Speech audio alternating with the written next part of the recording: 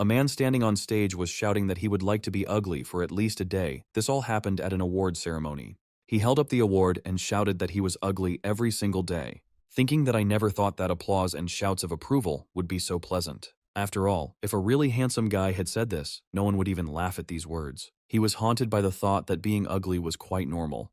The Best Supporting Actor award, which he finally received after a life of obscurity. If only he knew that he would die so senselessly, the man thought, drenched in his own blood. He wouldn't have been constantly talking about how nature had not rewarded him with beauty, when suddenly he heard the words that he was born to receive love. Naturally, these words surprised him greatly. He could not believe that they were saying this about him, because he was too ugly for this. Not understanding why, even as he was dying, this particular song was playing nearby. At that moment, he opened his eyes. Looking around, he saw a fairly bright light that obscured his vision. He began to shout loudly that this was truly his place. It was in heaven. Supporting actor Lee Han-jo was called an angel without wings by people. He was sincere in his service and helping people. The man thought that if he earned more, he would be able to donate more money to charity, but the problem was that he was unable to do so. After all, there is a limit to how much supporting actors can be paid, and the man himself is tired of receiving attention only for his performance.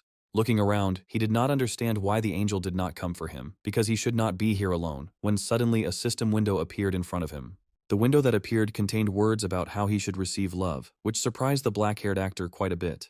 Following this, the next text appeared, telling the man that he had 3 wishes, but everything had a price. Looking at this, the actor did not understand since when heaven became a place with a system, considering that this was complete nonsense, and immediately began to call at least someone. The protagonist tried to convey that he had spent his entire life trying to help everyone, and he understood that this was not enough, but he asked for an appropriate reward for his good deeds. Suddenly, right after these words, the system notification changed its text, 3 wishes, a reward for the good life he had lived. And again, the system began to demand that he name 3 wishes. The boy thought that the angel was pushing him. The boy was thinking that the chance to be reborn doesn't come every day, and at that very moment, the system reminded him of the price he had to pay for his desires. Seeing this, the black-haired man remembered the proverb that there is no such thing as a free lunch. He knew that he would most likely remain unanswered if he tried to ask questions. A rather unkind smile immediately appeared on his face, and he spoke again and again about the 3 wishes. Literally, a minute later, he shouted that his first wish was to change the number of wishes. The system immediately spoke about the law of causality, and the black-haired man considered it a real dirty trick. With a satisfied face, he named his second wish, to be healthy, because without health, everything else would be meaningless. And then he thought about his next wish. He couldn't think of any specific one. Or rather, he couldn't fit all his wishes into one. His face immediately turned red, because this desire was much more important than the others. He wanted to be a handsome man, whose appearance would be recognized anywhere on Earth. He was going to use all the money he could earn to help a huge number of people in need, but the system distracted him from his own thoughts. The system accepted the boy's wishes and then added that for his good deeds and helping others, he was approved for rebirth into a new life. It was a reward for a life well lived. The system once again reminded the guy that he was a man born to receive love. These were her last parting words, after which the boy began to fall down, not understanding what was happening. And so, opening his eyes again, he felt a rather familiar feeling. The former actor felt a piercing cold that ran through his entire body. He didn't understand why it was so cold, because his whole body was frozen, and he also didn't understand whether there was anyone nearby. Suddenly, he heard a child crying, realizing that somewhere a child was crying. And now, he finally noticed the little arms and legs that were stretching higher and higher. He couldn't believe that he was the very child making that crying sound. Sometime later, having calmed down, he realized that he had died in a past life, assuming that he had simply been reborn. However, he did not understand why he found himself in such a cold place, what he should do next, because now he could only cry loudly. He did not understand why he was reborn as an orphan, assuming that he would soon die. At some point, even starting to lose consciousness, screams began to be heard around. And then, sometime later, he saw a nun who looked at him, calling him a poor child, because they just took and got rid of him. The baby thought to himself that he completely agreed with his sister's words, while the woman asked the baby not to cry. And so, sometime later, a woman in dark clothes brought food. Looking at the baby, she smiled happily. She held a baby jar to the baby's face. The main character didn't understand whether he really had to eat baby formula. He was still haunted by the thought that he had received a chance at a new life, but at the same time he was left an orphan, and besides, all his skills were at the level of a newborn baby. He felt deceived. Suddenly, the woman turned her attention to the baby, screaming loudly, screaming, "Oh my God!" The baby did not understand what was wrong with the woman, and she couldn't take her eyes off the baby because it was the first time in her life she had seen such a beautiful baby. Hugging him close, she joyfully said that he had big eyes and a high, beautiful nose, and that even the children they showed on TV weren't as beautiful as he was. A system window popped up in front of the kid, which quoted his words about beauty. The main character thought that he would have understood everything without this. Looking at the smile of the sister who had taken him in, he was glad that his request had been granted. After feeding him, the woman placed her hand on the baby's forehead, saying that everything was fine with him, and that she had worried in vain about him lying on the street. The protagonist thought to himself that he almost died, but everything was fine with him, assuming that he should have at least caught a cold, since he was a newborn.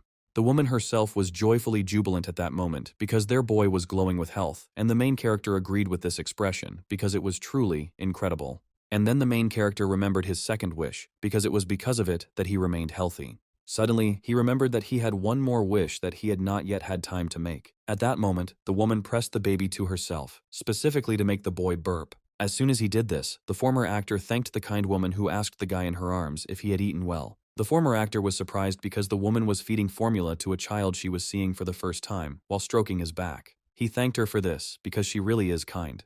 The expression on the baby's face spoke for itself. The woman, seeing such a face, cried out with joy. Pressing him to herself, she continued to call him handsome at that very moment. A system window popped up in front of the guy's face. It said that the boy was able to make the nun happy with his smile. The main character did not understand what was happening right now. The system added that she had earned 100 coins of love and peace, and the former actor became even more tense, not understanding what was being discussed. At that moment, the system asked the guy if he wanted to use the coins, which surprised the guy. He had too many questions. And then he remembered his first wish, where he asked for an unlimited number of them.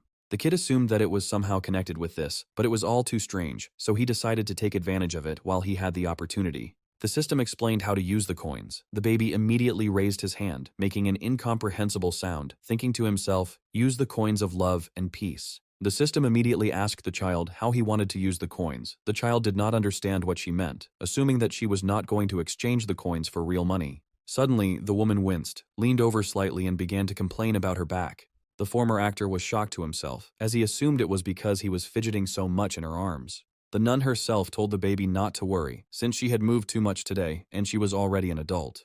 The main character wanted to help her, and then the system again asked the guy how he was going to use the coins of love and peace. The former actor's first wish was to change the number of wishes, and then he assumed that his first wish had been fulfilled. He again spoke aloud an incomprehensible set of sounds, thinking to himself that he wanted to heal the nun's back.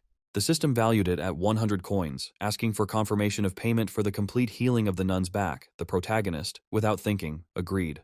And at that very moment, the woman said that her back had completely stopped hurting. She did not understand how this was even possible. Hugging the baby again, she said that every time she held him close, she felt a tingling sensation in her back, but it all went away. Suddenly she noticed the sobbing baby. The boy's face spoke for itself. He began to sob loudly, his eyes filled with tears. The former actor felt a wild pain throughout his lower body, which did not stop hurting even for a second. He started crying without even realizing it, thinking to himself that this shouldn't have happened. He didn't understand whether this was really the payment, because his back had just been pierced by pain, and at that moment his sister began to press the boy to herself. She asked the baby out loud if something was hurting him, and the actor himself thought to himself that she should hug him a little more tenderly. Sighing heavily, the nun asked what she should do, while the baby himself thought that the pain had only bothered him for 10 minutes. After all, thanks to this fleeting suffering, the good nun will never have to worry about her back again, the little boy thought happily. And so the next day came, and gradually the main character began to come to his senses from sleep. He was because he was handsome and healthy, and could also make wishes, but he would have to pay for them.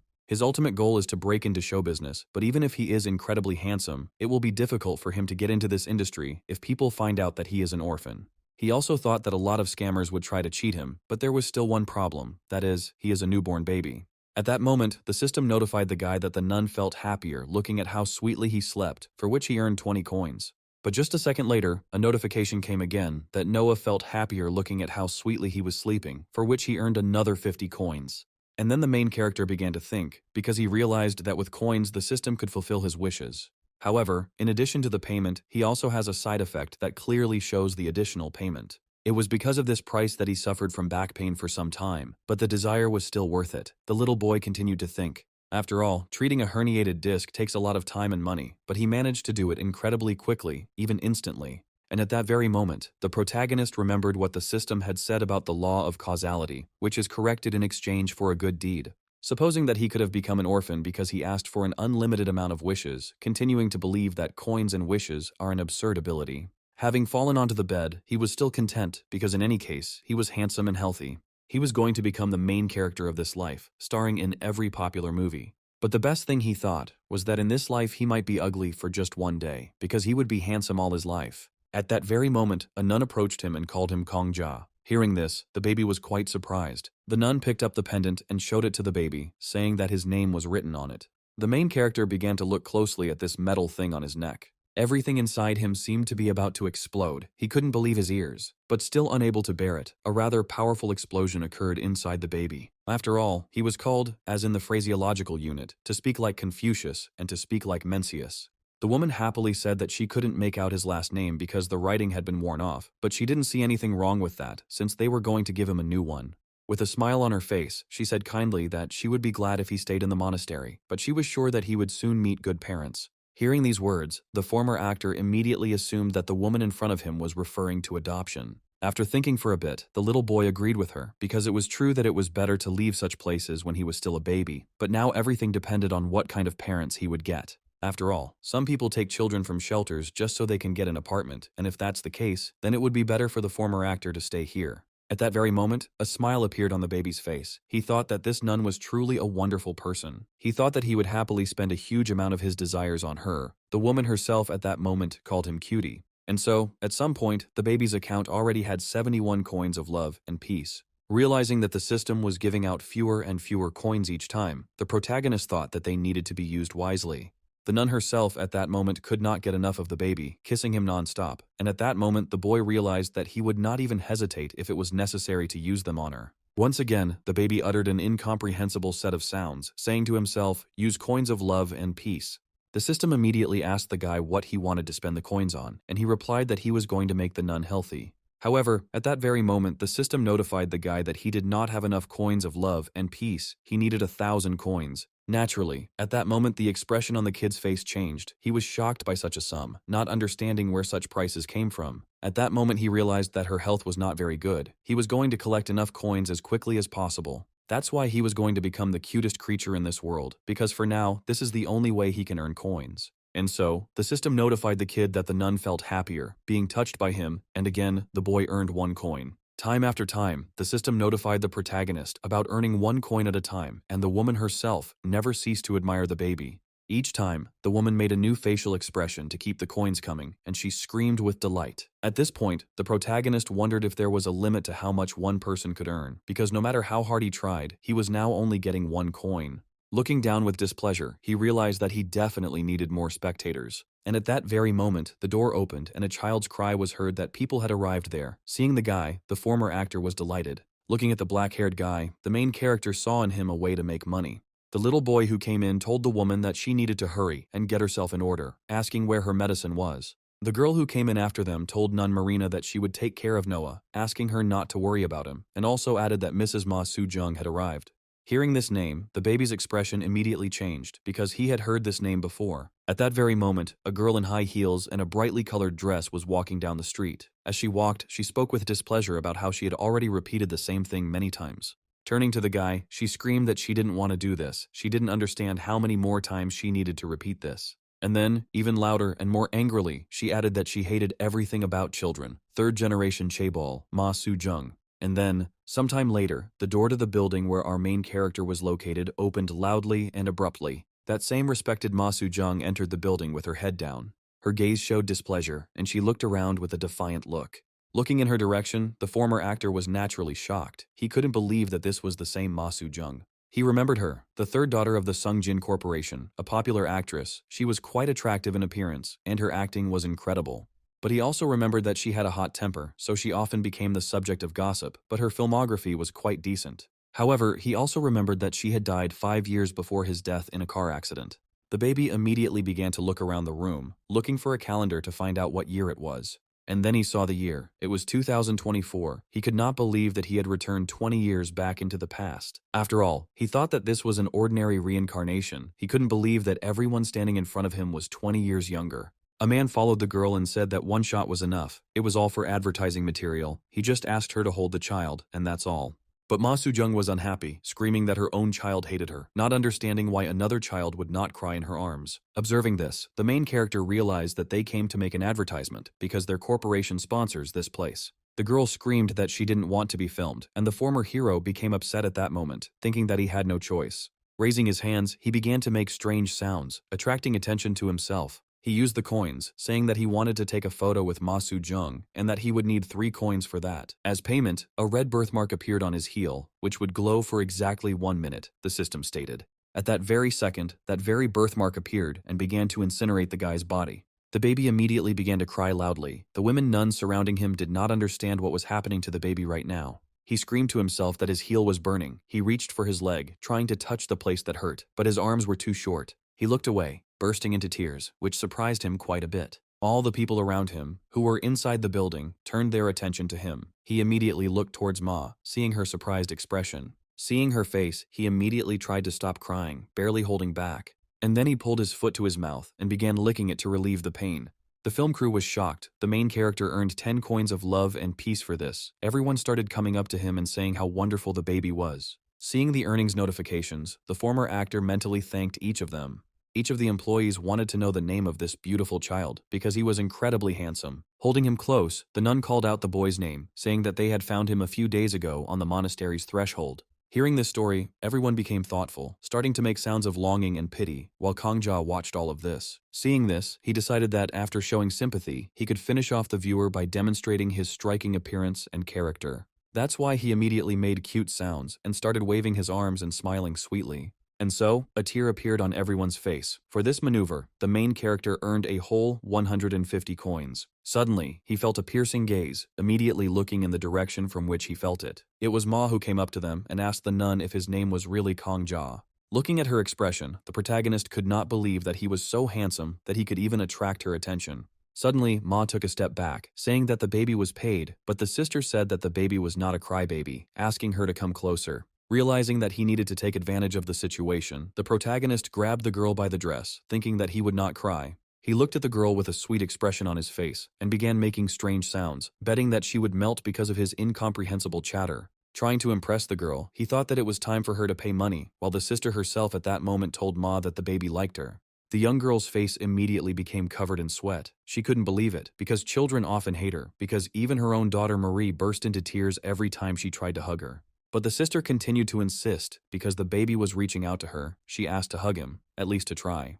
The protagonist thought to himself that his sister was a truly wonderful accomplice, but unable to resist, Ma began to reach out to the baby. Gradually, her hands even began to shake. She didn't know what to do in such situations. That's why she immediately took the boy awkwardly, which surprised everyone around her. However, the main character continued to smile, asking her not to worry because he would not cry. And so, gradually the girl's facial expression began to change. At one point, her mouth even dropped open in surprise. She couldn't believe her eyes. Turning to the nun, she immediately shouted loudly for her hands to be disinfected. And so, after some time, Ma gained confidence and began to hug and touch the baby. She shouted loudly for everyone to look at him. After all, he looked amazing. She didn't understand how it was possible to be so cute. In turn, the main character didn't understand how she changed so drastically. While clinging to him, she also shouted that even his name was attractive, and the main character couldn't believe it at all. Looking at this girl, he even thought that she was having therapy with children here. And so, the main character began to make the cutest face, thinking that it was time to earn coins. The girl herself wondered why he didn't cry, because her own child started having hysterics at the sight of her. She thought that her children didn't love her. Hearing these words, the former actor thought that this was most likely an isolated incident, but he still thought about earning coins. The girl herself looked at him with a shocked face, saying that they met for the first time. And then tears appeared in her eyes, and she added that he was not at all like other children. Clinging to the baby, she screamed that they had known each other in a past life. It seemed to her that the baby himself was thinking that she was starting to get carried away in the wrong direction. With the sweetest expression on her face and tears in her eyes, the girl hugged the baby to herself. The film crew immediately took advantage of this moment, raising their cameras. A photographer standing there interrupted the couple's idyll and apologized, adding that they looked very harmonious. Hearing these words, Ma turned towards him with surprise on her face. The main character himself at that moment reached out to her face, thinking that it was time for her to stop crying. Seeing such behavior from the child, the girl was surprised because she thought that Kong-ja was deliberately comforting her. At that very moment, a joyful smile appeared on her face. She was very happy about such a meeting. And then she hugged the baby close to her, kissing him sweetly on the cheek, which surprised the main character. At this moment, the main character turned towards the photographer with displeasure because he was still continuing to take pictures of them. Suddenly the girl grabbed the baby by the leg, gently lifting it up to look. She saw a red spot right on his heel and began to examine it closely. Ma was shocked by the red birthmark, while the nun didn't understand where it came from, since she hadn't noticed it before. Immediately, tears appeared on the girl's face again. She didn't understand, saying out loud why his birthmark was in the same place as Umaru's. Naturally, the main character was surprised to hear such words, because he thought that she had only one child, Marie. Sitting down and hugging the baby, Ma said that Maru was also so tiny. At that moment, the main character himself did not understand whether Maru was the son of the actress Ma or not. He also thought that he didn't know the reasons, but it seemed to him that he had passed away when he was very little. Turning towards her sister, with tears in her eyes, the girl declared that this baby really was not like the others. She declared that she wanted to raise him. Hearing such words, the main character was naturally not just shocked. He did not know what to do, asking to wait a minute. With a happy face, Ma asked her sister if she could adopt this baby, but the main character thought to himself that he was against it. During this entire period of time, not a single coin fell from this girl. Kongja thought that there was no benefit from this young lady. And so, the girl stood up and turned to the baby, sweetly calling him by name. With a happy face, she asked the baby if she could become his mother. Naturally, the main character was still shocked, and he silently replied that she couldn't do that to him. And so, the baby, who was drinking milk, was asked whether he thought it was true that Mrs. Sujung would take him away in a week. There was one problem that morning. The young girl didn't know the exact adoption procedures, but she had a good lawyer, and she was going to find out everything from him. Her biological daughter was raised by her ex-husband, and she lives in a separate building from her parents. She shouted to her sister that she had a lot of money, and that she could give Kong Ja only the best house, the best food and clothes. The main character himself, remembering this, thought that now he is just a child who cannot distinguish good from evil, so he will ignore it. Remembering the smile with which Sujung left, the main character thought that this was just another whim of a woman from a wealthy family. However, Ma Sujung came to the monastery exactly a week later, as she had promised, as if mocking his thoughts. She waited outside, almost turning into a snowman, waiting for the door to be opened for her. Opening the card, the sister was surprised by such a business card, asking Ms. Sujung what she was doing there, who immediately asked for disinfectant. Seeing her, the main character was surprised, because the girl really did come, although it was already quite late for such a visit. Approaching Kongja's crib, the girl began to cry, saying his name in a trembling voice. Wiping away her tears, she apologized. She said she was too impulsive because last time she came to take photos for advertising, but she said she would take the child. However, she also added that the baby does not leave her head, even when she tries to concentrate on a game or eat something tasty. After a short pause, the sister asked Ma Su about the birthmark that her deceased child also had. With a smile, she added that if she was going to do it precisely because of this, she would stop her by any means necessary, because she could not take the child away just because of this. Listening to this, the protagonist thought that the nun was never shy about expressing her opinion, even though she could give it without any questions. He was already anticipating how Ma Sujung would throw a real tantrum. However, she killed with her answer. The baby was in shock, because the young girl answered that she understood her. Folding her arms, she screamed. I agree that the birthmark is just a coincidence, because Maru was a sweet and charming child, but not that much. In turn, the nun agreed with this statement from the girl. The main character asked to stop the sister. Masu herself grabbed the baby, hugged him, and screamed that this baby was calming her down, and that he didn't cry when he looked at her and wasn't afraid. And so, between the two adults, conversations began about adopting a baby. Leaning over the baby face to face, Masu said that she had already raised children because when he grew up, he would run around everywhere and create problems. But she wanted to see this child next to her. She wants to raise him and love him for the rest of his life. This is what she said in the most tender voice. An unfortunate actress who had a brilliant career, but a short life. The protagonist remembered what kind of mother she was during her life. Perhaps this is precisely what influenced his choice of response to the girl's words at that very moment. At least now he wanted to prevent at any cost the very tragedy that had caused her death. Seeing such a response from the baby, the girl hugged the baby to herself, declaring that she would become his mother and make sure that he did not need anything. At that very moment, the system announced a reward for the feelings shown by Masu. The protagonist received 1,000 coins. His face immediately lit up. He was glad about this, because thanks to her, he would now be able to heal his sister before leaving. Smiling, the young actress said she stood at the door for a very long time, suggesting that those who saw her were in shock. The sister herself looked towards the smiling duo with some kind of melancholy on her face, and Masu herself at that moment said that she knew that she was not her biological mother, but now there was no turning back, because it was thanks to him that she made this decision. Hearing these words and this warm intonation, the sister sighed heavily and at the same time with relief. Coming closer, she stroked the baby's head, telling him that the baby was very lucky to have such a wonderful parent. The actress herself was glad to hear such words about herself. She thanked her sister for these kind words, promising to take care of the baby. Suddenly, her sister asked if she would leave him her name, to which Ma-su replied that she would leave it, giving her last name. Hearing these words from an adult, the former actor was quite surprised, because now he will be Ma Kong-ja. He immediately began waving his arms, thinking to himself that he didn't want to. He mentally asked to be given a different name. Seeing such a reaction from the baby, both women were happy because they thought that he liked his name. And so, 4 months passed, and the whole monastery was filled with cries that someone, something, did not want to do. The black-haired child screamed that everyone said that Kong-ja was his younger brother, but they were going to separate them. It was hard for him to come to terms with this, but his sister told the child that their Kong-ja had found a good mother. But it was hard for the guy to come to terms with this, crying. He said that they would never see each other again. The main character thought about it to himself. It was this child who saved him, so the protagonist was going to thank him by making him healthy for life. The system immediately announced its price. Noah's health for life cost 30 coins, and the protagonist agreed without hesitation. And so, the main character was given an effect. As a side effect, he will shed tears for 3 minutes. The two girls were surprised by this reaction because their baby was not a whiny child. Noah immediately reached out to the baby, asking if he was also upset that they would have to part, asking him not to forget about him because they were brothers. The black-haired man promised that he would remain his brother even from a distance, and the main character himself was happy because Noah stopped itching. The former actor also promised that he would never forget him because he was his savior, and also promised that as soon as he became a star, he would find him. Looking at his sister, he couldn't help but think that if there were more people like her, everyone would be happy. It was at that very moment that the baby began to mutter strange sounds out loud, thinking to himself about using the coins of love and peace. He made his sister healthy. As a side effect, he will fall every 10 steps for the next year. And so, Ma-su and Kong-ja went out into the street, and with them all the monastery workers. The main character waved his hand, saying goodbye to his current family. Ma-su was surprised by such behavior from a child. They, in turn, also said goodbye to him while crying, wishing the baby to be happy. The famous actress clutched the baby in her arms tighter and tighter with each passing second.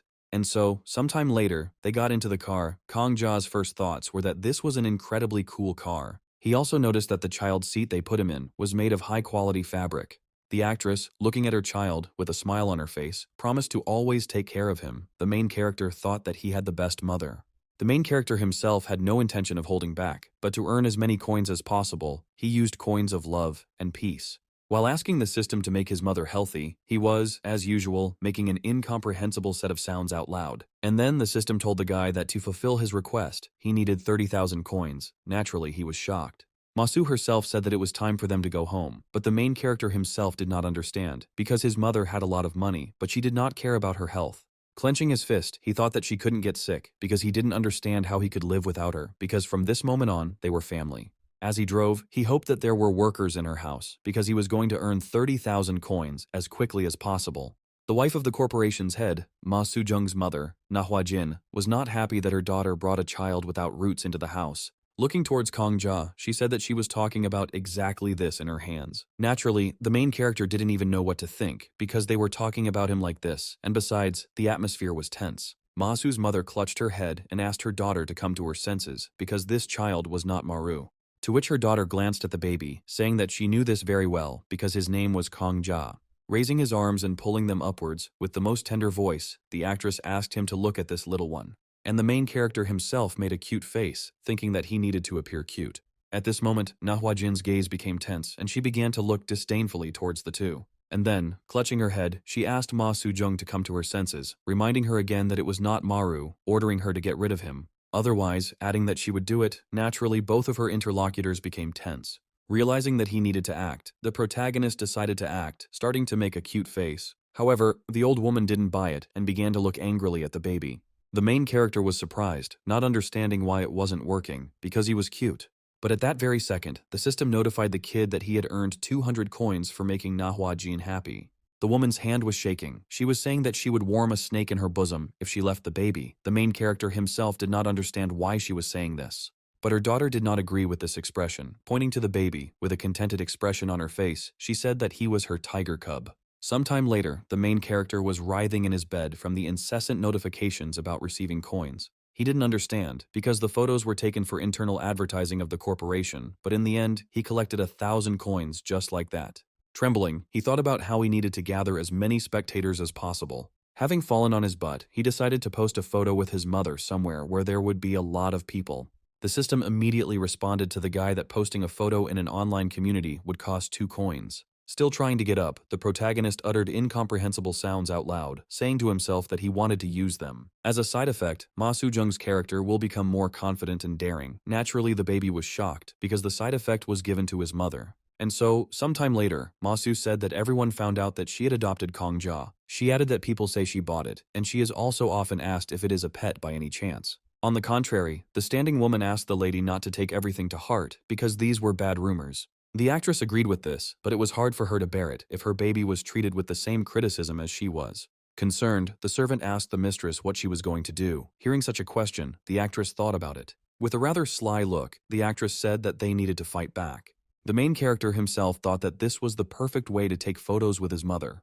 The system valued this request at 200 coins, and the former supporting actor immediately agreed. In exchange for coins, he will drop everything for 3 minutes. The main character was surprised. And so, they pulled a duckling towards the baby, and naturally, he tried to take it. However, the very second he took it, his face changed dramatically. At that very moment, Kong Ja threw the toy out of his hands, which surprised his mother quite a bit. Looking at the baby with surprise, she asked what was wrong. A drop of sweat ran down the girl's face. The main character himself dropped the pacifier from his mouth as a result of this turn of events. With horror in her voice, the actress asked if he didn't like toys, wondering to herself what would happen next. And so, almost immediately our two arrived at a huge shopping center. The actress told her son that he can choose whatever he likes.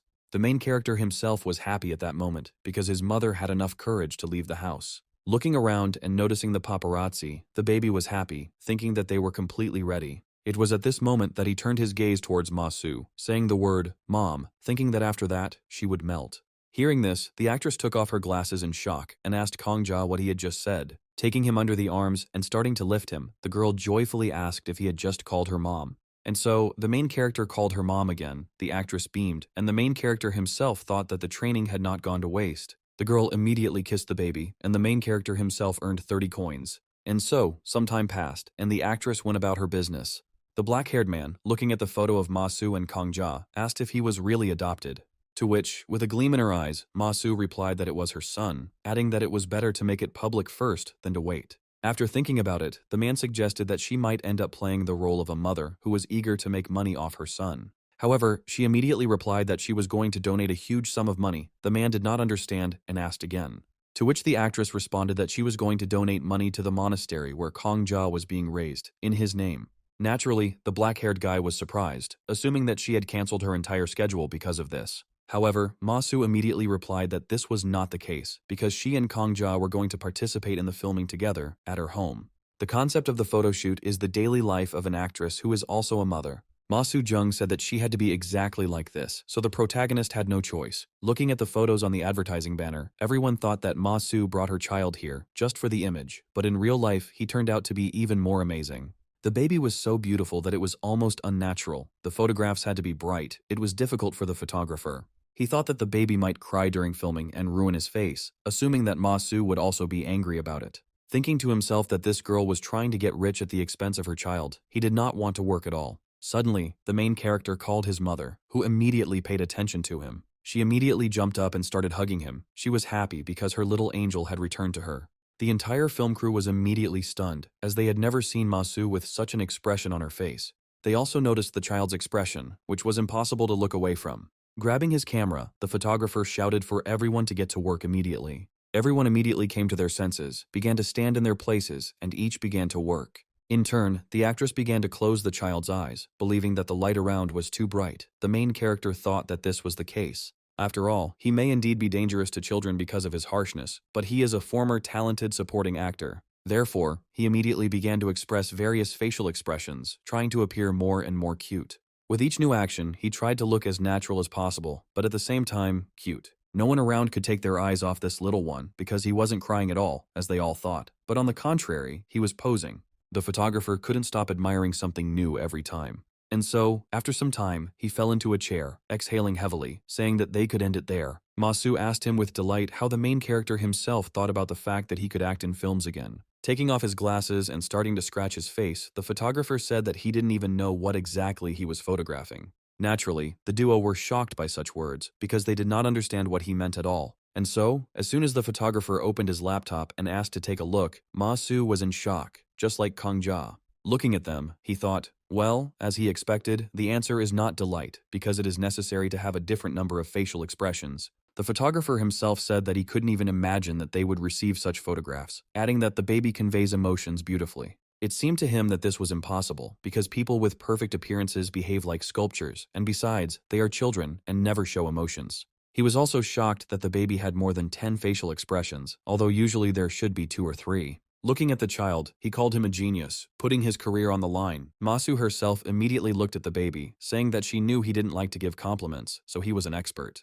Adjusting his glasses, the photographer added that when the magazine comes out, everyone will know about the handsome man. At this time, the main character himself listened to every word in delight, because now they were talking about him. And so, as soon as the magazine came out, it sold out immediately, and people began to change their opinions about Ma Su-jung. The news of the donations from the sales of the magazine spread like wildfire, and the public took notice. The girl who opened the van shouted to Soo-jung that they needed to strike while the iron was hot. Grabbing the actress by the hand, she pulled her along, shouting that their schedule was full to capacity and they needed to run. Pulling the girl along with her, she explained that such a chance only comes once in a lifetime. Stopping and taking out her phone, Ma Su, in tears, asked to see what she was doing, explaining that she didn't have time. She meant her son, the one in the video sent to her, was Kang Ja. Clutching her head, she screamed to be taken to Kang Ja right now. She couldn't watch him grow up without her. They asked her to stop because she is a professional in her field, but the girl could not understand how she could control herself while watching this video. She turned around and started running in the other direction, her worker shouting, asking where she was running. She ran up and grabbed it, while Ma Su continued to call for her baby, screaming that she needed to go to him. At this time, the director approached. The actress began to ask to let her go home, but he kindly refused her. He grabbed his neck and looked away, saying that they had a slight problem with the filming, which surprised everyone around him. Lost in thought, he began to utter some incomprehensible speech about some child on the set. The girl's hysteria immediately stopped, and she immediately lowered her gaze downwards. Having mentioned timidly that the child would cry because of her on the set, the director said that yes, after all, she was playing the role of a military woman. The actress, who had to carry her newborn child to his mother while simultaneously shooting at zombies, became upset. Looking up, the director said that this was the whole problem, so he added that he had a request. After getting his act together, he suggested giving the role to his adopted son in order to promote the film. Hearing such a proposal, the actress was shocked, asking again if they really wanted to give the role in the film to Kang Ja. And so, sometime later, actress Ma Su was already at home, talking with the worker. She asked the lady in surprise what she was talking about, while the main character ate food as if nothing had happened. Suddenly, he heard that director Ho wanted to film Kang Ja, which immediately piqued his interest. Upon hearing this name, the protagonist immediately took the bottle out of his mouth, wondering if they were talking about the same director Ho. He remembered that director Heo Bong-pal, around that same time, made a film with his mother in the lead role. The Korean film that started all zombie projects, Dead Men, was a mega hit with over 10 million viewers. Ma Su replied that there was a scene in which she had to act with a child, and the baby they chose would cry constantly, and the scene would be very important. The director suggested that it would be better if her son played the role of the child, assuming that he had seen the photos from the magazine. The main character himself already showed with his whole appearance that he wanted to act. Running up to him, the two adults wondered why he was so agitated. The worker was also surprised, because Khan was calm. However, Ma Su was hesitant about this proposal, fearing that the film's scenery might somehow influence Kang Ja. But the main character, in turn, began waving that this was not so, trying to show his mother that nothing would happen to him. And then, hugging him, she said that maybe she should just skip the movie and spend time with the baby. The protagonist thought he needed to persuade his mother to want to film with him, and the system valued this at 200 coins. Kang Ja agreed. As a side effect, he would have itchy eyes for 5 minutes. Ma Su noticed her son's eyes. The worker suggested that the child's behavior changed after they started talking about filming. She also remembered how the photographer said that Kong was a genius, that both of them loved cameras, and that he was happy when she took pictures of him on her phone. Ma Su also noticed that the baby looks directly into the camera lens when he is being filmed.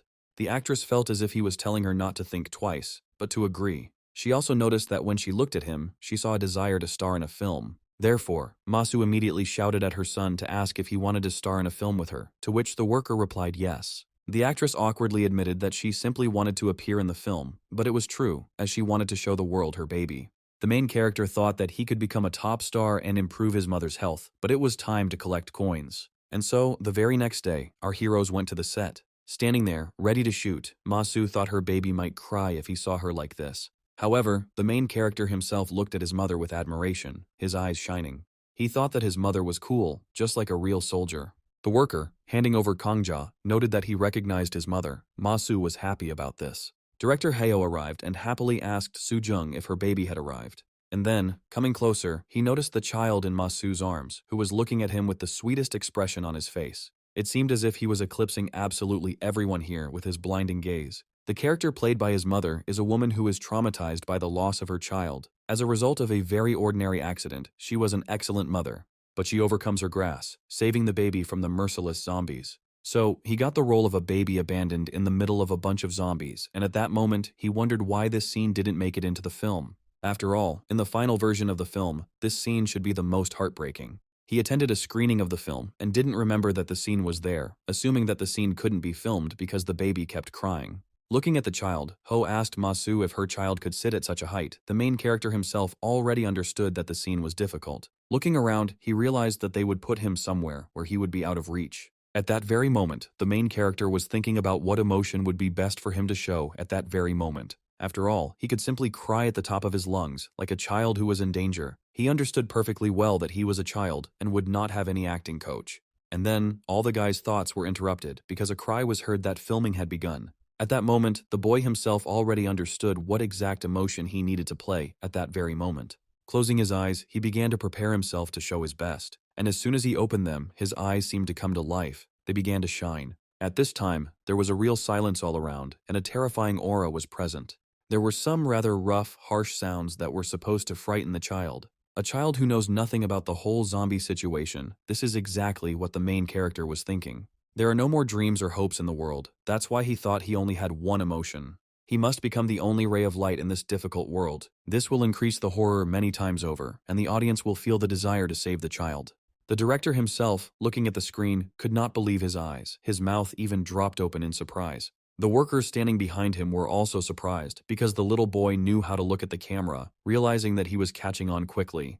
Ho said that it turned out well. They could clearly see the contradiction between his facial expression and the situation. And so, the second scene began. The main character himself thought that the actors had experience. This was a completely different level. After all, they are usually completely immersed in the filming during filming. This is exactly what happened in this situation. After jumping, the cable was not secured. Masu realized this already at the moment of falling. She immediately grabbed the child. She began to fall headfirst at an incredible speed, clutching her baby to her as tightly as possible. Noticing this, the entire film crew became frightened and started screaming. They saw something they shouldn't have. And so our two fell onto a soft trampoline, which softened the fall. Actress Masu made a rather painful sound. Even though the trampoline softened her fall, it was still painful. They immediately ran up to them and started asking if everything was okay with them. The young actress herself immediately began asking about Kongja, not thinking about herself at all. However, seeing that the baby was reaching out to her, calling her mom, she realized that everything was okay with him. The main character, looking at his mother, thought that she was seriously injured because she tried to save him from the blow. Placing his hand on hers, he kept calling her mom, wondering if she was okay. Tears immediately appeared on her face. She was glad that her little son was not hurt. At that very moment, the girl's back trembled and pain spread throughout her entire back. Nanny Kongja ran up and immediately came to take the baby to her. The main character himself, looking at his mother, thought that his mother was unable to dodge because of him and suffered. Frightened, he immediately called the system to use the coins.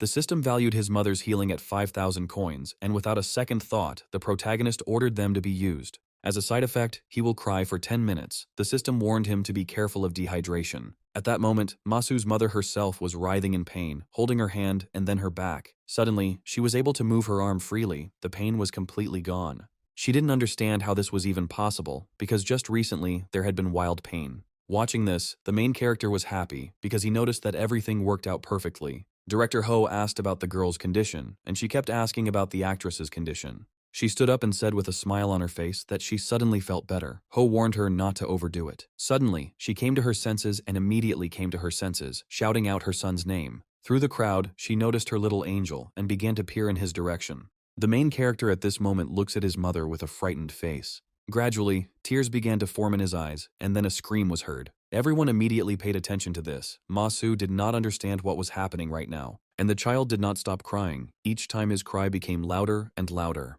The nanny didn't understand what was going on. Since Khan wasn't one to cry, Masu assumed that the baby was very scared. Taking him in her arms, she apologized, feeling that she should have taken better care of him. The main character at this time thought that he hated being a child, because he was helpless. His mother suffered because of him. Continuing to sob, he grabbed his mother, beginning to squeeze her while she tried to calm him down. And so he cried for 10 minutes. Thanks to the barley tea that An Sandai prepared, he avoided dehydration. The nanny, sobbing, said that she was very scared for them at that moment. And so, Masu noticed that from now on she would have to be much more careful. For the first time in her life, she saw a child cry because she had suffered. Moreover, Kongja had no one except her, and this broke her soul. Sitting by the crib, Masu said that she really thought she had lost her back.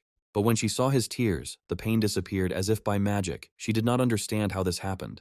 Taking his hand, she wondered if this was what motherly love was. She looked at her little angel with sadness in her eyes. Her heart sank. He added that, looking back, he realized he should have found out the reason. Hearing these words, the main character's nanny asked what she meant. Masu replied with a smile on her face that she meant Marie. The wound from her own child's hatred still hurts, but despite this, she remains her mother. She couldn't do anything when the baby was crying hysterically. She felt like she was going crazy from all the screaming. The nanny, in turn, noticed that her Marie was temperamental. Masu looked away and said embarrassedly that she didn't even know who she took after. With a smile on her face, the actress also added that she wants to reconnect with her again. With every thought of her daughter, more and more embarrassment appeared on her face. Sometime later, the young actress's mother said loudly that he was not helping Soo-jung, so it was better to get rid of him.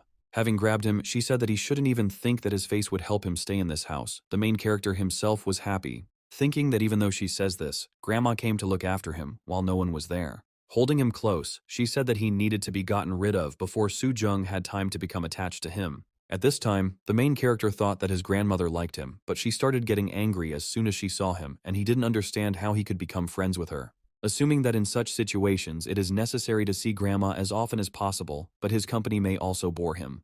Looking around, a brilliant idea came to his mind. He decided to use the coins. The system ordered his body to smell like lemongrass every time his grandmother came. It cost 200 coins. The protagonist thought that the aroma was good for muscle pain. As a side effect, he will not feel taste for 7 days. The protagonist was not afraid of this. After all, he still eats only formula. After these thoughts, he immediately glanced towards his grandmother. She, in turn, began to twist Kanja from side to side. I started sniffing him from every side, bringing every part of the baby's body to my nose. And then, holding him close, she asked if that smell was really coming from him. The former supporting actor decided to take advantage of this wonderful moment by starting to reach out to the woman. He kissed her on the cheek, which greatly surprised the old woman. It was hard for her to believe it. In an instant, her face changed completely, and it seemed as if she simply froze in shock. Seeing this facial expression, the main character decided that he had done something wrong.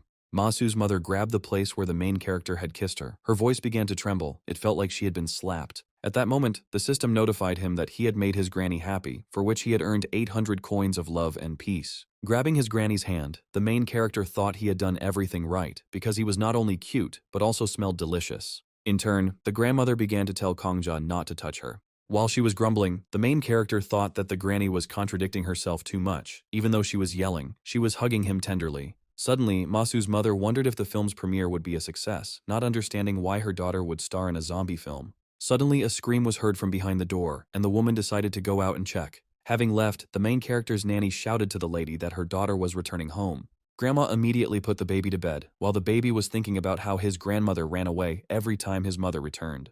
Approaching the nanny, the lady told her not to talk about her visit to her daughter.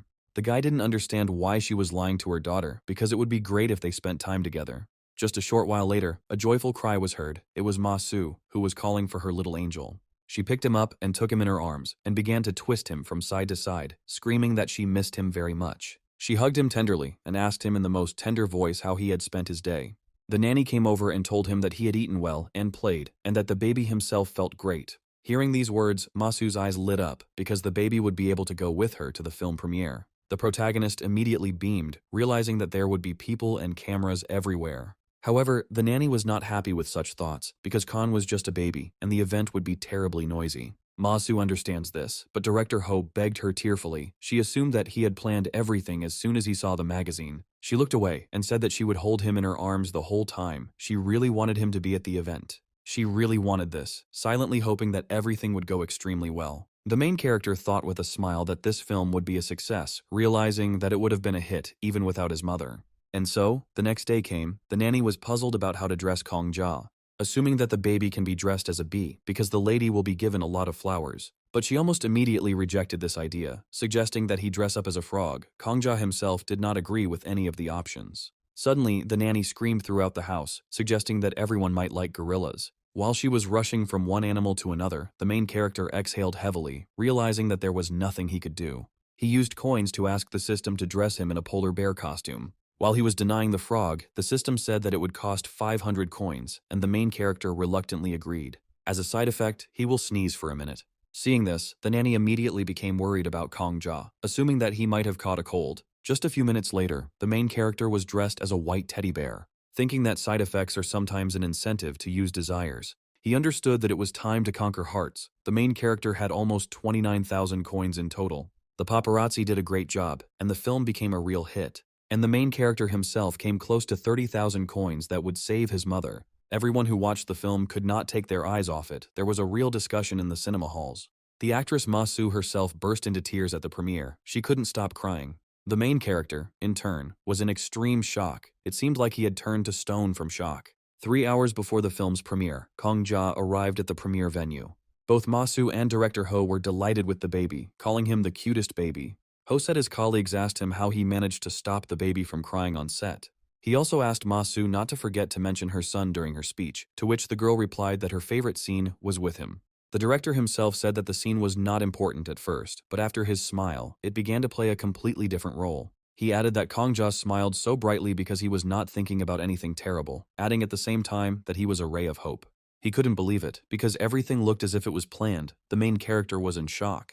After all, director Ho seemed insightful. Ho himself understood that this was unlikely, otherwise the baby would have turned out to be a find. But in any case, this kid will definitely be called a heartthrob, the director believed. And so, in the waiting room, the conversations did not stop. Everyone was discussing the plan that they had already heard more than once. When the host says that a gift has been prepared for Miss Ma Su-jung, they must carry the baby onto the stage. The main character himself, looking at the flower, did not understand whether it was really for his mother, because it would clearly not be enough. He thought about how he needed to spice up this gift by asking the system to bring it up to the stage and place it on the table.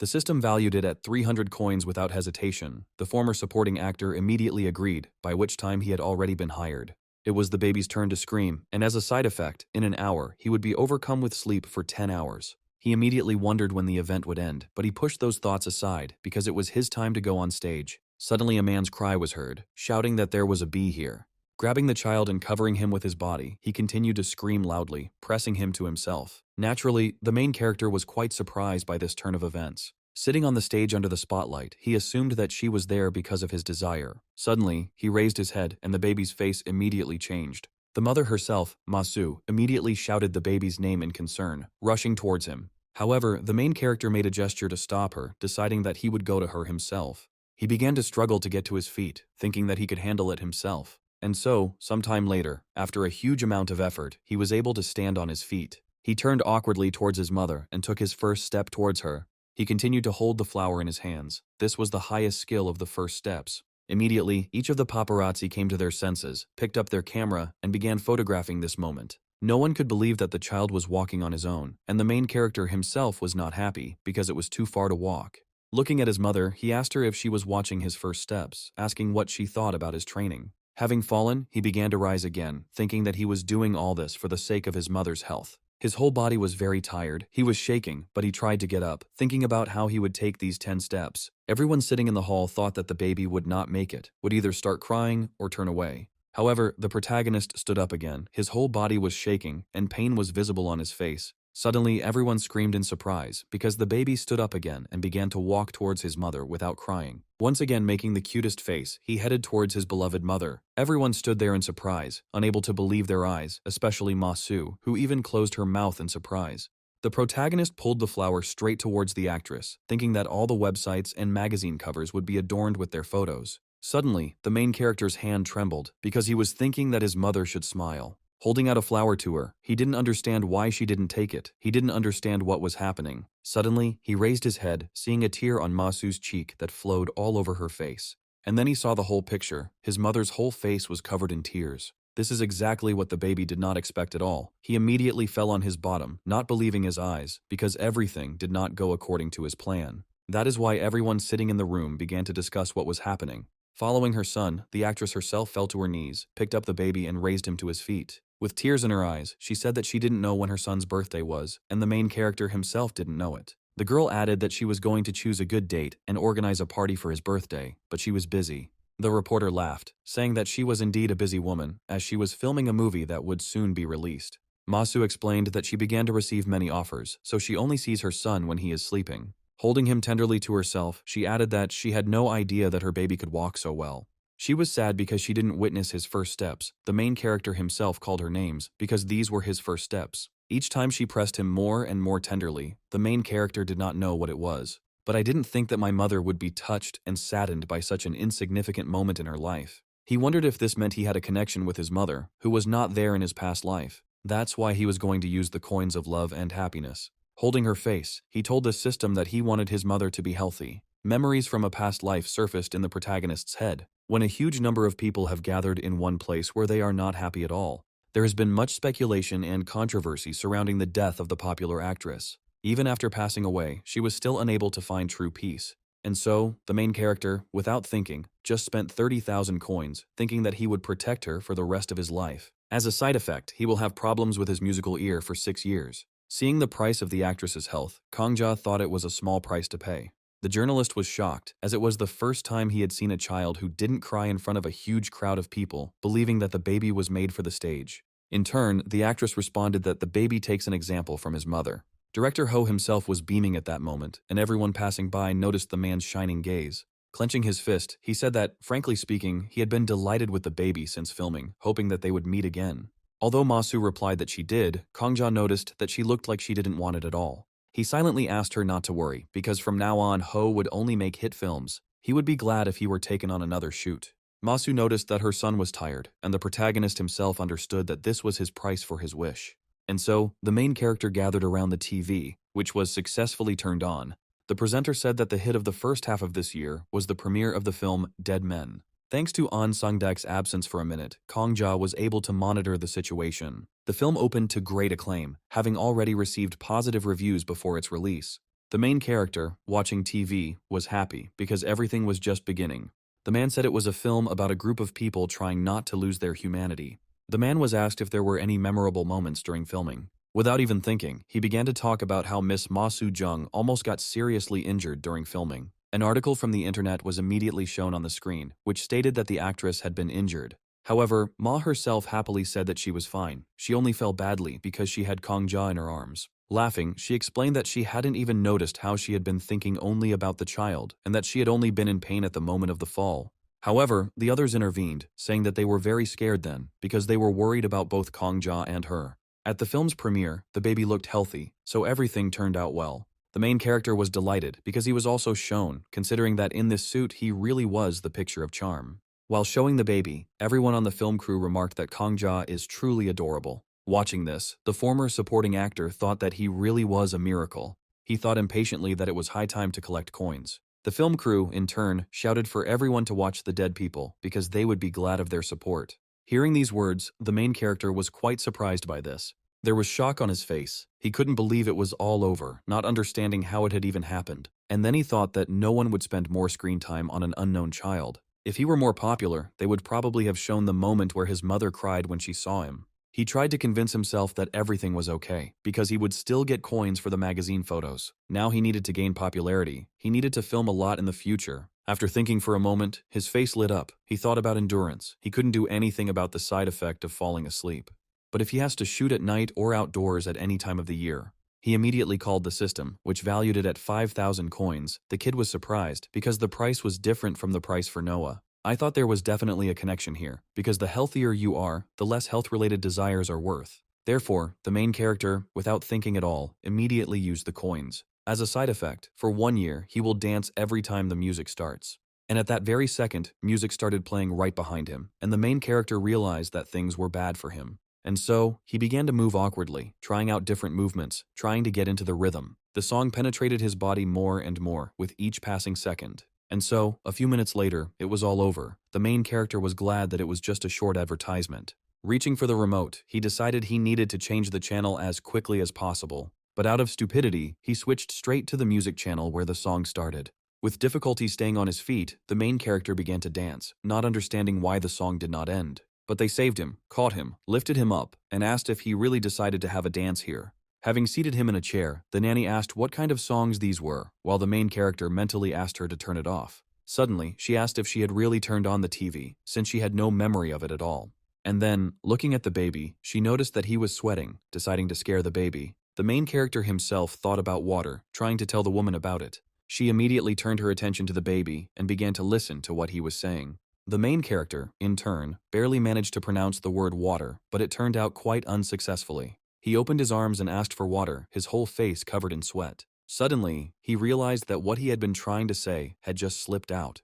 The main character, not believing it himself, was surprised because he had just spoken. Out of shock, the nanny ran up to him, grabbed the baby, and screamed, asking what he had just said. And the main character, not at all frightened by the scream, stretched his hands towards the woman. With a beaming face, he spoke again, rather distortedly, but clearly, he asked for water. She picked him up and started tossing him around with joy. She couldn't believe that the baby had started talking. Her face was embarrassed because little Kong Ja was able to learn to speak. She considered him a real genius because at that age he should only be babbling. The main character himself did not know his age. Having put the baby down, she grabbed the phone, deciding that she needed to contact the lady as soon as possible. Then, taking him in her arms, she turned the camera away, asking him to tell his mother to come home quickly. Naturally, the main character was stunned by this, because An Sang-dek expected too much from a baby who had just started talking. And so, the woman turned on the video, and the baby almost immediately said, "Mom." And then, making the cutest face, he said that his mother was a beauty. At this time, a sound from an incoming notification was heard inside the room. Taking the phone in her hands, the girl immediately turned on the video that she had received from Nanny Kong Ja, and as soon as she watched it, she was immediately shocked. It seemed as if a bright light of the sun was coming from the phone. She immediately fell to the ground, completely frozen by such surprise. A black-haired man approached and asked the girl lying on the ground what was the matter. Picking up the phone, he looked at the video, also receiving a bright light from Kong Ja directly in his face. Unable to restrain himself, he also fell next to the girl, not believing that such an angel could even exist. Lying on the ground, they said that it felt as if an angel himself had struck them. Ma Su, looking at the phone screen, said that her current fame was undoubtedly due to Kong Ja. The man jumped up and immediately clarified that the girl was planning to throw a birthday party for the baby. To which the girl replied that she wanted to do it in the family circle, but the man did not understand why this was so, because it was not her style. He shouted that she needed to arrange a grand event. He was going to take care of the preparations. The girl didn't understand why he was going to help, to which the man replied that a child could influence even the most disobedient actress. He asked her to let him host the party, adding that her baby really loved cameras. The mother immediately became tense because the man was going to use Khan's birthday as an advertisement for his business. He explained that establishing strong connections with celebrities from a young age is a very valuable asset. After thinking for a moment, Ma Su declared that there had been enough noise around her exemplary son, but almost immediately her expression changed. Adding that he was right, they needed to throw a huge party. The man sitting next to him was delighted to hear such an answer. At the same time, Ma Su's mother visited their home and immediately went to see the baby. Taking him in her arms, she began to sniff him again from different sides. And with each exhalation, all red, she screamed that she felt very good, and each time after that, her face changed to an angry one, rudely asking if he really thought she had come to see him, since he would soon be thrown out. The mother didn't understand what her daughter was thinking about because in a week she was throwing a party to celebrate his birthday. She added that she invited everyone who was involved in show business, but didn't mention her family at all. At that moment, the main character thought that Grandma also wanted to go to the party, and at the same time thought that this was his great chance. In addition, the baby was happy, because by this time his endurance would have been pumped up. Out of joy, he even said unintentionally, "Grandma," and began to hug her out of emotion. She was stunned by such an expression, and with a trembling voice she began to ask what he had just said. And the main character himself, continuing to cuddle, continued to call her that, thinking that she shouldn't be upset. At that very moment, she lifted him up, holding him straight in front of her. With a smile on her face, she asked if he really called her grandma. But then her face changed abruptly, and with disdain, she asked since when she had become his grandmother. The main character himself was not going to give up. He pressed himself against her again, calling her a beauty. At that very moment, she looked away out of embarrassment. Having seated the baby in front of her, she raised her trembling hand up, and then she sweetly placed it on the baby's head, starting to move it from side to side. Embarrassed and still trembling, she asked Kong Ja not to laugh. And so, a whole week passed, and the day of our main hero's anniversary arrived. Looking in the mirror, the main character could not believe his eyes. How could this even be? He thought. After all, the appearance that adorns an already beautiful outfit. And so, system notifications started pouring in, and the main character started earning coins. The woman decorating him called the baby a prince, but the main character himself at that moment thought only about earning coins. And then, sometime later, the mother herself ran into the room with a joyful cry, calling the baby a handsome boy, and also the main hero. The main character did not understand why his mother did not wear traditional Korean dress. Suddenly, a cry came from behind the door calling for the mistress. It was An San-dek. Looking in her direction, the baby did not understand what the urgency was. The nanny showed the thing she found near Kongja's lullaby. Looking at the gift, Masu couldn't understand who could have left such an expensive gift. An Sang-dek immediately said that it wasn't her, because it was too expensive for her. While Masu was wondering who did it, the nanny already had a confident guess about it. Khan's mother herself said that she couldn't even imagine that such a thing was possible. She assumed that it was all thanks to her sweet Kongja, adding that she wanted to be the first to congratulate the birthday boy on his birthday. But Grandma rejected her, believing that nothing good could be expected from this family. Clutching her baby tighter, the actress declared that all her days with him were the best in her life. And so, guests began to arrive, delighted that they would finally be able to see the actress's son. Seeing them, the young actress called the man the boss, which led her to see the baby. The main character was surprised, because it was the head of his mother's agency, director So. Tak, bending down to the baby, immediately said that Khan was already quite famous. The main character himself made a cute face, looking embarrassedly towards his boss. The wife, looking at her man, called it ordinary childishness. Suddenly, a child's voice was heard greeting R2. She looked down and noticed two little twins who were looking at the girl with their mouths open. Their gazes were clearly directed not at the famous actress, but at her son, who in turn noticed this look on himself, deciding that he needed to say hello. They immediately began to rejoice because the baby could talk. They began to joyfully shout that he was like a toy. At some point, they turned their attention to the girl, calling the two real cuties. Noticing this, the actress's boss immediately ran up to the two, grabbed them, and apologized to the actress. They were his two daughters. Awkwardly, the man said that they should have taken after their mother, but they took after him. In any case, Masu began to thank the man for his help with the organization, but he did not accept it. Having said that their company became famous thanks to her, and pointing to the seat, he was surprised that he had to sit in the place of his relatives. With sadness in her voice, the actress said that she had not invited any of them, suggesting that her boss and his wife become her relatives. Although surprised, the man immediately agreed and then leaned towards our hero, saying that from that moment on, he was his uncle. As soon as the baby called him uncle, he was charmed by his sweet voice, and then noticed the beauty of the baby's face. He also noted that during the film's premiere, the camera operators were unable to convey the boy's charm. After hearing this, the protagonist paid him his respects, because his uncle really saw talent in him. At that moment, the system notified him that he had managed to make the director happy, for which the protagonist earned 100 coins of love and peace. Fashion designer of all Korea, Jung Riri, she is an exceptionally talented fashion designer. She became a master, able to simultaneously embody Oriental design and practicality. Looking at the arriving guest, the main character considered her a true genius. She, approaching, was surprised by that very child, and the child himself was surprised by her outfit for the child's birthday. He believed that a normal child would cry at the sight of this woman, but Masu herself happily replied that this was her son. At that moment, the main character thought that he was not an ordinary child and started saying, "Skvirk, skvirk." Pointing her small finger towards the woman, she was surprised by this turn of events. It was evident on her face. Bending down, she began to carefully examine the baby, clearly thinking about something. And then, feeling it, she was surprised by the design of the children's clothes, adding that she had never had an interest in such things. Adding that, after seeing Kongja, she began to understand, deciding to work until the start of the holiday. As she was leaving, she also said that when inspiration comes, you need to create sketches. And at that very moment, the protagonist's expression changed. He was pleased, because everything was going exactly according to his plan. The new uncle Kongja was happy because he brought many people to the festival. Pointing to the man, he introduced him as Jin Hwan, who was delighted to meet Masu. He said he had recently won an award for a short film and was preparing his first full-length project. Soo-jung heard about the guy, saying that he won the award for Best Director at the Misasina Short Film Festival. The main character himself, looking at the guy, remembered him. He was surprised that they managed to meet before his official debut. Jin Hwan, with a smile on his face, said that his first full-length film is about children. Hearing this, the baby's eyes lit up, because he realized that he had come specifically to look at him. Kongja remembered a movie called Boys. Hwang greeted the baby. The main character, in turn, immediately greeted the young director in return. Thinking that he had been behaving too childishly without noticing it, his expression immediately changed, saying hello instead of hello. The man was surprised because the baby already knew how to talk, to which Ma-su declared that her baby was a genius because for a 2-year-old, he was too smart.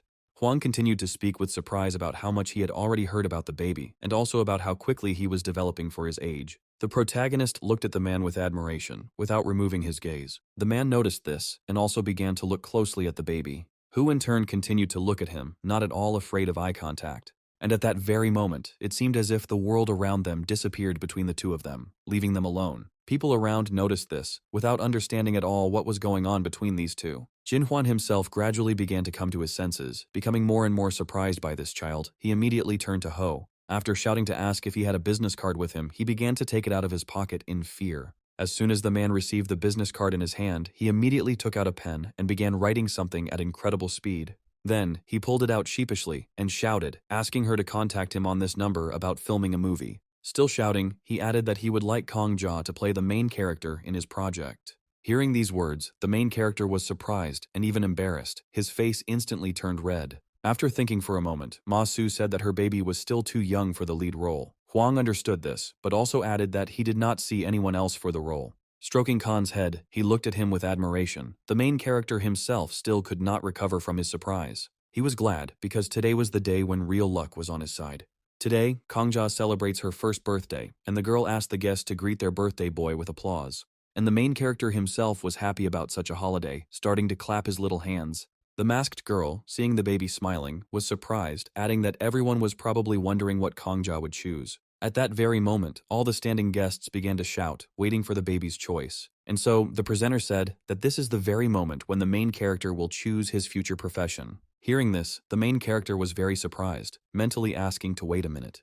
And so, the main character, looking at the choice, did not understand what he needed to choose because he wanted to become an actor. The baby's mother was intrigued. She was more interested than anyone else in what Kongja would choose. Hearing these words from his mother, Kongja continued to mentally address her, thinking that this was all wrong. Looking around, the little boy thought that he couldn't choose any of this because he wanted to be an actor. The kid tried to think of something, so he kept looking around, having decided that there was always a way out of any situation. And so, after thinking for a bit, he pointed his finger, uttering an incomprehensible set of sounds. Surprised, Ma-su approached the baby and began to look in the direction he was pointing. The presenter was surprised because the baby was pointing directly at her, but she didn't understand. Laughing, Ma-su told Kongja that he couldn't choose her. But the main character continued to persistently point his finger in her direction, thinking that they were not talking about a person at all. After thinking for a bit, the presenter understood and began to take off her mask, asking if he really wanted a mask. Coming closer, she handed it to the baby, saying that he seemed to like this character. And so, the main character, as soon as he grabbed her, immediately pressed her tightly, starting to hug her. The young actress was surprised by these actions on the part of the baby. Everyone around was equally surprised, unable to contain their facial expressions. Everyone who witnessed this choice could not believe their eyes. In Latin, an actor's mask is designated by a single term. After a short lull, applause began to be heard, which became louder and louder with each passing minute. Smiling contentedly, the main character thought that he had found a way out of this difficult situation. And so, the holiday ended, and it was quite late at night. After putting the baby to bed, Ma-su looked at him, covering him with a warm blanket. With some sadness in her eyes, she looked at her little son, without looking away at all. She told the nanny standing next to her that she had already thought about it, but she wasn't sure if it was good or not. Constantly putting Kongja on public display, because he would not have chosen a mask if he were living a very ordinary life. However, she also understood that it was too late to sound the alarm. The nanny interrupted the girl, saying that because of the paparazzi photos, the boy's fate had already been decided. Ma-su happily stated that the little one loves cameras, and if this is his dream, she will definitely help him with it. Stroking his cheek, she declared that, as his mother, she could not ignore his choice today. She also began to boast that she had received a lot of business cards today, and that many people had asked to send her a video of today's celebration. The nanny was happy because the baby was becoming more popular every day, and the actress hoped that Kohn would not suffer from show business. With a trembling voice, she said that no matter what path her son took, she would always be by his side. And so, a whole month passed. The man shook my hand, introducing himself. His name was Lee Ga-jin. He was the main producer of the weekend variety show Baby and Me. He talked about how this time they were planning to film the episode in an unusual format, with the show aiming to create a calm atmosphere. The main character himself was happy, because nothing helps increase recognition like entertainment shows. The man hoped that Ma-su understood that you can't give a child a script and expect him to stick to it. He also added that they highly recommended her son, and that they expect a lot of press coverage before the broadcast. Ma Su herself asked that it be mentioned that Kongja's fee would be donated entirely to the monastery where he was raised. The main character, in turn, did not understand why he started with entertainment shows and not with filming in movies. The man added that the format of the show involves filming in their guests' homes, and he thought she would refuse because the child is small. He was shocked by the girl's consent, so he was curious why she agreed to the filming.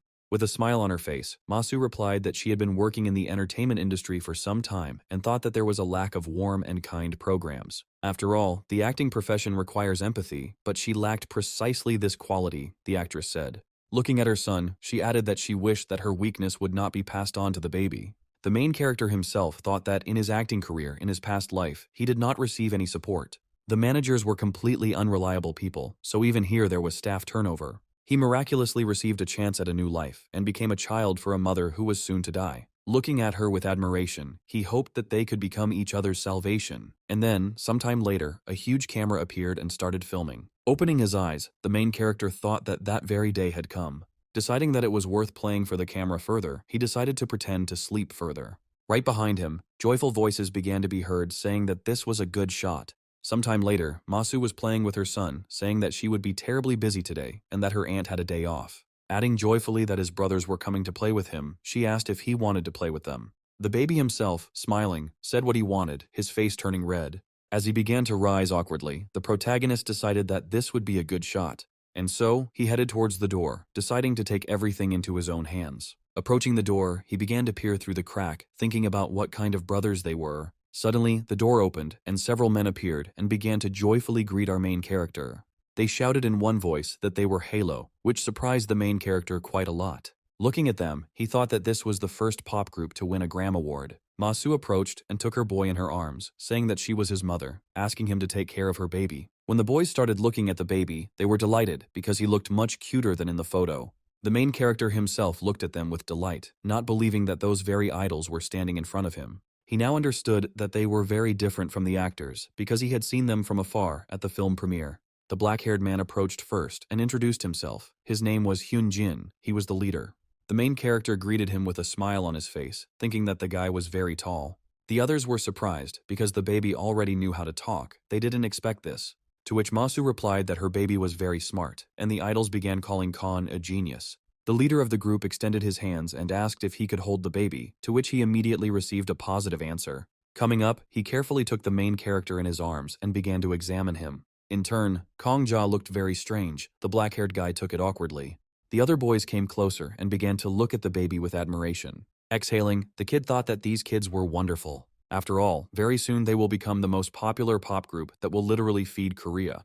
As soon as he took one of the guys by the hand, the others even opened their mouths in admiration. After patting his head, Masu told her son to have fun with his older brothers and that she would return to him soon. At that very moment, the protagonist grabbed his mother by the clothes. He began to pull her towards him with the sweetest look, and it seemed like the baby was about to cry. The other guys, looking at this situation, were very surprised, not wanting Khan to cry. And so, after holding on to his mother's sweater for a bit, the main character let her go. As he began to say goodbye to the woman in a sweet voice, his eyes sparkled. The young actress even burst into tears at her son's reaction, but she had to say goodbye. The others started discussing this situation, but then moved on to the question of what to do with the baby. And so, they decided that they should first ride the baby on their necks. However, while the main character was holding onto the blonde man's hair, he accidentally pulled it out. Another idol decided to play with the baby airplane, starting to raise it up and then lower it down. At some point, in the excitement, he threw the baby up, which surprised everyone, and they decided to end it there. The next activity was a game of tag, with the main character running away from the boys. He ran in circles, not at all intending to let himself be caught. And so, sometime later, heavy sighs began to be heard in the room. Out of breath from fatigue, the men asked if the baby was happy and if he was having fun playing with them. Folding his arms, the protagonist thought to himself that he had begun to worry about them. Suddenly, he was distracted from his thoughts when one of the idols asked if Khan wanted to play ball with him. And then, putting it down, he asked to kick it. Khan, in turn, thought that the guys were expecting too much from him. It's all because everyone didn't know how to behave properly with children. Looking at the ball, the main character wondered if he would be able to do it because this was his first game like this in his life. When he ran up, he wasn't sure he would succeed, but he was serious. As he thought, he failed. He slipped and fell on his back. In an instant, each of the boys jumped up, running up to the baby and standing over him. Looking at them, the baby thought that he hoped that at least he was cute at that moment. Suddenly, a smile appeared on the face of one of the guys. And then came a rather loud laugh, and tears began to appear in the eyes. The group leader asked people not to laugh at the baby, as this could cause him injury. After the boy stopped laughing, he said he thought Khan was too cute. Picking up the baby, he began to apologize to him, saying that he had laughed not out of malice, but because he looked cute. As the protagonist expected, the guys from Halo's group didn't pay any attention to the cameras. Their attention was focused on him. So, he decided to take matters into his own hands again, reaching for the guy's face and grabbing it. As soon as I started making the cutest expression, a system notification popped up. For charming the guy with his smile, the main character earned 1,000 coins. Naturally, the former actor was surprised by this, because he didn't expect that he could evoke such strong emotions. Jin Hyun started to cry from the expression on the baby's face, and the other kids started making fun of him, calling him a crybaby. After getting the baby to his feet, Hen said he had touched him hard, and then asked if he wanted to try kicking the ball again. To which he received a positive answer from Khan. The guys began to let him down, telling him to be braver. This time, Kongja was much more serious than last time. Thanks to the help he received, he was able to kick the ball with all his might. Everyone in the group immediately shouted that it was a great hit, but they still continued to be touched by the fact that the baby was so tiny. At one point, Khan fell to his knees, and Hen immediately asked if the child was okay. The fair-haired man picked up the ball and decided to pass it to the kid again. Putting the ball on the floor, he walked up to it and kicked it, using too much force. The ball flew high, right up to the ceiling. The main character raised his head up, looking at the ball. Hen, in turn, looked at the baby, while the main character's face changed with each approach of the sword. The protagonist understood that this was dangerous, because for idols, their face is their calling card. Raising his head, Jin Hyun noticed the ball approaching. The protagonist began to mentally shout at him to dodge. But he, realizing that they would not have time to move away, grabbed the baby, hugging him tightly. The main character himself raised his small hands up, starting to reach for the idol's face. In an instant, he found himself right on his face, pressed against him, trying to cover his beautiful face. The ball hit the baby's head. Due to the child's sudden movements, the boy was unable to hold on, so they fell to the ground. Everyone immediately rushed towards them in fear, asking if everything was okay with them. The white-haired man understood that it was his fault. Running up, they shouted, asking if anyone was hurt. Seeing the expression on the baby's face, they were happy because he was not hurt at all. The leader of the idol group asked his lying comrade if he was really going to continue lying like that. He jumped up in embarrassment and immediately shouted, asking if they had seen how Kongja tried to save him. The black-haired man, in turn, replied that it was too close because the ball could have hit the baby. Along the way, he joked about how the child was protecting the guy, calling the guy a princess. Staring at the baby, Hen immediately shouted at Khan that they should get revenge. Naturally, the main character did not understand what was being discussed and began to look questioningly towards the guy. Jin grabbed Ja and started shouting, "Hit him," while waving his own fists. The blonde himself begged him not to hit him. And so, literally a few seconds later, the blonde man was tied up.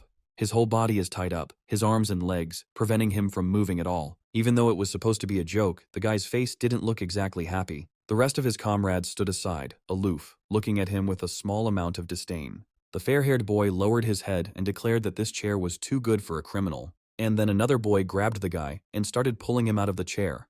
By this time, the black-haired man had picked up the baby, shouting that it was time for them to attack. The former actor's expression spoke for itself. He was clearly not happy, considering this to be pure chaos. He couldn't believe that today's youth entertain themselves in this way. At some point, the blonde guy already looked tense. It was hard for him. He asked to get off him. Everyone around was shouting that Kongja was a real cutie, but the fair-haired guy himself said embarrassedly that this was not true. At that very second, loud laughter from his comrades was heard, and the boy began to turn his gaze to the baby, who pressed himself against his leg. Kongja made a cute face, saying, "Cutie." And right after that, the kid called the guy brother. This blind man blinded everyone around him. They couldn't believe it. Falling to the ground, they were very envious of their comrade. The black-haired man, with tears in his eyes, turned to the baby, asking him to call him cutie too, and others joined in. The main character himself began to cover his face in embarrassment, pressing it to his leg, calling everyone cuties. Taking the baby in his arms, the fair-haired man said that thanks to the baby he would now sleep peacefully, asking him to come to him in his dreams. Hearing about the dream, Khan perked up, looked at the elder, he said sleep. He immediately asked the child if he really wanted to sleep, to which he received a positive reaction. Seeing this, he immediately told his comrades that the baby wanted to sleep. Although others thought that the baby's movements made it look like he was putting them to bed. The white-haired boy felt like he was getting the feeling that this little boy was taking care of them. Having seated the baby in a chair, they suggested watching TV, to which the main character eagerly agreed. When they started feeding him, they were surprised that such a small child liked to watch TV. While the guys were discussing the choice of a mask for the hours, the main character was thinking about how he liked to appear on TV more. Suddenly, a red-headed boy in a mask turned to the main character. In the sweetest voice, he told the little boy that they had a dream, asking if he wanted him to tell him about it. Hearing these words, our little one was very surprised, and then looked at the guy with a questioning look. He, in turn, seeing this facial expression, closed his eyes. Having spoken with delight in his voice about his dream being a world tour, the main character himself, upon hearing this, thought about the following. This will definitely happen in the future. They will become world stars and go on a world tour, and all the tickets will be sold out. The black-haired man hit his comrade on the back, telling him to stop talking nonsense to the child.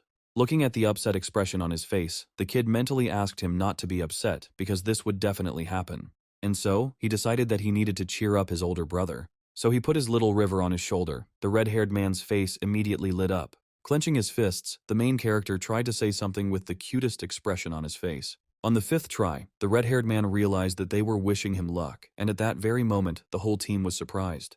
The system immediately notified the protagonist that he had earned 3,000 coins of love and peace. Naturally, the main character understood that, because there were 5 of them, a lot of coins would fall to him at once. Suddenly, liquid started coming out of the main character's mouth, and everyone immediately started to fuss because the baby had vomited. And then the broadcast came on TV, and they asked the leader if he was sure they could handle it, to which he replied that he was worried. They also said that they spent a long time learning to cook, because in the end, they couldn't leave the child hungry. They told how the mother of one of the participants had suggested how to prepare food for the baby, for which they thanked her. And so, gradually, comments began to pour in, everyone praising the charming baby. Some even wrote that the baby was so cute, like a toy. Others didn't even understand how they could be similar to Masu, since he was adopted, but he looked so much like her. The main character's nanny addressed the lady, saying that since the very beginning of the show, their phone has not stopped ringing. Masu, in turn, said that they received too many casting offers. However, the young actress was not particularly pleased, since her contact information had been sold. The young mother also understood that she had to be careful about choosing the TV series and films in which her son would participate. Hearing this, the protagonist thought that his mother had an attentive attitude. His mother had excellent taste in art. Looking at the missed calls, with a not particularly happy expression on her face, she said that if they were distracted by everything in sight, then, in the end, they will miss the contact they were so patiently waiting for. Not only did Kongjia tense up when he heard this, but even the main character's nanny enthusiastically asked the girl what she was talking about right now. A medical drama about a mentor and his student, an emergency room doctor, in which the touching stories of patients truly touch the soul. Moreover, the climax of this drama is the final episode, in which the once stern doctor, after a long battle with illness, dies, leaving behind a son, who was just starting to take his first steps. This is an iconic scene that brought a sea of tears to every home. The doctor's son, a child actor, was not good enough, and he also caught measles. So the director recruited Masu. He saw the show with her child. He thought they looked similar to the doctor. The girl, in turn, listened to the director's words, putting the call on speakerphone. Come to think of it, Han Woo-jin was a doctor in the emergency department. He is one of those actors who always aspire to the roles of handsome men.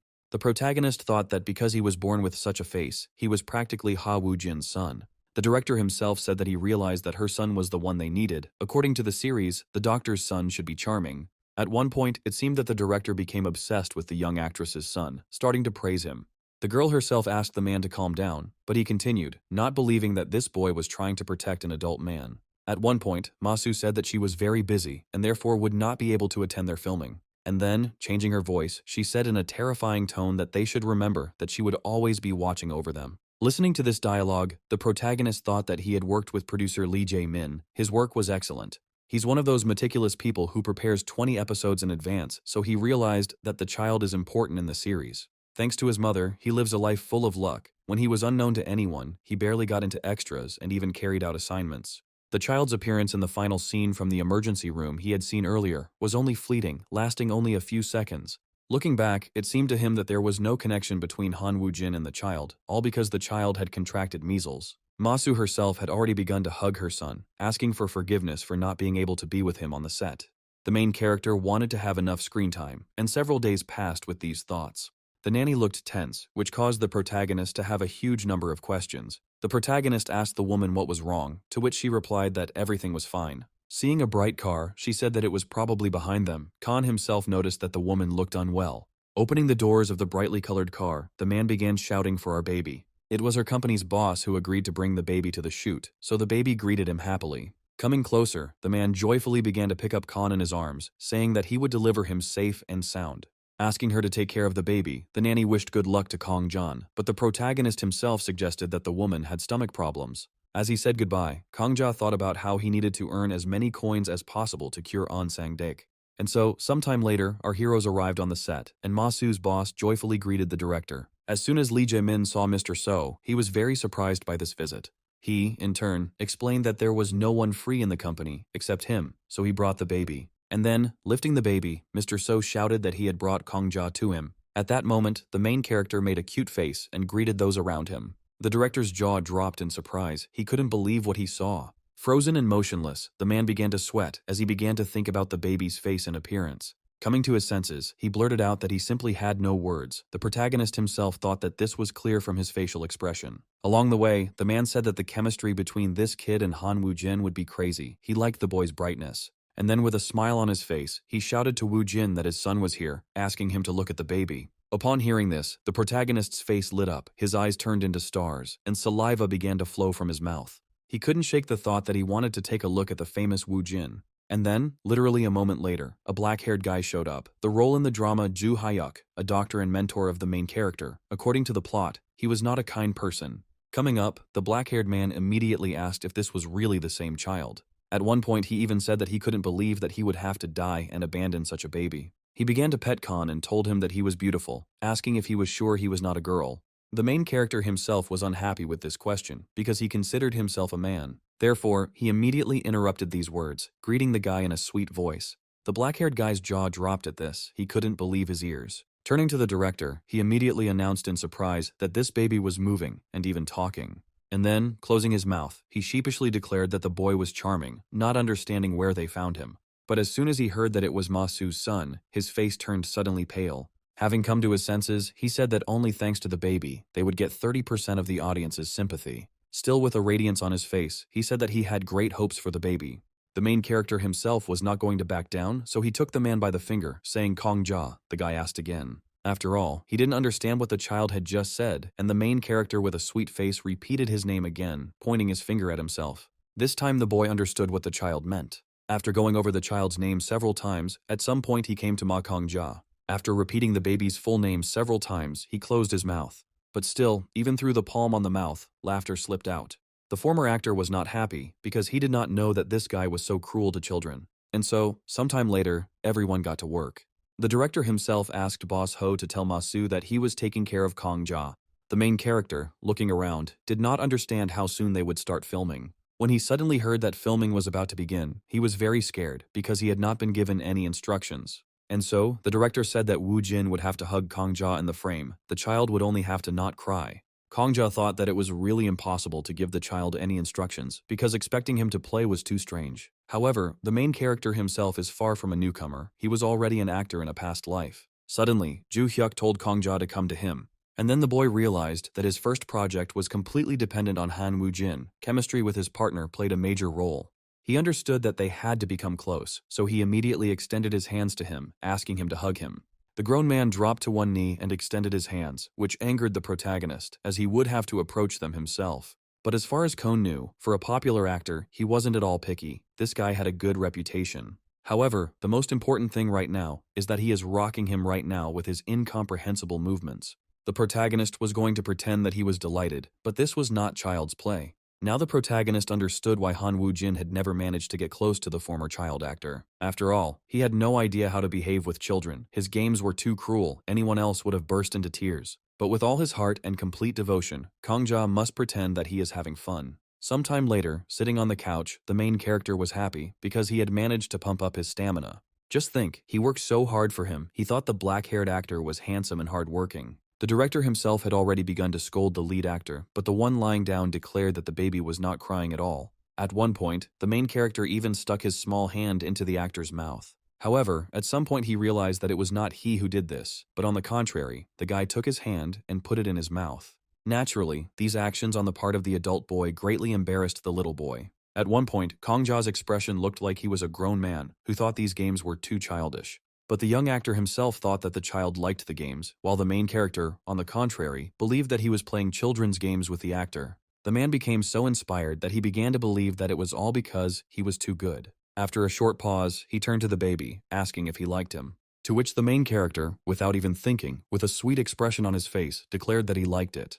The system immediately notified the protagonist that he had earned 700 coins of love and peace. The black-haired boy, unable to contain his emotions, rushed to the baby and began to hug him tightly. And then he had to cover his face with his hands so that no one would see his tears. It was hard for him to contain his emotions. After thinking for a bit, looking at the two, the director asked if he could change the ending.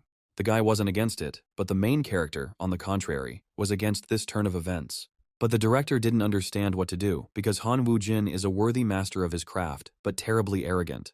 The director thought that Kong Ja would buy them more time, so he suggested filming a little more. Hearing these words, the baby was happy, because this meant that he would have more screen time.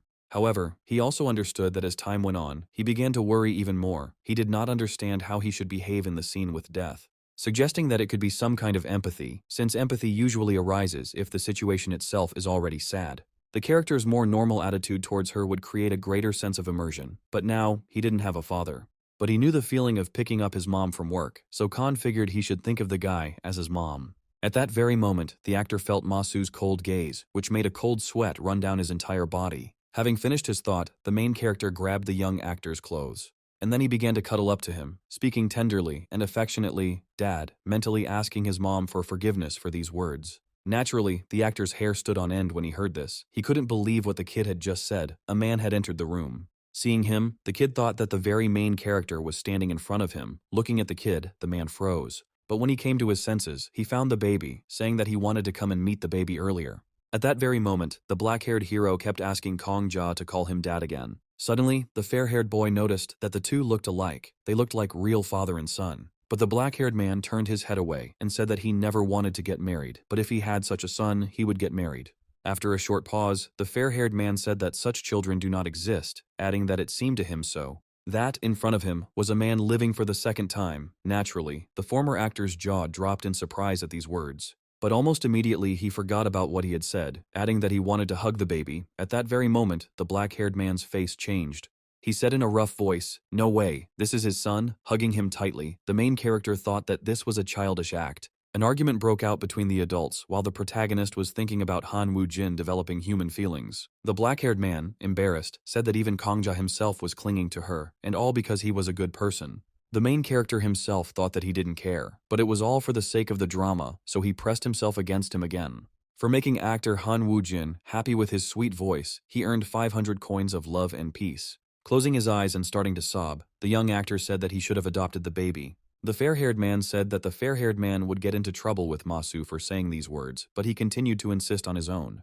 Their dialogue was interrupted by a man who startled our heroes. They started yelling at him while he told them it was time to move on to the next scene. Having picked up the baby and looked at him, the black-haired man told the baby that it was time for them to go because their rest was over. Kongja waved positively, and a film crew member who entered the room also noticed the child's responsiveness. Han Woo-jin thought it was all because the baby adored him.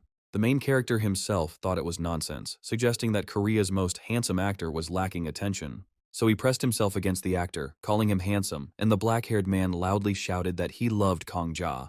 And then in response, he hugged him tightly and sweetly, saying that Kong Ja liked him. Shedding a tear, he also added that now the baby will definitely cry when they part. The protagonist was sure that he would definitely not cry, but Han Woo continued to insist on his own, declaring that he would come to visit him. The kid decided that he was talking too much, so he covered his mouth while the black-haired man was being scared by Ma Soo-jung. After all, in such a case, a huge scandal could unfold. Upon hearing this, the actor fell to his knees, sobbing, and forgot about it. A little while later, the man calmed down, having spoken in this case. He decided that he would ask Ma Soo-jung to give him Kong Ja. Hearing these words, the kid thought that in this case, the guy would die. And so some time passed, and the filming process began. There was a huge amount of filming equipment surrounding the small baby crib. At some point, a male voice came over the radio, announcing the start of filming. Standing in bed, the protagonist thought that Hwang Woo-jin was not in this scene. Everything that happens now is from his perspective, filmed in close-up. This is why the main character has to represent Han Woo-jin instead of the camera, since his character works in an emergency room. Because of this, as the son of such a doctor, he rarely sees his father. At that very moment the word motor was heard, an announcement about the beginning of the scene. The main character immediately picked up on this, with an unusual expression on his face and starting to spin his head. Deciding that he needed to get to his feet in this scene, he grabbed the wooden railings of the crib, which helped him stand up. Standing, he continued to look around, as if looking for someone. He thought about relaxing his legs a little and swaying. And right after that, with the sweetest expression on his face, he said the word dad. As soon as he did this, they shouted that the scene was filmed. The director immediately ran up to him and scared the little boy with his scream. He couldn't believe that a real genius was standing in front of him. Covering his mouth with his hands, he sobbed. Without ceasing to thank the baby, another member of the film crew said that. The moment was so short, but filled with the deepest meaning, as if the baby knew and was looking for his father. They couldn't stop watching the brilliant performance of our main character, who couldn't believe how well he had done. Suddenly, the director noticed the unusual expression on the black-haired man's face and asked him what was wrong with him. The man's question distracted the young actor, who asked the question again, having missed it due to internal thoughts. Hearing the question repeated, he looked away with difficulty, saying that he was simply worried. The director tried to support the actor, because everyone is nervous. There was nothing scary about it. Taking off his outerwear, Huang Wujin said that it was the absolute truth. And so, looking at the actor, the former supporting actor thought that now there would be a shot with his supposed father. Almost immediately the scene began. They shouted about the beginning. The black-haired guy immediately took the baby by the arms, starting to lift him. He looked at the boy with embarrassment. Huang Wu was completely immersed in the filming process. The main character was shocked by the actor's performance, because in his past life, this actor was considered cute and underestimated. However, now Kongjia understood that if they were in the same frame with him now, then everything would definitely change, so the little one decided to take a little initiative. He grabbed the actor's fingers and then pressed himself lovingly against him, surprising even the young actor. Even the handsome boy started to have tears in his eyes from the baby's play. The main character naturally noticed this, but did not dwell on it. The baby's face began to turn redder and redder. And so, a real family chemistry began to be felt between the two actors. There was an incredible family atmosphere on set that permeated every member of the crew. With a trembling voice, the famous director said that the scene was filmed. The entire film crew began to shout joyfully in unison, while the man himself was still trying to come to his senses. Approaching one of the main people on the set, he hit him on the arm, thereby greatly surprising him. The protagonist did not understand whether this scene was over, continuing to cling to the black-haired man. A masked man approached and told Huang Wujin that the scene had been filmed. He took the baby away, and at that very moment, the protagonist noticed tears on the man's face. A loud cry echoed throughout the building. Ma-su screamed that Han Wujin was a brat, clutching her head. She didn't understand who the guy thought he was, if he thought he could take Kongjia away from her, thinking that he had decided to die. The nanny, in turn, asked the young actress not to shout, especially about such things in front of the child. Having said that the woman was right, she spoke again, asking if he was tired of living, but the protagonist still saw horror in her face. As they were saying goodbye to the guy, he offered the baby to go to his home, promising to take care of him. Asking the hero's boss, Ma-su, to sacrifice himself in his place in front of Ma-su, the kid thought that they were abnormal. At some point, I realized that it was all because he was too cute. At that moment, the baby himself was attracted by the fact that the woman was standing to the side. The black-haired woman held her breast and squeezed it, her face looking tense. The more the protagonist looked at her, the more his face changed, because he remembered an important moment. He managed to earn coins thanks to Han Wujin, so he decided to make An Sang-dek healthy. However, the system stated that he would need about 100,000 coins to fully cure An Sang-dek. 4 months have already passed since the main character started eating on his own. He did it himself, holding the cutlery in his little hands. After these 4 months, he learned to speak in complete sentences. The passing tense also meant another major piece of good news. He was finally freed from the 10-step curse and could now walk on his own without falling. Running around the bespectacled woman, she calmly asked if the baby had already eaten, to which she heard positive words. This lady is his new aunt, who takes care of him along with An Sang-dek. He heard that the nanny had to go to the hospital, so his mother dragged her there by force. Considering that she had not come for 4 months and he needed so many coins, her health was too bad. The final episode of the series had already aired, so the main character was finally going to cure the woman because he had to save up some coins. His thoughts were interrupted by a voice. It was Ma-su's mother, whom the protagonist immediately greeted. Entering the room, the grandmother immediately ordered the new nanny to leave, who obediently bowed and left. As soon as the woman left, the grandmother immediately approached the baby and took him in her arms. Leaning towards the child's face, she said that they had talked about him at breakfast today. Hearing this, Kongjia thought that the topic of an adopted child was probably not particularly pleasant. And the grandmother continued, saying that those gathered asked how long they would keep him. How dare they do this? While the grandmother was sniffing the baby, he himself was thinking that this topic was uncomfortable for the grandmother, but he also understood that he would not be kicked out. Inhaling the baby's scent, the woman said that her daughter was doing a lot of stupid things, starting with being an adopted child and ending with being treated by a servant. The woman did not understand this, because she could simply hire someone new, because it was easier to buy something new than to fix something broken. Now the main character understood why he and his grandmother didn't get along. When she started waving her arms, she didn't understand what the baby was doing. At this time, Masu herself was shouting that when a child is unusual, parents tend to worry more than usual. The man sitting next to her didn't understand why she was worried, because people simply saw their son's gift. And she said that Han Woo-jin asked to give him Kong Ja, and the boss himself has been acting strangely since he returned from filming. Then adding that producer Lee Jae-min was making a big fuss, wanting her son to take part in his next project. The boss understood her, because Kong Ja simply needed to be given an acting job. The excerpt from the drama with him was still gaining protection. The girl knew this, saying that Kong Ja liked to do this, and also that he had a talent for it. The boss understood this, but the girl continued, saying that they had enough money, so advertising was not necessary. In addition, they donated all the money they earned. The baby is only 2 years old, so she doesn't want to put too much pressure on him. It was even hard for her to imagine that Lee Jae-min would change the ending just because of her son. The boss asked if she was talking about the scene where the adult Kong Ja walks around the hospital and greets people, to which the girl replied that, yes, the main character also appeared with such a greeting in the first episode. Both scenes echo each other, creating a kind of narrative cycle. The kid, having grown up, gets a job in the same emergency room. Yes, and the main character will also become this boy's mentor. The black-haired man told Masu that he knows. It's just a drama, but when he thinks about how Kong Ja has grown up, tears already well up in his eyes. The baby's mother spoke about the huge number of calls she received. Suddenly the man said that it was time for Kong Ja to get a manager. However, the actress did not think so, saying that the child now needs a nanny, not a manager, since An Sak-daek is currently in the hospital.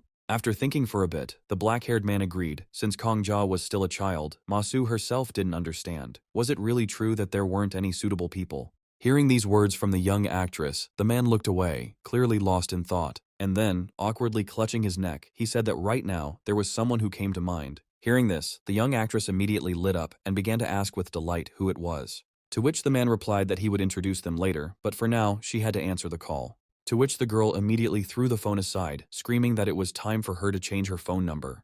The man did not understand what had happened, to which the girl replied that he should pray for the repose of her soul. And now the man was joyfully greeting our main character, calling him a cutie, while the little boy himself thought everyone had gone crazy. After the drama ended, the calls kept coming, and he thought his mother would lose her voice from constantly answering. The man began to thank the kid for the fact that their newcomers got jobs, and the main character, in turn, smiled happily. And so, the man told Kong Ja that today they were going to shoot an advertisement, a fairy tale concept. The protagonist, without even thinking, spoke a little unclearly, but the man understood that he was happy. Unable to bear it any longer, the man grabbed his face, squeezing it, and said that if he ended up in a fantasy world, he would become a rabbit. The man also added, as if he had almost completely forgotten, that he would be interviewed today. Naturally, Kong Ja's face changed dramatically. He couldn't believe that they were actually going to interview him. And so, sometime later, both of our heroes went to the set. A sudden cry rang out that Kong Ja had arrived, and everyone immediately turned their attention to the entrance, immediately crowding around the child from all sides. They started discussing that they were seeing him so close for the first time, calling him cutie, and also not believing that he had grown so much. At that very moment, the coins of love and peace began to fall, and the protagonist himself felt complacent at that moment. Suddenly, everyone started talking about how they had seen a lot of child models, but this kid in front of them was definitely from the big leagues. A man in glasses approached and said that today there would be filming for a walk through the world of entertainment. This is the first time an entertainment show will use a children's clothing commercial as a backdrop, the bespectacled man added. Falling to his knees, the man said that at first he doubted that the design would suit the baby, but now he understands that everything suits the baby. The main character himself thought that he had already come here prepared, while the bespectacled man continued to admire Kong Ja. And so, sometime later, our main character was already standing with a not particularly happy face. Director. So, noticing his nephew's expression, immediately began to worry, thinking that he was uncomfortable. He explained to Kong Ja that it was Young Riri's request, so Ma-su couldn't refuse her. The main character understood everything perfectly, so literally a few minutes later he found himself in a chair. He realized that he was a prince. And then the man controlling the camera asked the main character to turn his head back and forth, and immediately, the baby's face came to life. After all, he had received instructions, and the man continued, pointing at the camera, asking him to look into it and smile. Naturally, the baby did not understand how he was supposed to simultaneously turn his head, look at the camera, and smile while looking around. However, he was glad that the director was now giving him instructions himself, assuming it was because of the media, who spread what he can say. His thoughts were interrupted by a cry that they were starting.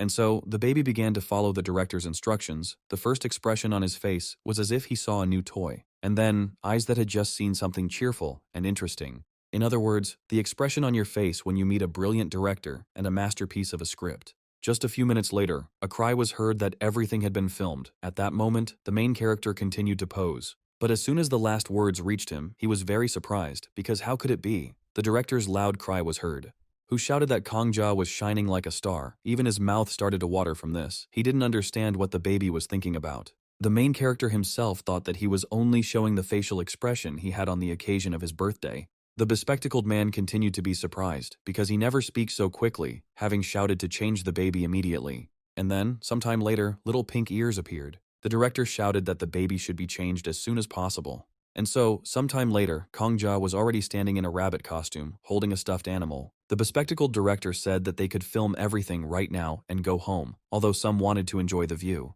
And then, literally a few minutes later, a cry was heard that filming was beginning. Kongja, as usual, posed delightfully for the camera, using his experience from the past. He made a special effort to stand out and show off as many of his skills as possible. He was also genuinely happy, because the entire filming process brought him incredible joy. The film crew started making some pretty strange noises while everything was happening at that moment.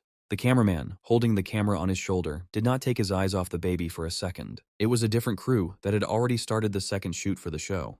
They introduced themselves as a cast member on a tour of the entertainment world, hoping they would work together. The shoot with the rabbit ended without incident, as the people around were so engrossed in the filming that they forgot that it was a child in front of them. And so, the girl, holding a microphone in her hands, greeted them by looking around, saying that today they were interviewing a popular child. As soon as the microphone was placed near the child's mouth, he introduced himself as Kongja. Hearing this answer, and also seeing the sweet expression on his face, the woman grabbed her chest and squeezed it. She hesitated, saying they would start by asking what Kongja liked best, dinosaurs or robots. To which the main character, without even thinking much, with a delightful expression on his face, shouted, "Mom." The female interviewer, again clutching her chest in front of the child sitting opposite her. Then, apologizing, she continued, asking if he remembered the brothers from the group Halo. To which the main character, not understanding the question, replied yes. The girl was surprised by this, asking if he had fun with them. Then real surprise appeared on the woman's face. The baby realized that he had answered too quickly. However, he almost immediately put his thoughts aside, thinking that he was a genius after all. Without even thinking, the woman asked the child who he liked the most from the group. The question left the child stunned, because it was the only question that could be asked after the ones listed above. Without even really pausing, the little boy looked away and said shyly that he liked them all. Again, the woman was surprised, saying that the baby most likely simply did not want to offend any of them. And then, clutching her cheeks, she said that this meeting made her laugh so much and so hard that her cheeks even hurt. The baby, seeing this, also grabbed his cheeks and began to squeeze them. The interviewer laughed, because the baby was repeating after her. After a pause, the dark-haired girl asked the baby if she could touch his cheeks, to which she received a positive answer. And so, slowly, the girl put her hands forward, beginning to gently touch the sweetest expression on her face. The main character himself decided to play for the camera, so he grabbed the woman's hands and started laughing sweetly. The clothes he wore on the set were sold out in the blink of an eye. Thanks to our main character, all of the designer's images flew off the shelves at the speed of light. And so, sometime later, while the granny was sitting and talking about how the kid was filming somewhere again, the main character himself was thinking about it.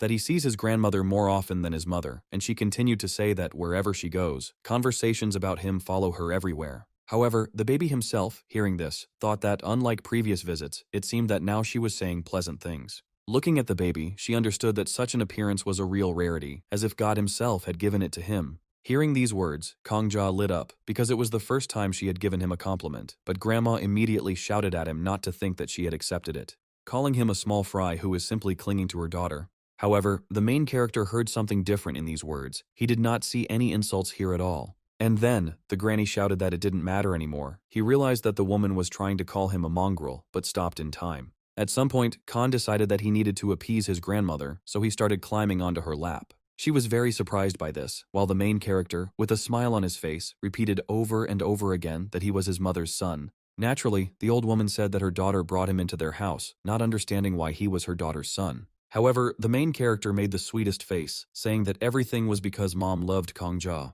And so, some time passed, the woman headed for the exit, when suddenly she was stopped by surprised words that she was here. The old woman recognized the familiar voice and immediately stopped, turning to the side. And she continued, saying that she had been coming here often lately, adding that she always comes when Masu is not at home. Laughing, the woman said, hadn't she really kicked that one out yet? It was Lee Yu-ken, the daughter-in-law of the second son of the company's head. Coming closer, Ma-su's mother said with a terrifying look that she was more interested in Kong Ja than her own child. And then, turning around, she added that she shouldn't create problems for her daughter and shouldn't get under their feet. Having added in passing that she was not capable of anything anyway, the woman did not immediately answer the old woman. However, sometime later, she took out her phone and called reporter Lee Yu-ken about their previous conversation. And so, sometime later, Ma-su was yelling at director So, asking how he would explain the crowds of reporters in front of her house. The man himself responded in a trembling voice that this was beyond his authority. The man explained that after the commercial came out, Kong Ja became even more popular, and now he could not walk the streets freely. Ma-su said that now even home is not safe, which surprised the black-haired man because how could it be unsafe for him at home? However, the girl meant that she most likely knew who had set the journalists on their house, but she immediately said that too. That she needs someone to stay at home instead of An Sang-dek and take care of her son, since she is rarely at home due to her schedule. At that moment, a man interrupted her thoughts, asking if she remembered that he had promised to introduce someone to her. Having added that he had already contacted him, and he seemed very interested in this, Ma-su was interested in who he was talking about. And he answered contentedly that she would understand everything as soon as she saw him. The man promised to vouch for his character because he was sincere. She also promised that as soon as they met, she would understand that this person was real and sincere. He added that a real monk is one who has never smoked a cigarette or put one down his collar in his life, and if he sees someone in trouble, he will help. And if the girl does not believe his words, then she can meet him in person. Naturally, Ma-su was quite shocked by such pressure, but the man with a serious expression on his face asked to trust him. And so, a whole week passed. Kong Ja was lying on the bed, looking at the phone, which was locked. The kid wanted to know how famous he had become, because the surprises never ceased to come about the arrival of coins of love and peace. Therefore, the protagonist could imagine some general quantity, but he wanted to see the reaction directly.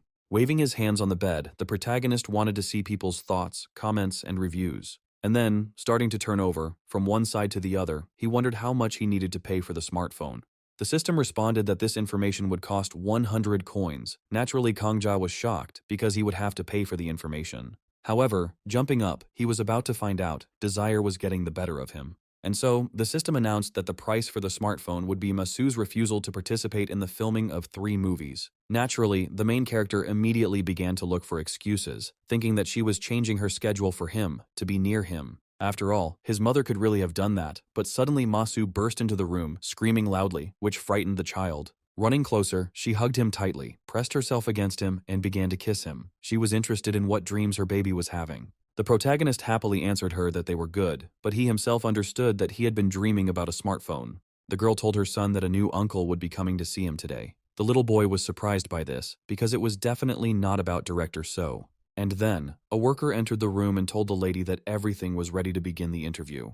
And so, as soon as our heroes entered the room, a black-haired man in a red suit and glasses appeared in front of them. A scar was visible across his entire face, and he cast a rather rude glance in the direction of our heroes. Ma-su was very frightened by this appearance and gaze. The girl looked clearly tense. Even Kong Ja jumped up, deciding that the man had come to extort money from them. With a rough voice and the same terrifying expression on his face, the man said that he had come for an interview for a nanny. From these words, the protagonist's face was horrified. He could not believe that this man was going to babysit him. Kong Ja immediately examined the sitting man, because he looked too healthy. Suddenly, our little one's face changed dramatically, as if he had realized something, and began to examine the man more closely. And then he went in his direction, which surprised the girls standing behind him, who were asking the child where he was going. Suddenly, 2 steps before reaching the man, the child stumbled with a loud cry and began to fall. In an instant, the man reacted, immediately rushing towards the child. And then he stretched out his long arms, intending to get to the baby as quickly as possible. Having grabbed the main character, the man turned over with his back to the ground. Kong Ja confirmed his guess. The young actress standing behind him spoke to Mr. Dok-soo with a slightly tense expression. The man asked again in a rough voice if the baby was okay, and the protagonist himself understood that the man did not even hesitate. After all, he caught it and immediately grouped himself, protecting him from the blow. The man did all this without straining himself. The kid told the man that he was fine, then introduced himself and asked the black-haired man's name. Still rudely, still with the same face, the man said that his name was Kim Duk-soo, thinking to himself that the baby was cute. Seeing that the man was shivering, the protagonist turned to his uncle, asking if he was really cold. To which the man, continuing to tremble, but with the same expression on his face, said that this was not the issue at all. He looked away sheepishly and said that the baby was the first child who didn't cry when he saw him. At that very moment, the actress realized that she was experiencing that very feeling. She immediately ran up to the man, shouting that she had great hopes for him because she was in the same boat with him. The man was surprised by this, so he asked about the interview, just like the main character himself. Sometime later, our heroes were already sitting on the sofa. Ma-su thanked Mr. Dok-soo because thanks to him, the baby was not harmed. To which the man still angrily replied that there was no need to thank him, since it was an honor for him. After a short pause, he added that it was an honor for him to hug Kong-ja. These words greatly surprised the protagonist. Suddenly, Ma-su asked Uncle Soo how he met Director So, to which he began to answer that they met by chance. At the diner where he worked, he often came there with his family, so they began to communicate with him more often.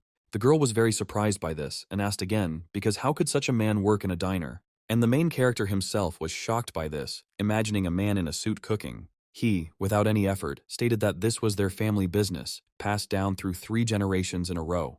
Hugging and squeezing her child, Kong-ja's mother said that their diner has history and traditions. The man also said that his dream was to become a kindergarten teacher, and the girl asked why he didn't get a job there. To which the man, still rudely, said that no one wanted to hire him. With such a face, it seemed inevitable. And then the man said even more rudely that he had not given up on his dream, but had started saving money. Looking away, he barely held back tears, saying that he still wanted to work with children because if he couldn't be a teacher, he will become the director of the kindergarten. Hearing these words, the main character thought that these words reminded him of someone. After thinking for a bit, the famous actress asked if he was sure he could become a nanny for her child. Once again, the man, as on many previous occasions, simply looked away, saying that it was Kong-ja. And then, clutching his chest and blushing, he added that he was the first baby who didn't cry when he saw him. Seeing this true look, and also feeling the sincere truth in the voice, the actress's face warmed. With a satisfied expression, blushing, she turned to Mr. Dok-soo, who looked at the girl carefully. The girl stated that he was accepted, asking him to stay with them. She explained that she understood him perfectly. After all, Kong-ja is the only one who reacts to her differently, because even her own child does not perceive her as a parent. The man sighed heavily, and now understood her, saying that he thought children were only afraid of strangers. Ma-su shouted that since Kong-ja was an aspiring actor, she would need to accompany him to the set. The man didn't see any problem with this, since he had heard that they were looking for a live-in nanny. He said that his house is in the Bonsan area, so he can get to them quickly, but living there is much preferable. So he could sell his apartment. Hearing about the Bonsan area, the main character's face immediately changed, shouting that no. Seeing the baby's expression and his cry, the man in the red suit immediately tensed up. Ma-su herself was just as tense and surprised, not understanding what was happening to her son, and the main character began to shake her head from side to side, thinking that the man did not need to sell his apartment. After all, prices there would later skyrocket. The man assumed that the kid was talking about housing, assuming that's what he wanted. To make him come to work, without a drop of doubt, the black-haired man said that if the kid wanted it, then he would do exactly that. Ma-su asked if the man was sure that it was right for him, but the protagonist thought that, in the future, the man would be grateful. Then the girl looked at her baby, asking his opinion if he liked Uncle Duk-soo. The main character, hearing this question, was taken aback, casting his gaze on the black-haired man who looked like a mafioso. He saw how tense he was, waiting for an answer. Kong-ja understood that the children had always rejected him before, so he had come to the right place. Making the cutest expression on his face, the main character said, "I like it," thinking that he was not an ordinary child. Hearing these words from the little boy, Dok-soo raised his head with his mouth open in surprise. Suddenly, tears began to appear right from his eyes, and they only increased, covering his entire cheeks. In turn, the main character's mother, seeing this facial expression and tears, was even more surprised. She remembered their first meeting, because then, she reacted exactly the same way when she saw Kong-ja for the first time. With tears in her eyes, she said that this child in front of her was definitely not like the others. She was familiar with that look in front of her, so she smiled sweetly. The main character himself did not understand why he burst into tears, because it only complicated the situation. Deciding it was time to take matters into his own hands, the little boy grabbed his shirt and said, "Dok-soo." And then, starting to pull it away, he added, "Do your snot here," looking at the man with a sweet look. Hearing these words, he immediately stopped crying and began to look at the baby. These words made the mother laugh. She said that if Kong-ja tells you to blow your nose into his shirt, he is obliged to pretend to do it. After a brief pause, wiping away his tears, Dok-soo added that he could begin work immediately. He added that he had originally intended to sell the house, but suddenly the baby's face changed dramatically, forcing the man to shut up.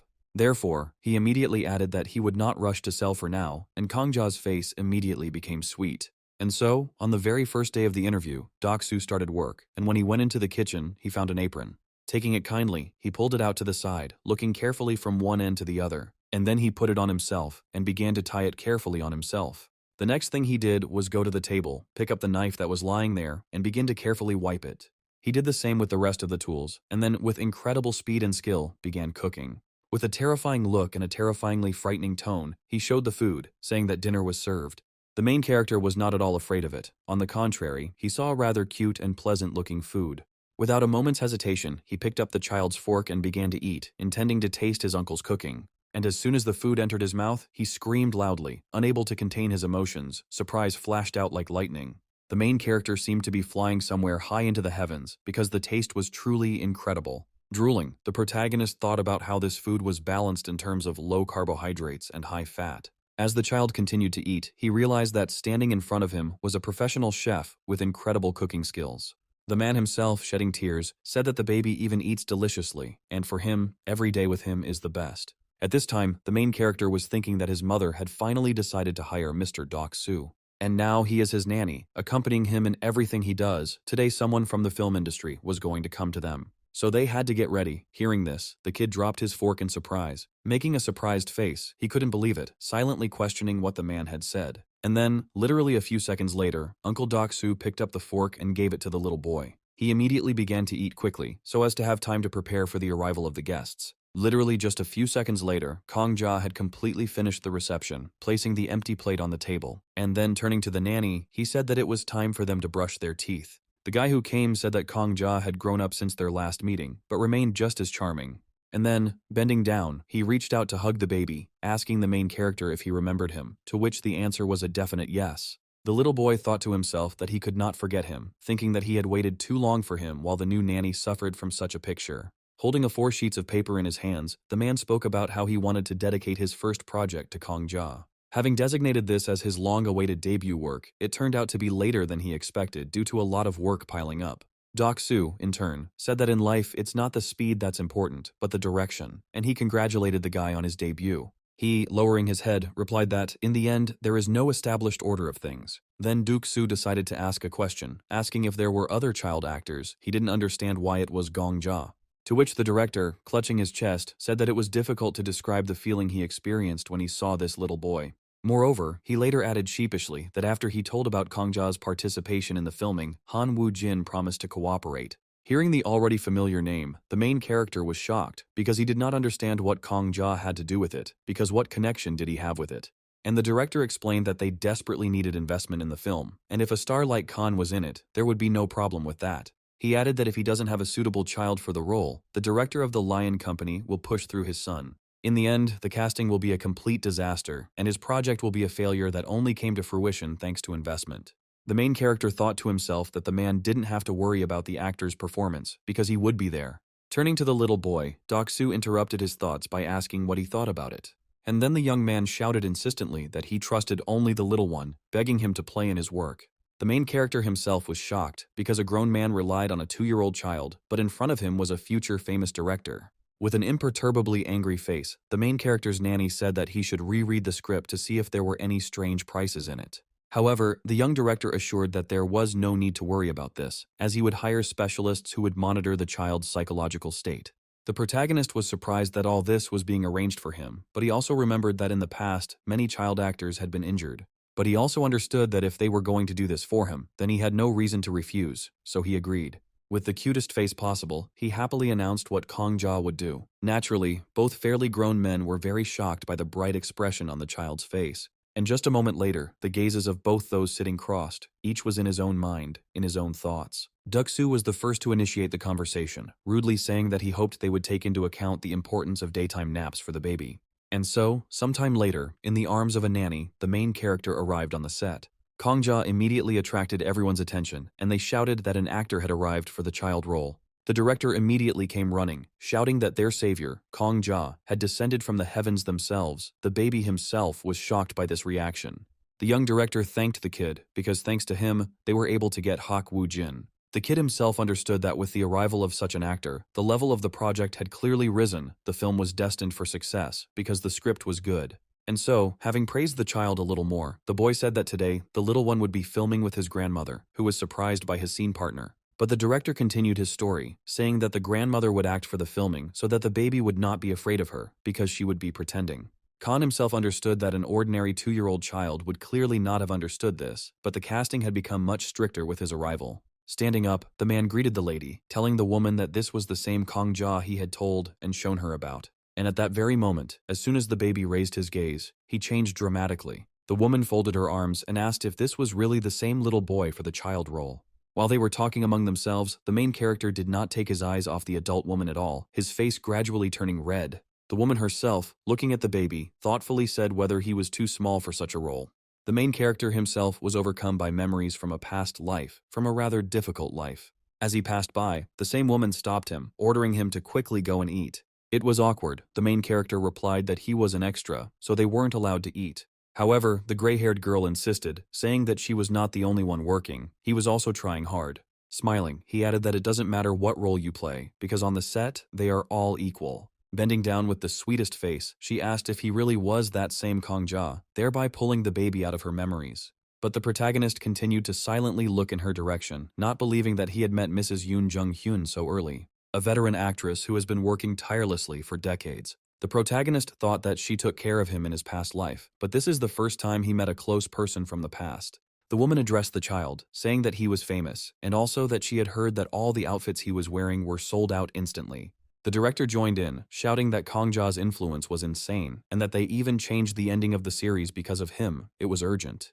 But the woman still didn't understand, because the baby was too young for such a role. She wasn't sure if he could handle it. So she turned back to the director, asking if the child had been cast for his looks and not his acting skills. But without waiting for an answer, she added that in any case, she still doesn't get along with children. The director, in turn, assured that everything would be fine. Suddenly, the woman asked if the baby understood speech, adding in passing that she hadn't slept much lately and her head was splitting. Looking at the woman, the protagonist asked the system how much it would cost to treat her insomnia, and it answered 7,000 coins. As a side effect, the air will be filled with the scent of lavender for a month, which shocked the baby.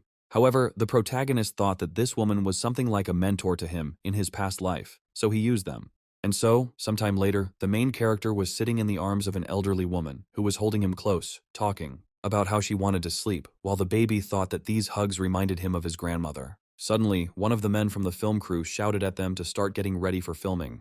Having stood up, the woman began to put the baby on his feet, telling him that now he would come out. And then she told the director to film it faster, because she suddenly started to feel sleepy. Taking the baby aside, the man agreed, saying that there would definitely be no problems. The young man, hugging Kong Ja, said that she usually worries about filming, but here everything is completely different. And so, the man began to explain to the 2-year-old child that a huge fan was about to blow on him. Ask him to smile slightly at first, but the main thing is that it should not be too wide. And then he began to clearly demonstrate on himself how it should look, trying to express his smile as much as possible.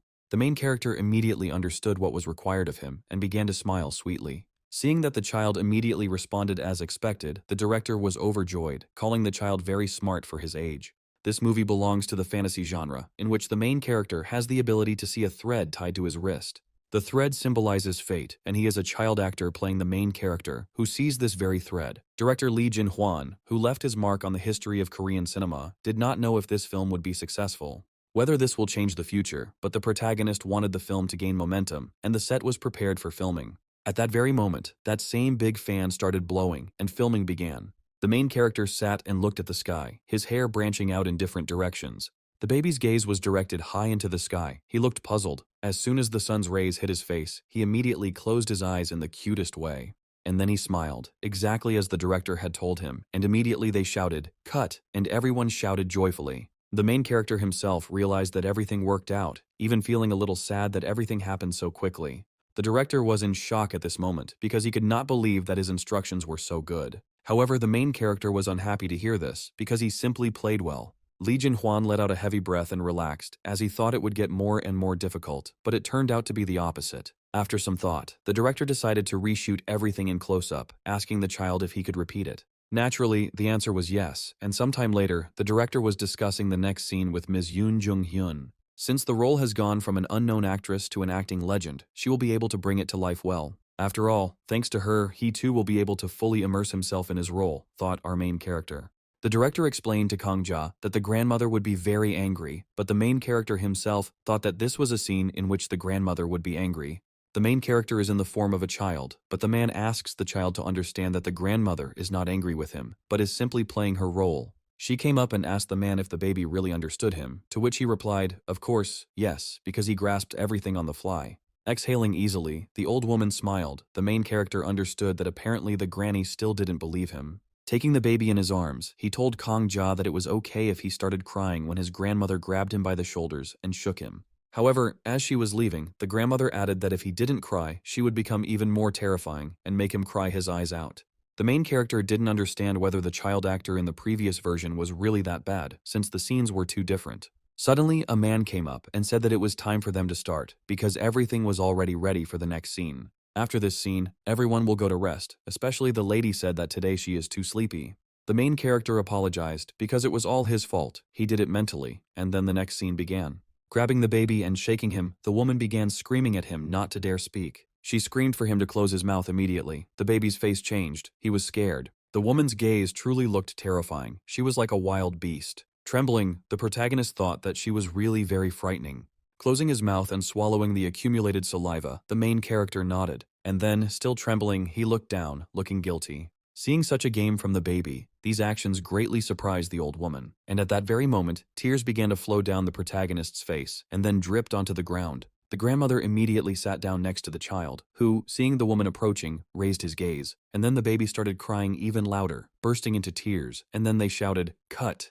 The grandmother hugged the baby tightly, beginning to feel sorry for him and wanting to calm him down. The protagonist closed his eyes, gradually beginning to calm down in the woman's arms. The director started running up to him, shouting, asking Kong Ja if everything was okay with him. Trembling, he clenched his little fists, clinging to his grandmother, who said in surprise that the baby was really scared. And then, taking him away from her, she asked him if it hurt when she grabbed him. The main character shook his head left and right, to which the woman replied, "Thank God." Wiping away her tears, she smiled, saying that she tried not to squeeze him too hard, but she still failed to calculate the force. The director himself couldn't help but be overjoyed, as he didn't expect that he would cry so loudly, believing that Khan perfectly conveyed his emotions. The lady herself now understood why this little one had attracted so much attention to himself. Turning around and starting to look at the main character, the woman said that he was a real smart guy. And then she stroked his cheek. These words brought joy to the baby's face. And so, sometime later, the main character went with his nanny to the sea. Standing by the water, the baby ran from side to side. Doksu asked Khan not to run far from him. This was his last scene in this project. He regretted that the role was so small, and in this scene, he just looked at the sea. He didn't understand why time was passing so slowly, because he wanted to grow up and take on big roles as quickly as possible. And then he turned towards the noise that came from behind him in the crowd. Inside the crowd, he noticed a black-haired guy. It was Han Woo-jin. Suddenly, this same black-haired actor turned his attention straight to our little one. Their gazes met, and both froze, looking at each other. Han Woo was the first to react, joyfully shouting the main character's name. The boy was very happy to see the baby. He immediately asked, still shouting, if the kid remembered him. The main character himself thought that the guy looked gorgeous, even from afar. Running up, he was surprised at how much the baby had grown, saying that he knew they would meet since they were filming in the same movie. Snuggling up to the baby, the black-haired man asked if he missed him. The protagonist himself thought that he didn't really, but answered the opposite. Hearing this answer, the boy hugged the baby even tighter, saying that he missed him too, even telling his mother about the meeting, which almost made him rip his hair out. In fact, it looked like the guy was asking her to give him Kong Ja, and she was pulling his hair. The mistress interrupted their games, asking why the guy came if he didn't have filming today. And when he saw the lady, he immediately greeted her. The woman asked him not to be rude to the child, because he would vomit. However, the black-haired man could not stop rejoicing at their meeting, since a lot of time had passed since the last one. He also added that he accepted the offer to film only because of him. Upon hearing this, the lady was stunned, not believing what she heard. Han Woo happily stated that he only asked for payment for his travel and food. He explained this by saying that he really wanted to play the role of the adult Kong Ja, since people often tell him that they look alike. The woman ran up and started hitting the guy, saying that he was a fool because he had climbed to such a level with such difficulty. But the man explained that if Ma Su gave the go-ahead for her son to be filmed, then the script was brilliant, and the lady, after thinking about it, agreed with it. Seeing these sweet discussions, the joy in their eyes, the main character looked at them with his mouth open. In Han Woo's face, he saw himself from his past life, because the woman also supported him, scolding him for his minor roles. The protagonist couldn't take his eyes off them. His face began to turn red from memories of the past. And then, sometime later, the main character's nanny said that the baby could take a nap because they had time before filming. So he immediately put the baby to bed and started stroking him. Taking out the book, he said that he would read him his favorite story, The Bear and I, until he fell asleep. The main character himself did not understand how anyone could fall asleep with him, when suddenly the man heard a knock on the van door. Opening the doors, he noticed the lady, the grandmother of the main character from the movie, whom he immediately greeted. She, apologizing for the suddenness, asked to listen to his request, even though he might consider it impossible. Trembling, she began to force the words out, and it was clear from her face that it was too difficult for her. She folded her arms and asked to take a nap with the baby, explaining that she suffered from insomnia, but with him, everything was different. Doksu immediately told the woman that she could come in, asking her in passing if she minded him sitting in the front seat. Grandma didn't mind this. Leaning over to the baby, she asked if he minded sleeping with his grandmother. The protagonist began to feel embarrassed, so he didn't answer the woman, who took his silence as consent and began to lift him up. Cuddling close to his granny, the protagonist thought that at such moments he was remembering himself from a past life. He wondered why Ms. Yoon Jung-hyun cared about him when he was nothing special. Assuming that most likely the woman simply felt sorry for him, they both fell asleep in the sweetest atmosphere. Enough time has passed since filming began. The premiere will finally take place the day after tomorrow, thought the main character. He decided not to waste time shouting to Doksu that he was going for a run. The man was surprised by such words, because had the time really come already? The main character was thinking about how he had started to grow rapidly recently. Doksu always starts crying when he talks about how cute Gongja is. Masu was surprised to see this, because the man was crying again, and he explained that the baby was growing by the hour. Looking at the already quite grown-up baby, he said that Gongja was already a very big boy. At that moment, the main character's mother's gaze lit up, and they both couldn't look away. Suddenly, Doksu turned to the actress, asking what kind of guests would be arriving. She, wiping away tears, said that drama directors would come to them after lunch. Hearing this, Gongja's face lit up, because finally there was another shoot. Suddenly, the pleasant atmosphere was interrupted when a woman approached Gongja's mother, who began to greet Soo-jung with a sweet look, saying that they hadn't seen each other for a long time. Turning to Doksu, the actress asked him to take the baby home. The main character did not know who this woman was, and the baby's uncle explained that this was the second son's daughter-in-law, who had come to visit them personally. And so, as soon as the duo moved away, Masu came right up to the woman, grabbed her by the hair and began to pull. She said in a rough voice that she was told that she had set the journalists on her son, but she denied it, because she had no reason to do it. But Masu continued to be rude, saying that she was always making some kind of tricks to get to her. And then she threw her aside, telling her to just try something funny, and next time she wouldn't be so lucky. Standing up, choking with anger, the short-haired, black-haired girl spoke up, calling Masu a name. Afterwards, she screamed very loudly. Her scream could be heard even inside the house. Adolescents, according to rumors, this project received investment thanks to Gongja, so they were inundated with casting offers. However, my mother read the scripts and mercilessly refused each of them, and if you think about it. During this period, historical dramas gained popularity, prompting many television channels to produce their own. Thanks to the relative ease of expansion abroad and the potential of various video platforms, they timed their appearance perfectly, the main character thinking that he also wanted to get a role in one of these works. Suddenly, he was distracted from his own thoughts by a rough voice asking if he was Gongja. The boy could only ask again in surprise, trying feverishly to figure out who exactly was standing in front of him. The black-haired man calmly added that he immediately recognized the little star, making it clear that his appearance here was not at all an accident. The man, with a gentle smile, introduced himself as a famous director named Kim Jae-duk. Khan narrowed his eyes angrily, remembering that it was this bastard who had always given him only the hardest work in his past life. Due to the unbearable strain of that long-ago shoot, Gongja's knees still ached unpleasantly every time there was a prolonged rain. This director constantly demanded crazy stunts, completely disregarding the physical condition of the actors and disrupting all filming schedules. On top of that, this guy was picky about every little thing, and eventually cut out all the scenes with Gongja, causing him to become completely furious. The main character felt wild anger towards this black-haired man. Kim Jae-duk stretched out his hand in greeting with a fake smile, wanting to pet the baby. Instead of shaking hands, the main character fell to the ground and began to roll away. While the confused director attributed this escape to childish modesty, the boy sat down with his back to him and cursed silently. Miss Soo-jung hurriedly approached them, and the surprised guest then said that the child was not particularly friendly. Having seated Gongja on her lap, the woman politely changed the subject and noted that the director's new drama was considered a highly anticipated project.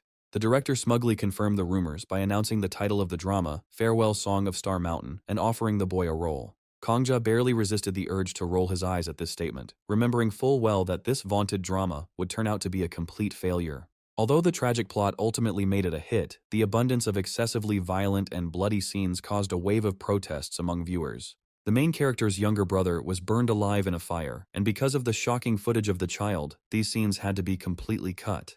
The realization that the crazy director was planning to force him to play the role of a child being burned alive left Kangja truly horrified. While Kim Jae-duk was going on about how perfect he was for the role, the boy just continued to play this nightmare out in his head in rage. The director sweetly pressed for profit, reminding Miss Soo-jung how cleverly she had already earned both money and an excellent image from Kangja. The child even shuddered slightly from the surging irritation at such blatant and shameless manipulation on the part of Kim Jae. A heavy silence hung in the room as Kangja, clinging to the woman, sullenly contemplated the impossibility of punching this bastard in the face. Miss Soo-jung sighed heavily, clearly feeling the intense pressure from the insolent director and searching for the right words to respond. To the boy's great relief, the woman straightened up confidently and firmly stated that she categorically refused the offer. Kim Jae-duk, dumbfounded by what he heard, asked again, losing confidence, while Miss Soo-jung calmly spoke her final refusal. Looking at him with a chilling gaze, the woman in an icy tone directly ordered the director to immediately leave her house. Confused, Kim Jae-duk jumped up from the sofa and shouted at her back, demanding an explanation for such a sudden change in mood. Miss Soo-jung didn't even turn around, only coldly saying that the preliminary consent was revoked immediately after this personal meeting.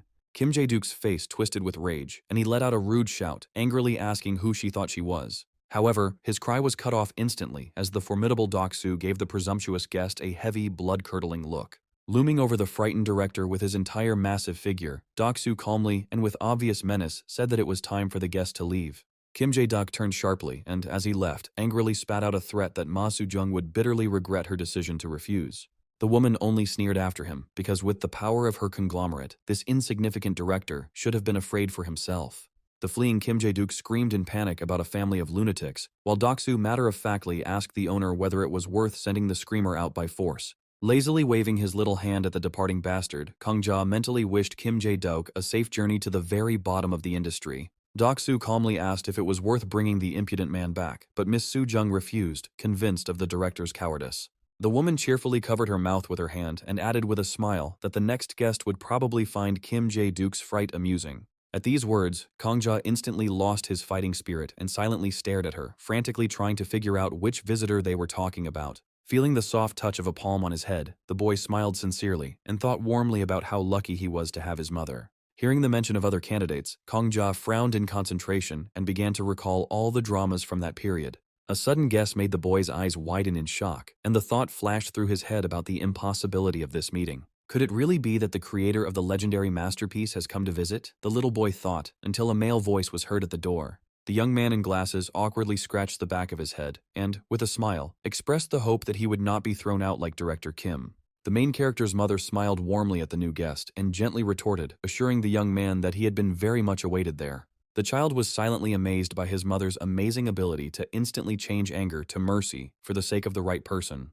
The man politely reminded them of a recent phone call and introduced himself as a producer whose name was known to absolutely everyone in the industry. Looking around, the dark-haired guest could not hold back an admiring sigh and sincerely praised the enormous size of the spacious house. The kid knew perfectly well that in front of him stood a man who was destined to become the best drama creator in the country in the future. This unexpected meeting made Kangja mentally rejoice because no one could have predicted a rendezvous with the future king of industry 10 years before his resounding triumph. The young brown-haired man opened his mouth in surprise, noticing the unusually aware and insightful gaze of the one-year-old child. The boy instantly realized that this was his best chance to make friends with the future genius, and he resolutely moved his little legs forward. Coming closer, the little one bowed politely and said his name in a childish lisp, mentally greeting his future boss in this new reality. The bespectacled visitor let out a bewildered breath of affection, completely unprepared for such a charming and polite greeting from a tiny child. The producer gently stroked Kangja's head, praising his politeness, while the boy himself mentally urged his boss to show him even more love. Sunwoo Youngjae admitted that he had doubts until the very end, but upon meeting in person, vivid scenes involving the young star immediately flashed in his mind. Miss Soo-jung's student's eyes widened in shock as the producer saw in him the perfect embodiment of the character named Lee Yoon. The role offered was for the long-awaited historical drama Destiny, which tells the story of a touching love between a general and a cross-dressing heroine. The project gained incredible popularity across Asia thanks to its excellent image quality, spectacular battle scenes, and deeply emotional storyline. Kangja froze in concentration, feverishly trying to figure out which character named Lee Yun, the enthusiastic screenwriter, was referring to. This key character was the son of the main character and served as the only link between the lovers who were drifting apart. The brown-haired man repeated with delight that just one glance at the boy made him instantly see before him the living embodiment of little Lee Yoon. The guy added that he had heard rave reviews from director Lee Jin, but now he intends to personally test the actor's talents. The actress chuckled thoughtfully and expressed aloud the hope that since such an important guest had come in person, their negotiations would go easily and smoothly. The producer kindly approached Kang Ja with a small request, to which the boy loudly agreed, mentally anticipating the start of the impromptu casting. The guest pointed to the side and asked Kang Ja to run from there with a childish remark about a beautiful flower for mommy. Kang Ja blinked in surprise, remembering that line in the original script. The boy closed his eyes, feverishly comparing the facts to make the right conclusion. The young actor pulled himself together and decided to handle the improvisation brilliantly. The child took a deep, determined breath, completely immersing himself in the desired image. The baby screamed loudly and ran with all his might towards the frozen adults, shouting, "Mommy." The boy smiled happily and babbled the second part of the phrase loudly, beaming with joy.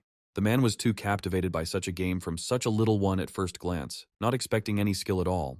But the protagonist understood that this would not be enough, adding a few more rather complex views for the child. The next second, he turned towards the guest, expecting an answer from him. He, in turn, was shocked by the protagonist's performance and gradually began to come to his senses. The child's mother immediately approached him and began praising him, calling her son a true professional, and also adding that although she knew this, she was convinced of it personally for the first time. The main character himself was quite scared because he thought he had overdone it. She, in turn, continued to stand there in enchantment because this was the first time the baby had called her so affectionately. Looking sweetly at her son, she asked Kang Ja if he could call her mommy again. Smiling charmingly, the little one loudly repeated the cherished address to the delight of his mother, shouting, "Mommy!" Standing nearby, Doksu touched his face with a handkerchief, watching the warm embrace. The young director officially offered to participate in the project, despite the huge competition.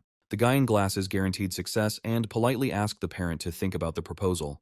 Kang Ja's eyes lit up with delight and he began to babble about his great desire to act. The young actress recalled that the casting was offered because of her son's sincere love for the camera. Ms. Su Jung praised the producer, but emphasized that the child's wishes always come first. There was silence in the room as the adults waited for the final answer from the little actor. The young director looked down excitedly, waiting with bated breath for Kang Ja's answer. The kid smiled radiantly and loudly confirmed his agreement, dispelling all doubts of those present.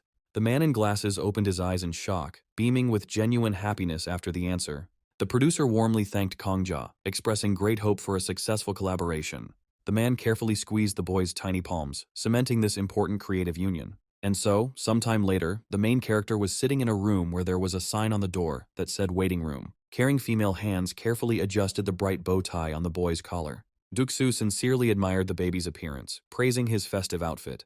Han Woo-jin burst into the room with a cheerful cry, which spoiled the baby's mood. He wasn't particularly happy to see him. The dark-haired actor held the baby tightly to him, cooing about his noticeable growth. Soon, all the members of the film crew sat down on chairs and began a lively discussion about the filming. The fair-haired man with a microphone voiced the rumor that the actor came to the film for Kang Ja. Han Woo-jin laughed sheepishly and quietly noted that this rumor had spread quickly. The young actor warmly added that he fell in love with the little one during their previous filming together. Those around him smiled tenderly, while the boy himself mentally asked them to stop squeezing his cheeks. The blonde host turned his attention to Kang Ja, asking about his attitude towards his colleague. Kang Ja looked at the guy, realizing that this sensitive guy would burst into tears from rejection. The little boy smiled happily and said in a childish lisp that he really liked his brother.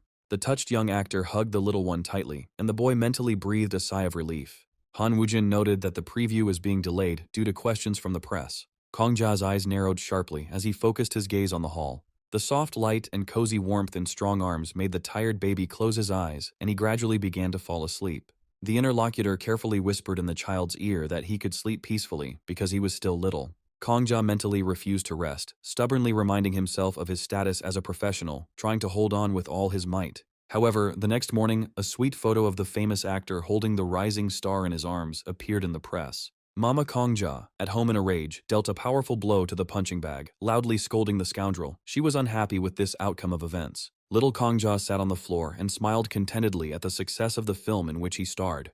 The guy was calculating his finances, realizing that after all his expenses he had a decent amount left over. However, our protagonist wisely decided to put some of his savings aside for a rainy day.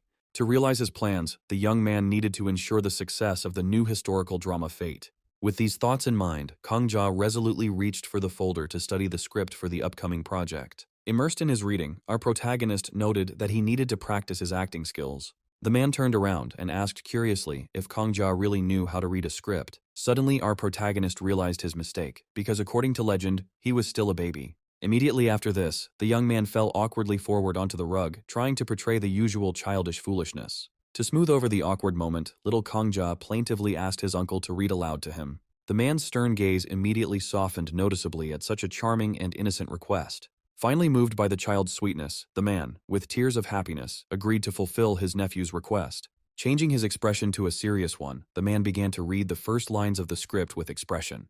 Listening to the monotonous reading, Kongja stared at one spot, puzzled by the sudden pause. The man immediately continued reading, menacingly voicing the line of the mother, who was dissatisfied with the plot. Hearing the frighteningly realistic intonation, the frightened Kongja turned slightly pale and quietly called out to his uncle. The man asked the child with a smile about his impressions of the game, but he said it was bad. To make it more convincing, our protagonist burst into loud tears, causing his relative to stutter in confusion and surprise. The frustrated man sighed heavily as Kongja whined on the floor and came up with a plan to help. Little Kongja lowered his head slightly and fell silent, feverishly trying to figure out how to fix the situation. Suddenly, our protagonist's eyes widened as a brilliant insight occurred to him. With a wide smile, little Kongja handed his uncle the drama script and asked him to teach him the letters. The man gently objected that it was too difficult, but our protagonist reminded him of his poor performance. The relative sighed regretfully and tried to insist on teaching things appropriate to the child's age. In response, the young man only smiled radiantly and stubbornly declared that he needed to read a lot. The confused man reminded him of the baby's age, but Kongja stubbornly shook his head in protest. Having finally lost his patience, our protagonist furiously barked that he would definitely handle everything himself. Stunned by the furious onslaught, the man stood there, confused, his shirt torn, and meekly agreed with the child. Anticipating such an outcome, the sensible man added that he had prepared a special remedy for this in advance. As the man continued his search, he noted the benefits of learning the alphabet so early, while Kongja looked at him with obvious suspicion. The delighted relative proudly showed off a pink apron with the Korean alphabet, expecting an enthusiastic reaction from his nephew. The man's face suddenly became serious, and he sternly declared that from now on, Kongja should address him in a completely different way. Little Kongja frowned and stared blankly at his relative when he urged him to watch his hands carefully. The man comically bent his arm over his head and pointed his finger at the apron, enthusiastically explaining the name of the first letter of the alphabet to the child.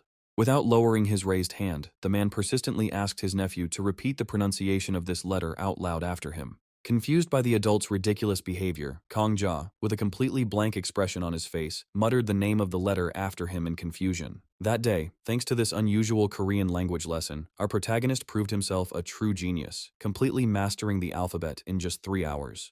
The long-awaited day of filming finally arrived, and the set of the historical drama Destiny greeted the crew with recreated sets from an ancient era.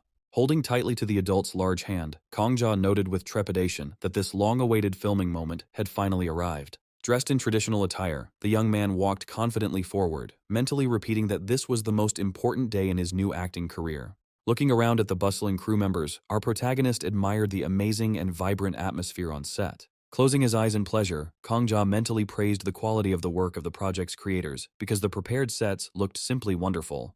An actress in a dark traditional suit cheerfully ran up to a boy walking across the stage and joyfully greeted him, admiring the charming appearance of her young colleague. Cheerful actress Kim Yoon-ju, who plays the female lead in the drama Destiny, was cast to play the on-screen mother of Gongja's character. Our main character smiled happily and politely greeted his older colleague on the set, lisping endearingly due to his infant age. The interviewee noted in a friendly manner that she had heard a lot about the young talent since she had trained in the same gym with Soo-jung. After hearing from the actress about her kickboxing training with Soo-jung, Kongja politely asked her to take care of him on set. The woman warmly expressed hope for a successful collaboration, while our protagonist mentally rejoiced at how much easier it was to work as a child. Looking carefully to the side, Kongja mentally inquired about the identity of the actor playing the father, trying frantically to resurrect this name in his memory. Turning around as someone approached, the young man froze in surprise, noticing the stately figure of a man in a traditional purple hanbok and a tall hat ahead. Our protagonist's eyes lit up with admiration when he instantly recognized the man who approached as the famous actor named Ki Cho-woon. Coming closer, the man in the hat smiled condescendingly and asked out loud whether it was really that same little Kongja standing in front of him. In his past life, unlike the then unknown youth, the guy was a newcomer who quickly gained popularity. However, their strong friendship remained unchanged, as Ki Cho-woon always remained true to himself, even in the cruel and dirty world of the entertainment industry. Our protagonist joyfully raised his hand and loudly greeted his old friend, endearingly mangling the words due to his infancy. While the young man mentally predicted the series would be a huge success, thanks to the participation of such a star, the actor merely indifferently called the child completely ordinary. The skeptical man added that rumors call Kong-ja the cutest baby in the world, but he personally categorically disagrees with this statement. Our protagonist was taken aback by these words, shocked to think about the origin of such rumors, and sincerely doubting whether it was really that same Ki Cho-woon standing before him. The actress angrily slapped her colleague on the back for such words, while the grumpy man quickly doubted little Kong-ja's acting abilities. Our protagonist was completely stunned by the suspicions of others' connections, sincerely offended by such blatant and unexpected rudeness at their very first meeting.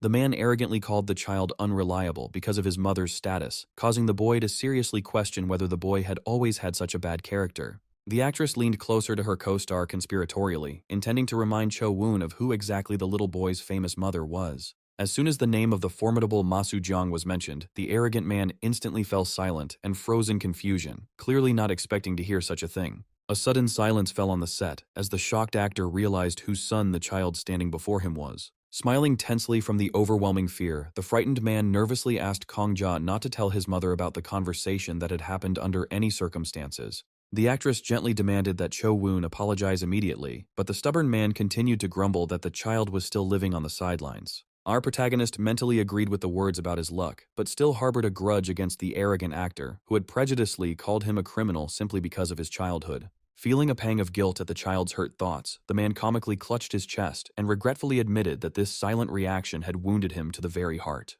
Watching this funny theatrical scene of her colleague's repentance, the actress standing nearby couldn't resist and burst into laughter.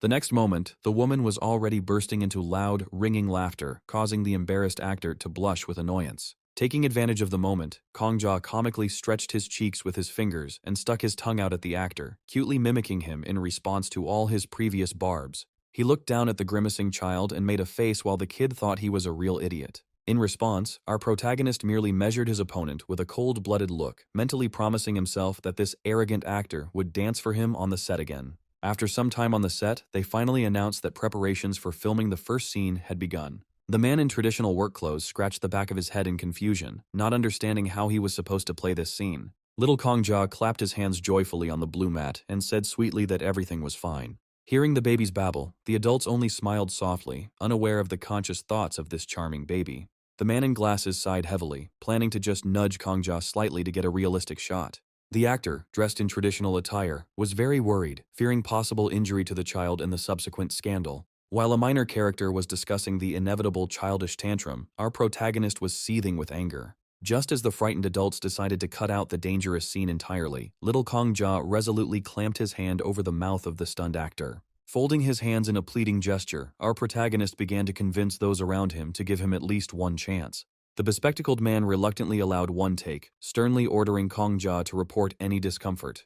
Our protagonist mentally encouraged himself before the important scene, resolutely refusing to give up for the sake of the perfect shot. As soon as the command to start filming was given, the rude merchant abruptly grabbed Kong-ja by the arm. Our protagonist closed his eyes slightly and cursed silently, amazed at his partner's overly realistic performance. At that very moment, Kong-ja realized that the actor holding him was using almost no physical force. Feeling someone else's hand gently release him, our protagonist prepared to act out a realistic fall to the ground. As Kong-ja fell backwards, he concentrated on transferring his entire body weight onto his palm in time. As soon as the director loudly commanded the end of filming, our main character immediately squeezed out tears and began to whine pitifully. As soon as the scene ended, the excited adults rushed to Kong-ja, asking how he was feeling. Smiling sweetly at the people surrounding him, our protagonist gently assured the frightened adults that he was perfectly fine. Kong-ja lightly clenched his fist and felt a tingling sensation in his palm, but this minor inconvenience did not spoil his mood. Breathing a sigh of relief, the director sincerely thanked Kong-ja for his excellent performance, praising him for his professionalism. Having confirmed the child's safety, the film crew suggested a new take, and our protagonist happily agreed. Turning to the actor standing next to him in a traditional hat, the director commanded Mr. Cho-woon to get ready for the scene. Hearing the director's command, Mr. Cho-woon silently looked forward, hiding a slight inner tension. Noticing the actor's momentary hesitation, the man in glasses softly called out to him, forcing him to quickly confirm his readiness. According to the script, Li Yan's character first appears in the story when an injured child is discovered, asking about his father. The creators intended this scene to immediately convey to viewers the deep connection between the man and the protagonist. As soon as the command to start filming was given, Mr. Cho-eung anxiously asked Kong-ja about the reasons for his presence there. Looking up at the adult actor, our protagonist responded directly that he was simply waiting for it to go away. Clutching the fabric of his clothes tightly around his chest, our protagonist froze internally, suddenly feeling a strange response in his heart. Looking closely at Kong-ja's face, the guy from the set asked in a doubtful tone if this would help. Wiping away the tears that had welled up with his little hand, our protagonist quietly admitted his weakness, but was clearly about to continue his line. His co-star froze in amazement at Kong-ja's powerful and believable acting. Our protagonist, with his head slightly lowered, said in a trembling voice that his mother would be very upset by his sadness. The man in the traditional hat looked down at the crying child, touched by his sincere and deep sadness. The man advised Kong-ja to ask his father for comfort, to which our protagonist quietly replied that he had none. Our protagonist added in a trembling voice that his mother promised him a meeting with his father, barely holding back the tears that were welling up.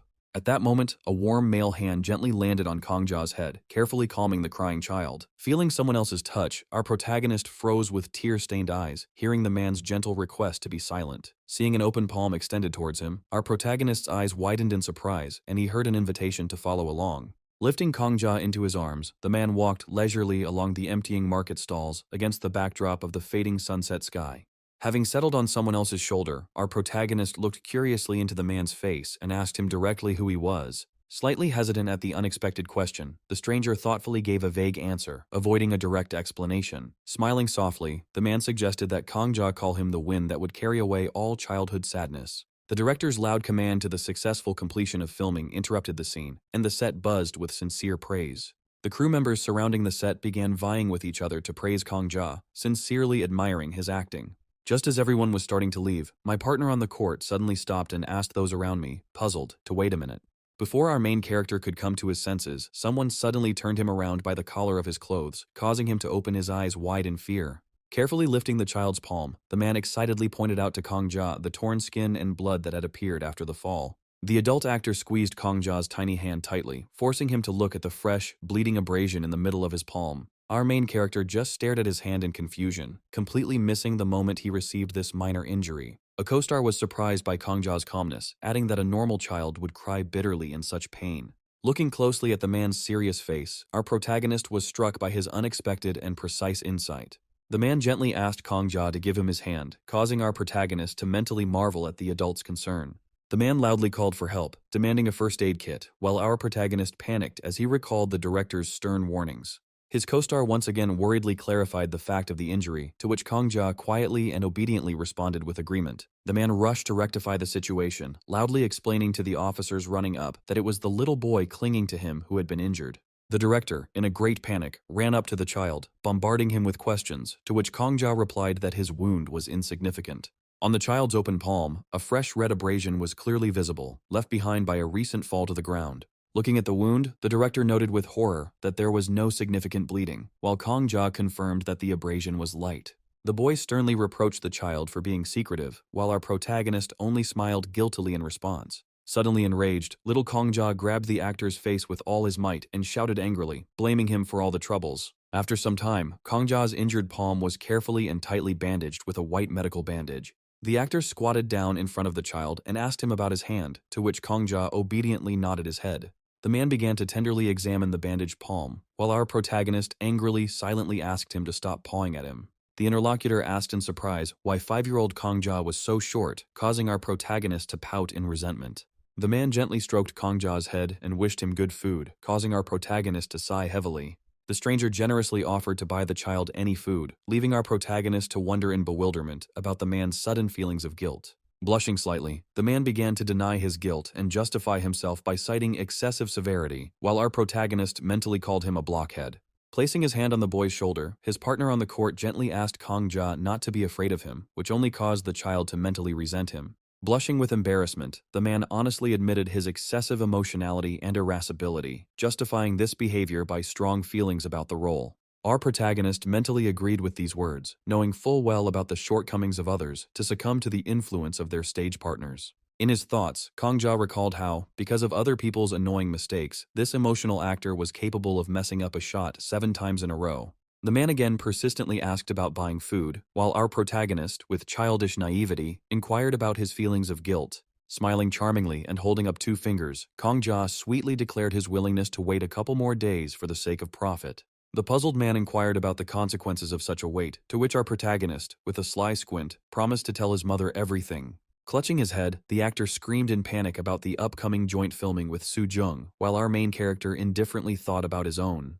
The co-star groaned in horror about the hostile plot with Soo Jung, while the toddler innocently asked if it was just a game. Imagining Soo's frightening gaze, John, the man, admitted in horror that because of Kong Ja, he could really get hit with a real fist. Kong Ja insistently demanded a clear answer from the dejected man to the question of whether he felt guilty or not.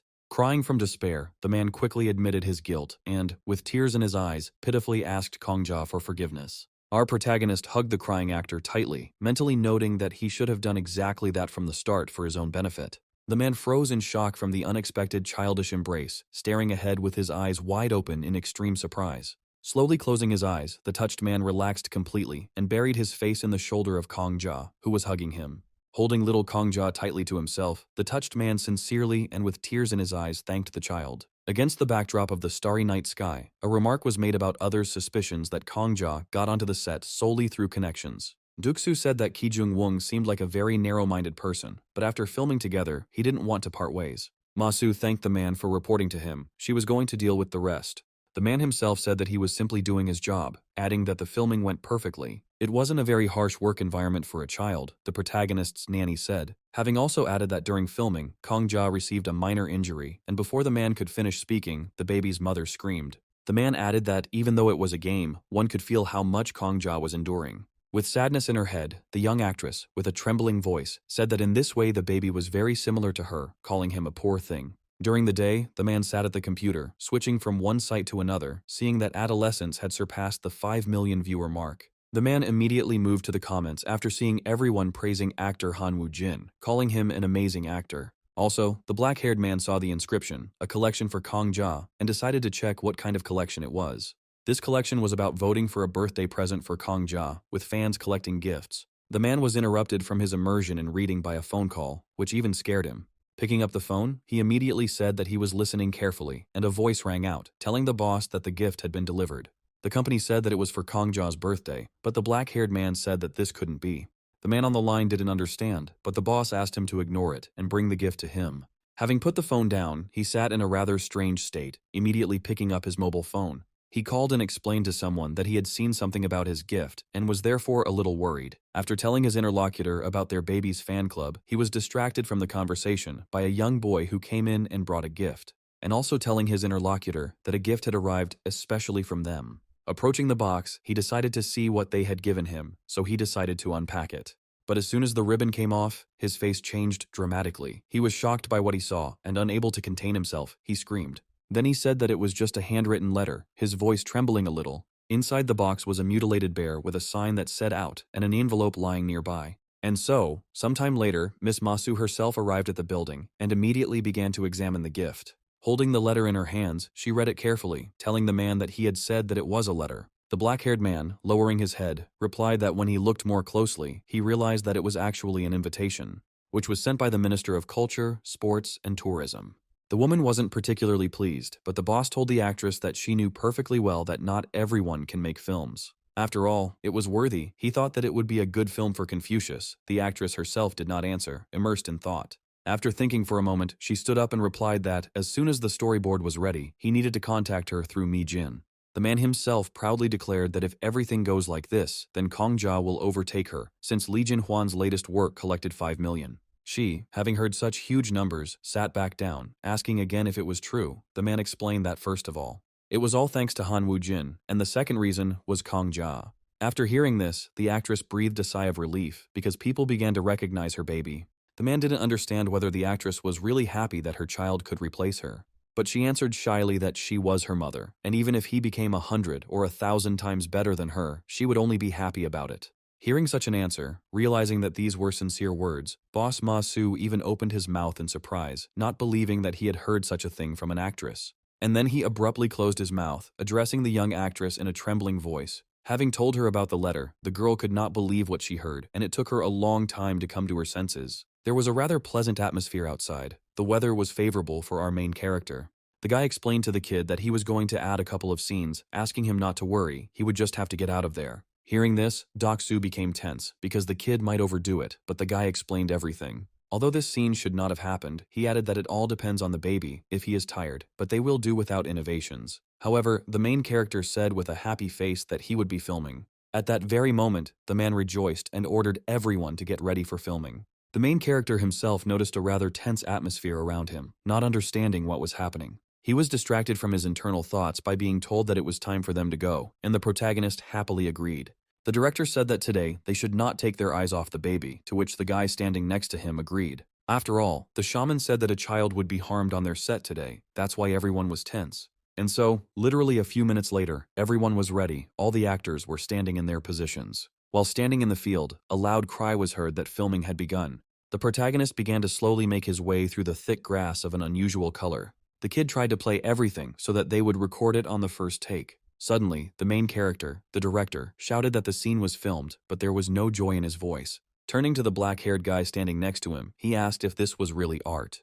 However, the guy standing next to him didn't answer, only silently looking towards our main character. And so, the director said that now they would shoot a scene with Mr. Cho-woon. The person in charge of the baby approached Kong-ja, patted him on the head, and praised him. Exhaling heavily, the fair-haired guy spoke about the shaman's words, because that's why he was worried, but no one was hurt.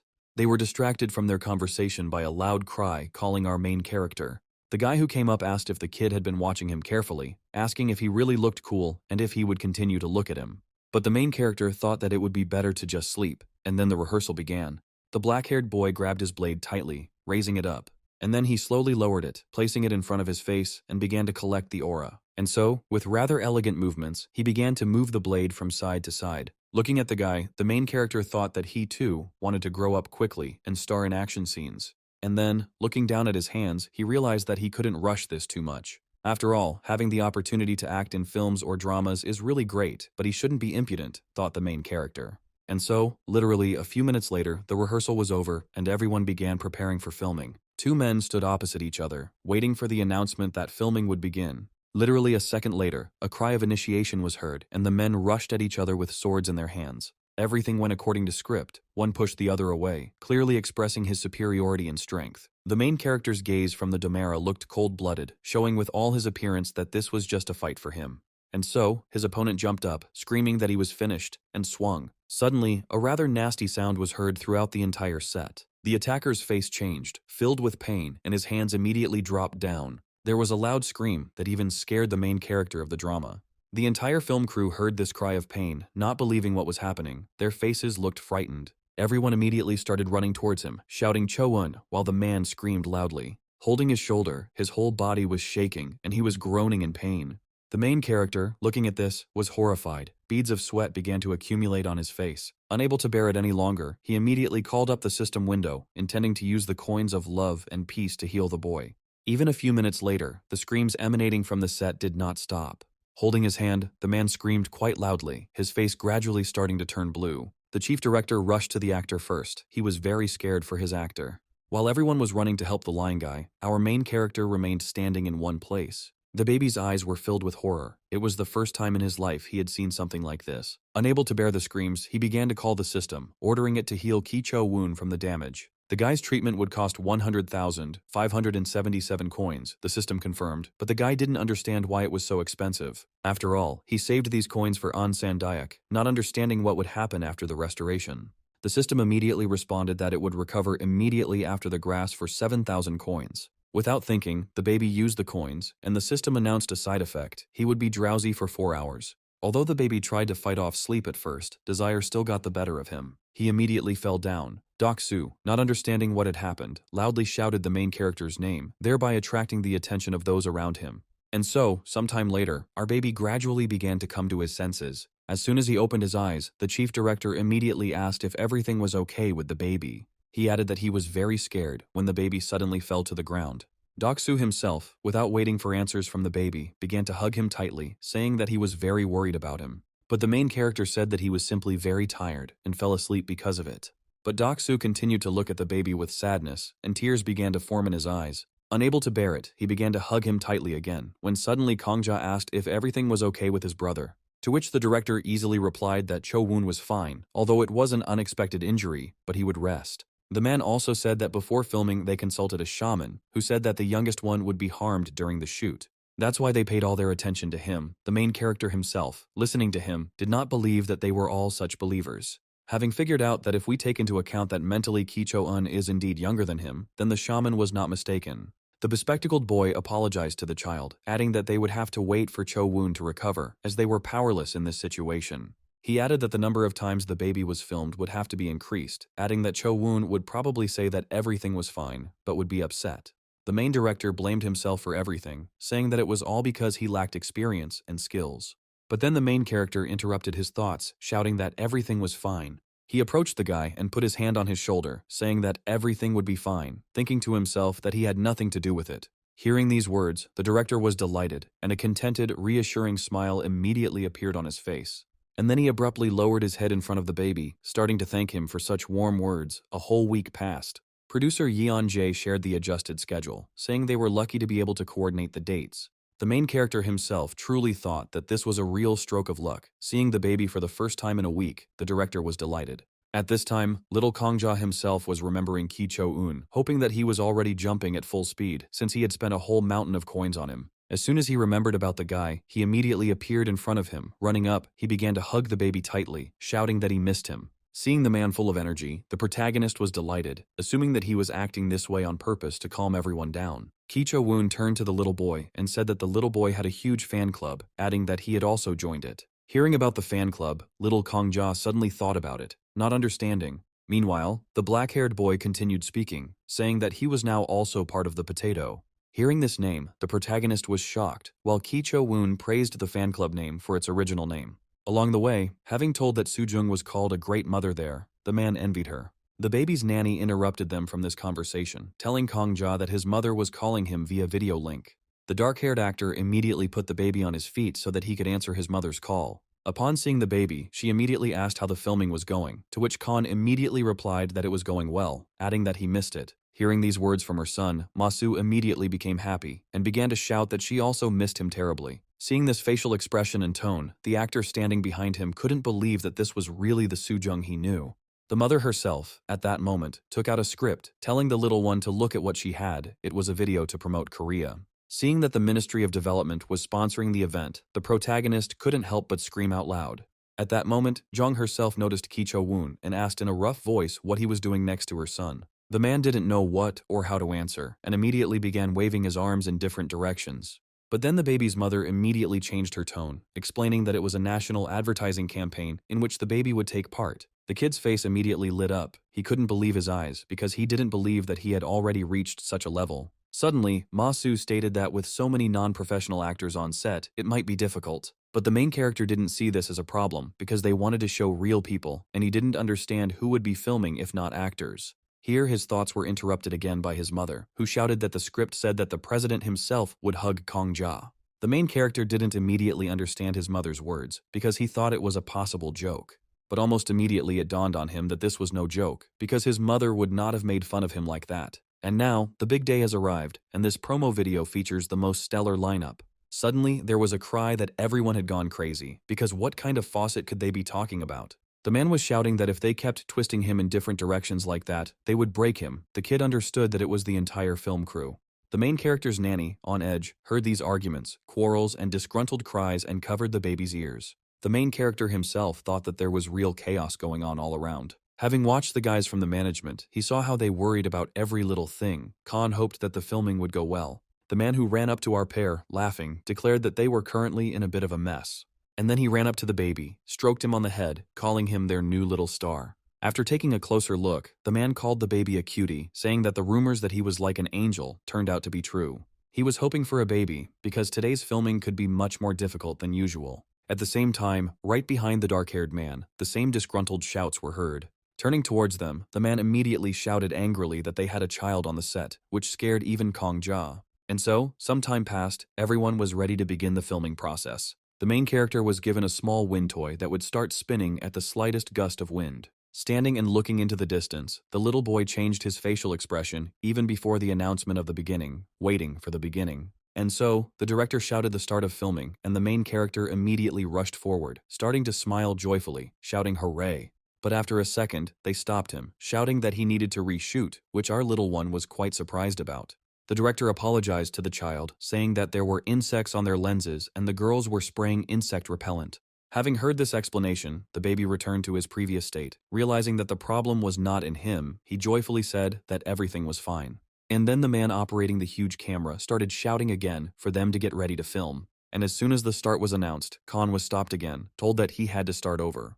The director shouted and asked why there was no lighting on that side, ordering that everything be checked properly. And then he shouted to our little one to return to his starting position. Thus, the word was repeated, as it seemed to Kanja, 1,000,000 times. At some point, our little one even managed to get tired. The wind began to pick up, and Khan immediately glanced in the direction of the scream. The scream itself came from the crane. The guy standing on it was shouting that it seemed to him that the crane was shaking too much. Seeing this, little Kongja became very scared, hoping that everything would really be fine. At this point, the director lowered his head with some difficulty and began to think. Just a few seconds later, he shouted that they would rest for now and wait until the wind stopped.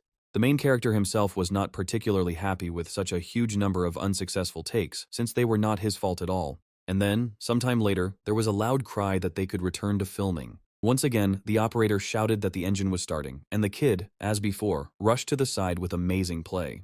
However, at that very moment, the very flower that had been spinning came off his wand. The director shouted again, ordering that the props be checked in advance. The main character already thought that today's filming would not end. Luckily, filming somehow miraculously got off the ground. And so, one of the most important scenes remained ahead. The main character was changed in advance. A black car with tinted windows pulled up to the set. The main character immediately turned his attention to the approaching car, because he knew who had just arrived. A fair-haired man got out of the car, followed by 2 security guards. The man's appearance was tired due to the dark circles under his eyes. Seeing this facial expression, the entire film crew was horrified. The main character himself didn't even know what to think, because he still didn't understand whether their president was healthy at all. The fair-haired man himself approached the director, shaking his hand, while the dark-haired man tremblingly greeted the president of his country. Watching what was happening, the protagonist thought that even such a famous director had a hard time staying calm. Noticing the baby, the Korean president immediately headed towards him at a fairly quick pace. Grabbing the baby by the arms and then lifting him up, he told Kongja that he was quite heavy. The protagonist immediately came to his senses, joyfully greeting the president with a smile on his face. Seeing this facial expression, the man felt like he was in front of the real son, because he was both nice and polite. A man wearing glasses ran up and joyfully said that if a child smiles, it's a great sign.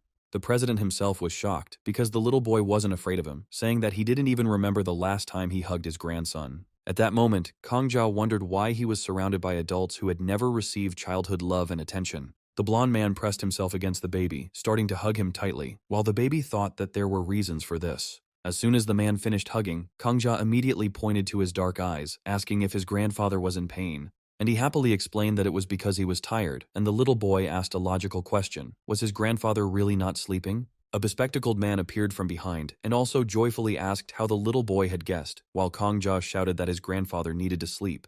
These words made the man laugh a lot, and he said with a smile that he was absolutely right in promising that he would definitely get some sleep. Seeing a rather kind expression on his face, the little boy thought that he should do one more good deed for the sake of the country and the people. He immediately asked the system how much it would cost to rid the president of the black circles, to which the system estimated it at 5 million. Not understanding why such a sum was being accumulated, the protagonist decided that it was because the president was a big shot. He understood perfectly well that makeup and retouching had their limitations. Even with this, dark circles under the eyes could not be hidden. At this point, the director was already in a panic conferring with the workers, not understanding whether it was possible to hide it somehow.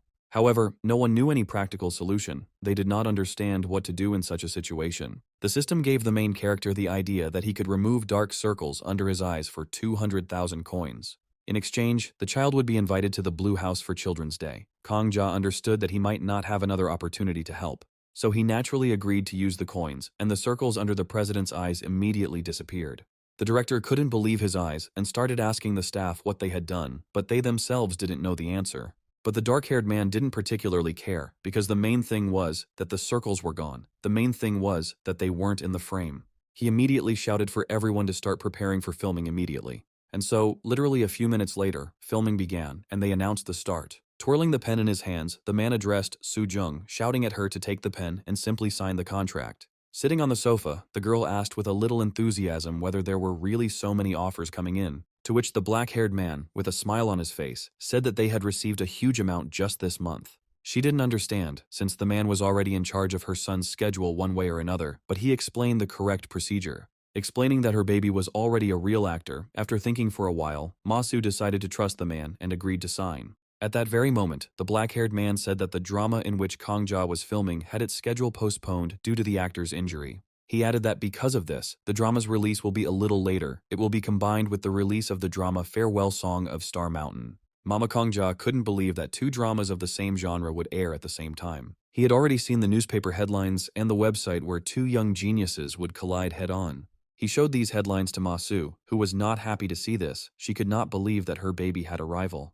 The man explained that Han Soo-yoon's agency tried to use Kangja's influence to promote their actor. The girl had heard about this agency because it is a company that puts on big shows but has problems with payments. She felt very sorry for the baby because they use young talents, simply using them. She also had in mind the current young prodigy, Han Soo-yoon, who has begun to be compared to her son. At this time, there was a real storm of negative emotions on the set. Everyone was discussing how their Kangja was much better than some Ha Soo-yoon, who wasn't even close to their baby. Their conversations and arguments ended as soon as our main character appeared on the set. They immediately started shouting, wishing the little one good luck, and promising him that he would succeed because they would never lose to anyone.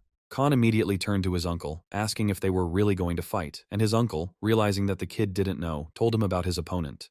Along the way, he said that the kid was called a genius, comparing him to him, explaining that because they were on air at the same time, they were called rivals. The main character immediately remembered this name because he disappeared as soon as he became an adult. When his parents divorced, they fought for custody. They said that it was because Han Soo-yoon was a successful actor that the child was treated so badly, and the uncle asked the child not to worry about anything. While promising that they would definitely not lose to those opponents, at the same time, shouts began to be heard on the set that they would not lose. Observing his surroundings, Kangja thought that there was real fighting energy here because having an opponent was good. Approaching the little boy, each member of the film crew encouraged him, saying that it was time for him to go film. Seeing this energetic aura, even the main character himself got excited and joyfully shouted, "Let's go." And now, literally a few minutes later, filming was in full swing. In a trembling voice, playing it as realistically as possible, Kangja asked if he really was his father. To which the black-haired man, bowing his head, replied that he was right, he was his father.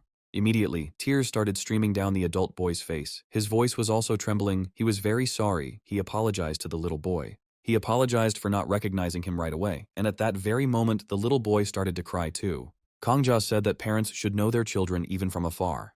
The man didn't know how to act further, but then Kangja intervened, rushing to hug the black-haired actor. Loudly, sobbing out loud, the little boy with tears on his cheeks screamed about how he had waited so long for his father to return. The father, in turn, hugged the baby close to him, beginning to apologize even louder, because he didn't want to appear in his life like this. The atmosphere seemed to be filled with a genuine aura of father-child reunion. At this point, the filming of this scene was successfully completed. Kangja went to rest, and then that was it. The filming ended. Lying on the warm grass, he thought about the fact that 2 whole months had already passed since the end of filming. And by now, both of the rivals' dramas were supposed to air, and he was interested in how the audience received them. He recalled approaching his uncle and asking how the drama was going, to which he responded, rather strangely, that everything was great, progress was being made, and the audience was delighted.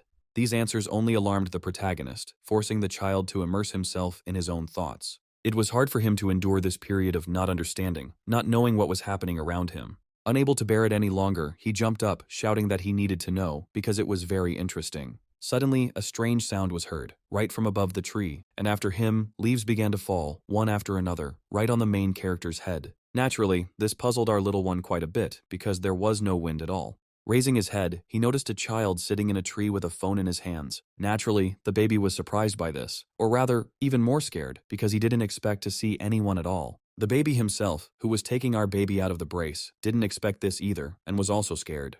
Because he was also scared, his hand slipped from the tree and he couldn't hold on. But he managed to group himself and perform a perfect landing, right on both his feet. Seeing this, Kangja realized that he was unusual. The dark-haired kid immediately pointed his finger at the main character, asking if he was Ma Kangja, calling him a mongrel living in the outbuilding, who was brought by his own aunt. Continuing to point his finger, the little boy screamed that his mother was saying that he was a bug and just a freeloader, and that this was his grandfather's house. Our hero stood silently, listening to the baby's cries, thinking that he should introduce himself properly. Holding up 4 fingers in front of himself, Kongja said that he was 4 years old and asked how old his brother was. He proudly announced that he was already going to kindergarten, and his name was Ma Jok. Suddenly, he snapped back into it and shouted that this was his home, ordering Kongja to get out of here. The main character himself did not understand why he was being driven away, since he had done nothing. With his arms folded, Khan asked his brother why he was telling him to get out of here, because if he gave him a reason, he would think about it. The interlocutor, in turn, began waving his hands in displeasure, shouting that he didn't know, because he just needed to get lost, because he said so. This answer quite puzzled our little one, who did not understand what was happening to this child. He decided to use coins to make the baby tell only the truth for a year. The system asked for 5,000 coins for this. As a punishment, the system announced that Kongja would have his finger tingled for 2 seconds. Ma Jok continued to insist on his own, ordering the blonde man to get out of here. But the main character was not going to back down, saying that he did not want to, asking why he continued to push him. And he explained that everyone in the kindergarten was talking about him, so when he said that he lived in their house, no one believed him. But Kongja continued to shout, asking why he was asking him to leave, because if he left here, he would become a liar. With an angry cry, Ma Jok declared that he was fed up with everyone only asking about him, so he had to leave. Confused by what he heard, the protagonist mentally noted that this guy was acting like a real bully. Looking ahead, Kongja froze in great surprise, trying to comprehend the value of the revealed truth. Analyzing his interlocutor's words, the young man instantly compared the facts and came to a logical conclusion. Listening to the boy's boasting, our protagonist was simply perplexed as to why this fact was mentioned. Waving his hand dismissively, Kongja asked him to stop envying him, which completely infuriated Ma Jok. Stunned into silence mid-sentence, the angry boy stopped short, as if he had noticed something frightening. Blushing slightly, Ma Jok nevertheless decided to reveal himself and loudly declared his envy of the young man. Watching the guy closely, the interlocutor froze when a caterpillar crawling along his sleeve called him brother. Calmly pointing to someone else's sleeve, Kongja reported the insect, causing his interlocutor to cry out in panic. The frightened boy jumped back in panic and waved his hand, dropping his mobile phone.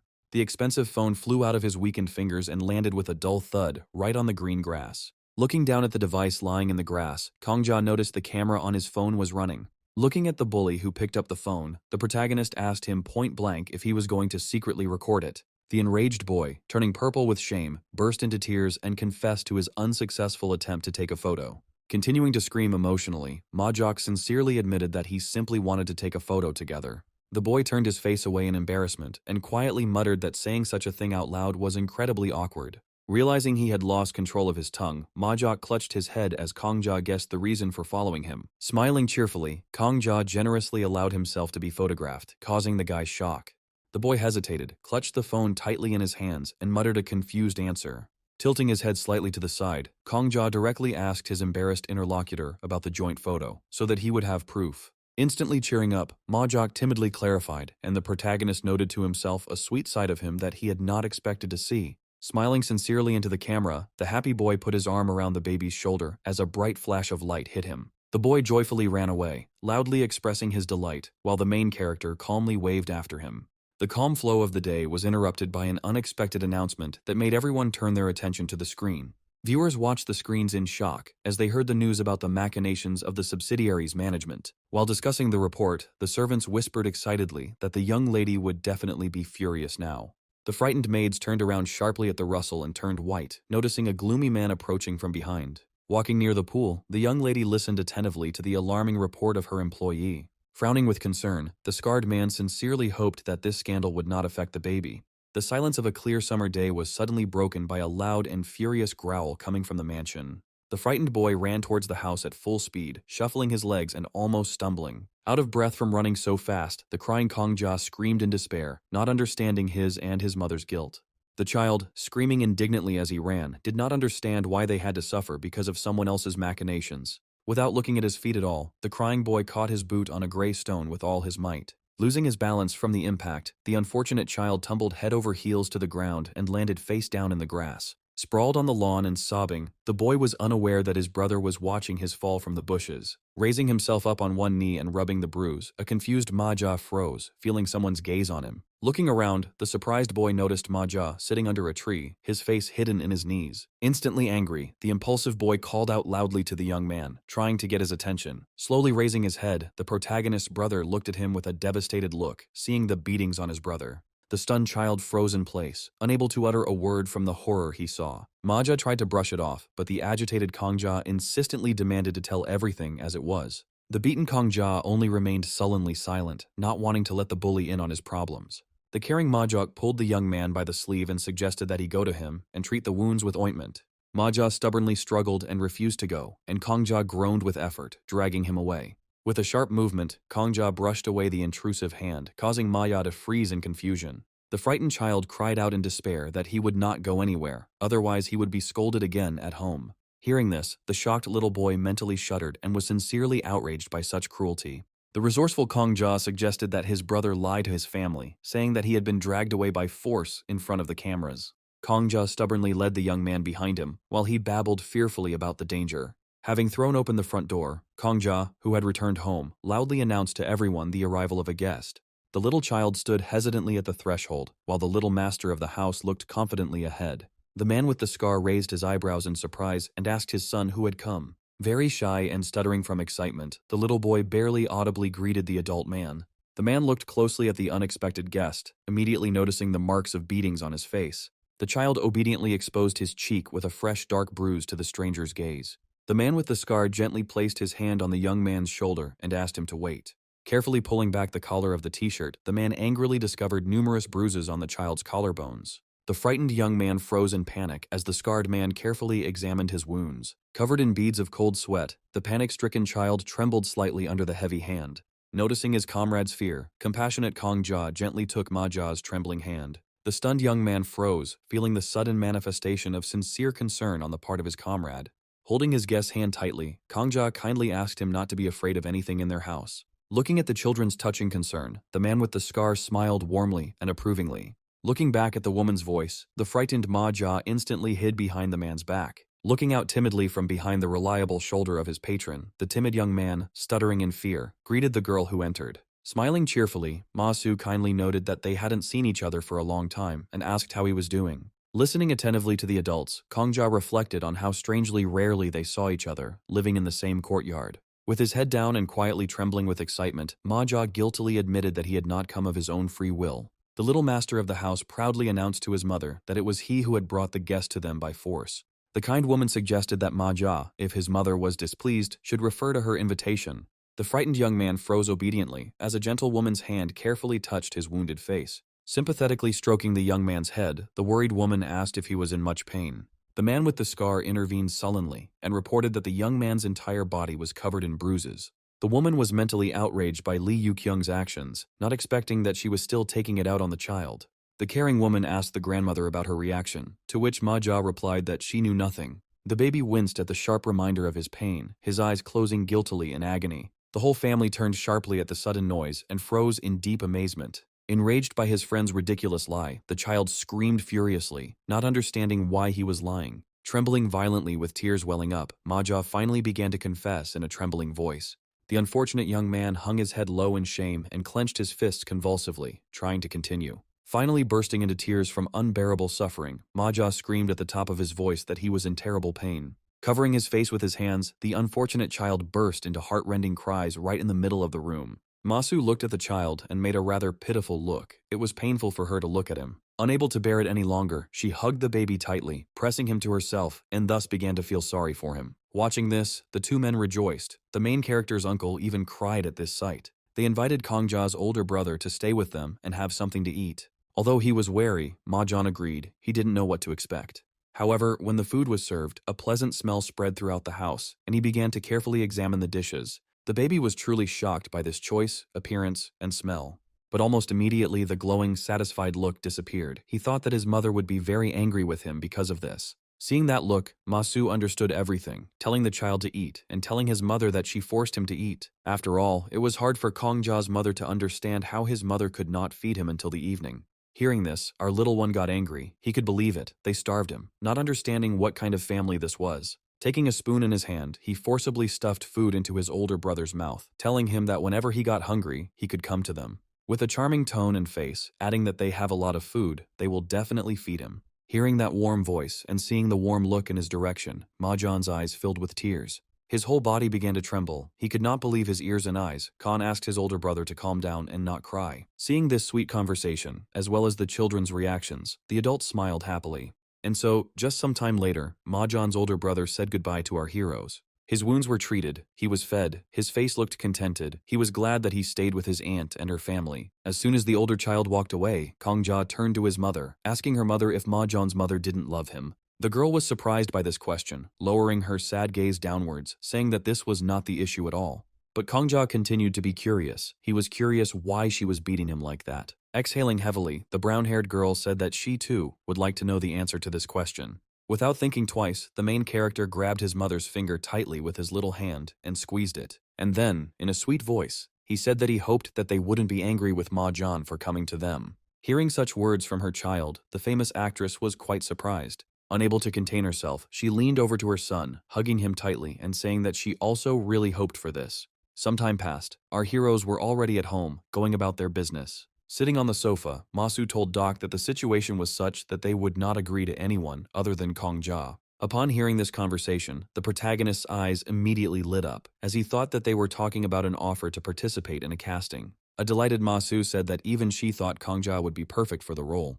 The little boy, his mouth shut with admiration, thought that despite the fact that the debate around the project was still ongoing, they already wanted to cast him in the role. His inner thoughts were interrupted by a rather loud doorbell, which immediately attracted the little one's attention. Literally a moment later, the door opened, and a fairly adult man appeared. Awkwardly scratching the back of his head, he said that it was difficult to get to them, because there were crowds of annoying journalists outside. Masu and Kongjia approached the door. The girl greeted the director, thanking him for his personal visit to them. The man himself was glad that they invited him. He immediately greeted Kongjia, noticing that he had grown quite a lot. The main character himself stood in an incomprehensible state. His gaze looked very surprised. The man smiled and said that his name was Ryan, and that he was glad to meet the baby. The kid still couldn't come to his senses, because there was only one man with that name in the film industry. The director appeared like a comet and released a huge number of works, and then suddenly the kid had an idea. After all, at the moment he is filming that very famous Basement, the film has received many awards at international film festivals. In this work, Han Soo-yoon showed himself as an actor of the new generation. Kongjia found it hard to believe that this time he would be the one getting the chance to star in his work. The baby didn't understand what kind of feeling he was experiencing at that moment, because it was strange. The man himself told the child that he was deeply touched by his performance in Destiny, and he wanted to ask him for a small favor. Adding that the baby is not yet old enough to understand this role, he will have to explain everything to him. He asked the child to imagine that he had never seen an airplane in real life, so he was trying to imitate one. Looking at the sofa, the man said that they should try doing it on it. The kid, without even thinking, agreed with this, heading towards the sofa and immediately starting to climb onto it. Standing on the sofa, the main character froze and began to look towards the adults. After examining them carefully, he closed his eyes and began to concentrate. Remembering that very film, where the mother and son in this story live in a basement, the mother has not seen the sky for 7 years, and neither has her son. For these two people, cut off from the world, the only connection with the outside world is television. The boy saw an airplane on TV and became curious to know what it was like. This is exactly what the main character imagined. He became completely imbued with this story, beginning to open his eyes. Subsequently, even waving their hands, both adults looking at him were very surprised. And then, the main character tensed his legs, pushing off from the sofa. With a joyful face, he shouted that he was taking off, without thinking at all about the consequences. As he flew, he shouted with the same joyful face that he was even higher. On the couch in a dark, damp and cold basement, the sight of a child running around as if longing for freedom, watching television. The look was innocent, but at the same time it evoked a feeling of sadness and pain. At that very moment, the baby tripped as soon as he landed back on the sofa. His face changed immediately. At some point, without even realizing it, he screamed. The first to notice and react to this was the protagonist's uncle. He was the first to rush instinctively towards the baby, running past the standing duo. In an instant, the main character's nanny, with a frightened face, appeared right under the sofa, about to catch the child. However, the main character managed to regroup and stay on his feet. A truly awkward silence fell between the two, their gazes meeting. The future famous director spoke boldly, which surprised Masu. His expression was quite serious. No one understood what kind of look it was. The main character himself, seeing the man's face, thought that this was a real failure. But the man himself began to raise his 2 hands and begin to applaud. Tears appeared in his eyes. He clutched his head and began to scream, thanking the Almighty God. He ran up to the kid and shouted that the part where he trips and almost falls was just great. It wasn't in the script. but he promised to add it. The kid thanked the man in response, and he, laughing, shouted that it was he, the main character, whom he had been looking for a long time. Without stopping, he continued to admire the baby, asking him to shoot this film and then another one, because he was born for the sake of filming. And then, hugging Kongja, he asked where he had been all this time, since he had been looking for him for so long, calling the baby his muse. The two adults standing behind them were barely holding back. Masu was very jealous, and Doc was feeling genuinely wary. They immediately attacked the director, starting to ask him questions in a tense tone. Seeing such reactions from adults, the director was quite scared. And then, turning to the little boy with a smile, he said that as soon as they finally approved the role of Kongja, they would make a schedule. He thanked Ma-su for allowing her precious son to take part in their project, but she didn't understand, because she hadn't given her consent yet. The main character himself was thinking about what he wanted. Running up to his mother, he made a cute face, saying that he wanted this. The baby's mother immediately melted away from her son's face, saying that if this is what he wants, then she cannot refuse him. The director promised to take care of the baby. Miss Ma-su replied that she was hoping for a man. He, in turn, gave his word that everything would be fine with Kongja and that filming would be completed without incident. The main character himself wondered if director Ryan had always had such a character. And so, sometime later, our hero came to the script reading for the film Basement. Uncle Doc told Kongja to try his best, and the protagonist himself happily agreed with the man. Taking hold of the door handle, the main character inhaled as much air as possible, because this was his first serious time. As soon as he opened the door, a male voice was heard saying that everyone called him a genius. They should moderate their enthusiasm. Having also stated that this Ma Su-jung is the embodiment of true insolence, the protagonist heard this. The man talked about who an angel is. He is just an ordinary child. The man did not understand at all why all this fuss was connected with him. Adding that she adopted the brat and went crazy. She was past her prime, and her brat was no different from her. Standing at the open door, the protagonist heard every word without going further. He couldn't believe his ears. His expression said it all. He didn't expect this at all. When actress Ma Su-jung died, the entire film industry went into mourning. The protagonist clearly remembered this difficult period in the life of the film industry. After all, he was also at the girl's funeral, realizing that it was a huge loss. And right now, these words made him very angry. He was angry. The girl, in turn, sitting inside, said that Kongja would arrive soon, asking them to watch their words. However, the man did not understand since when Young Yoo-jin was interested in her on-screen son, but she replied that she was simply caring about her colleague.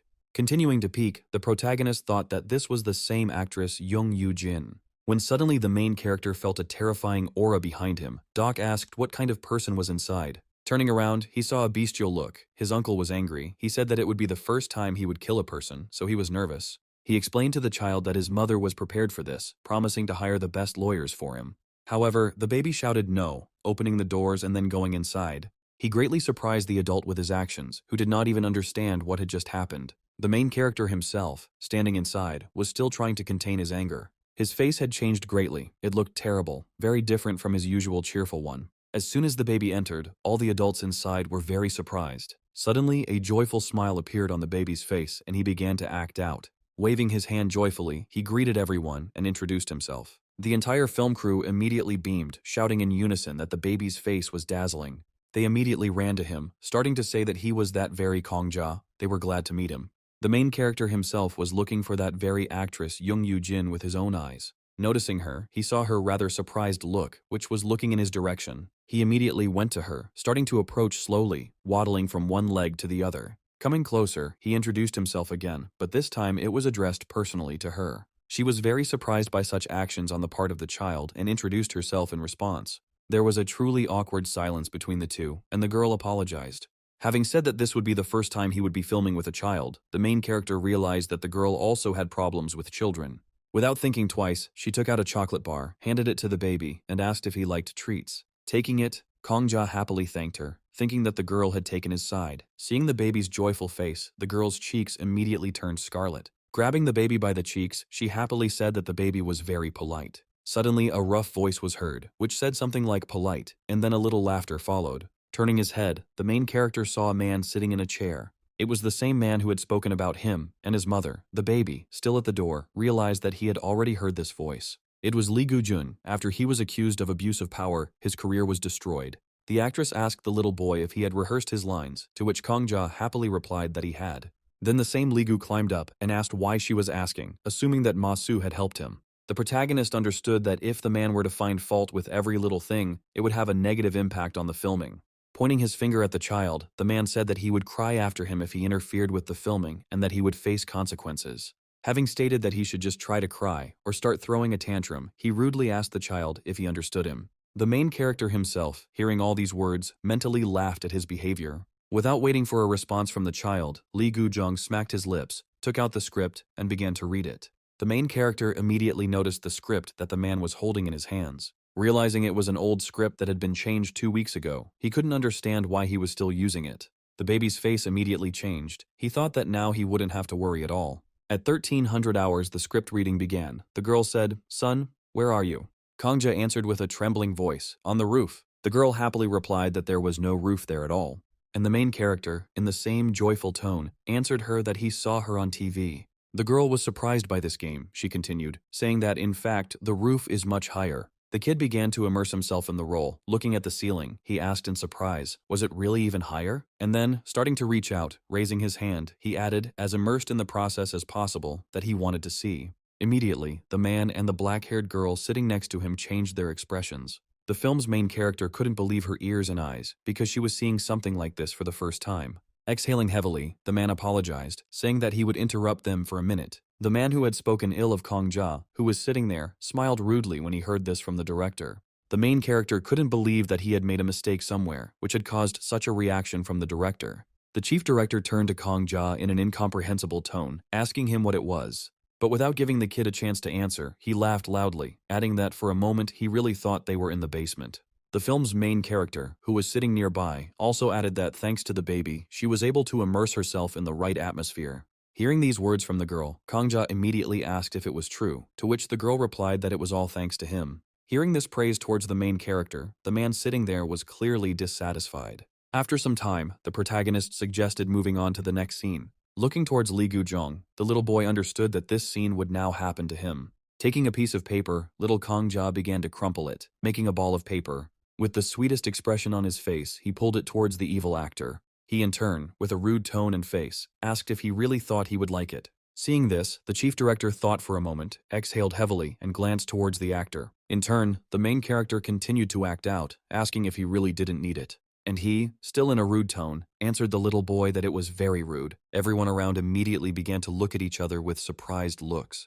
The main character himself was waiting for exactly this. A smug smile appeared on his face. The director immediately stopped this scene and began to leaf through the script. The evil Lee Gu-jung himself did not understand what was happening to those around him. The lead actress asked the man if he hadn't read the new script, but he replied that he hadn't noticed any changes in the new one. Hearing such an answer from the actor, the chief director sighed heavily. Kangja thought that, although the words were the same, the emotional tone had changed in the new script. The director turned to the rude actor, asking if he really hadn't looked at the script. He responded in surprise that all the lines remained the same, but the director continued, saying that even the child had adjusted. Hearing this, Lee Gu-jung immediately shouted that they were all talking about the child, assuming that his mother had done everything for him. The rude and disgruntled shout was interrupted by the chief director, turning to the actor. But he continued, shouting that now was not the time to lose his composure in front of the entire film crew and make him look like a failure. He didn't understand what the problem was, to which the director coldly replied that the problem was the man. Hearing such an answer from the director, the entire film crew could not believe their ears. But the actor laughed, asking what now, since they wouldn't be able to acknowledge his participation in the film. To which the chief director replied that they could, and this answer greatly surprised the actor.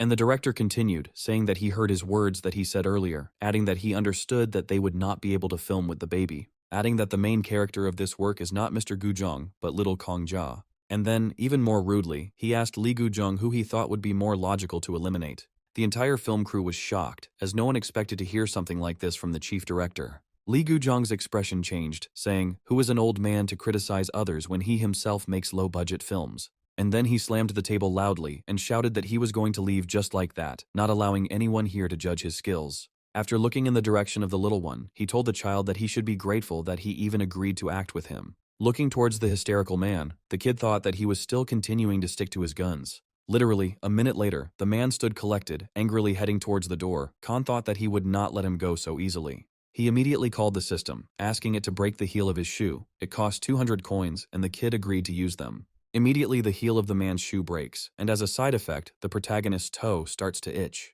Because the black-haired man did not expect this at all, he stumbled and began to fall. Realizing that he couldn't stand on his feet, Gujong's expression changed as he fell straight to the floor. He fell to the ground with a loud bang, letting out a fairly loud scream, and his shoe fell off his feet. The film's lead actress was the first to run up to him, anxiously asking the man if everything was okay.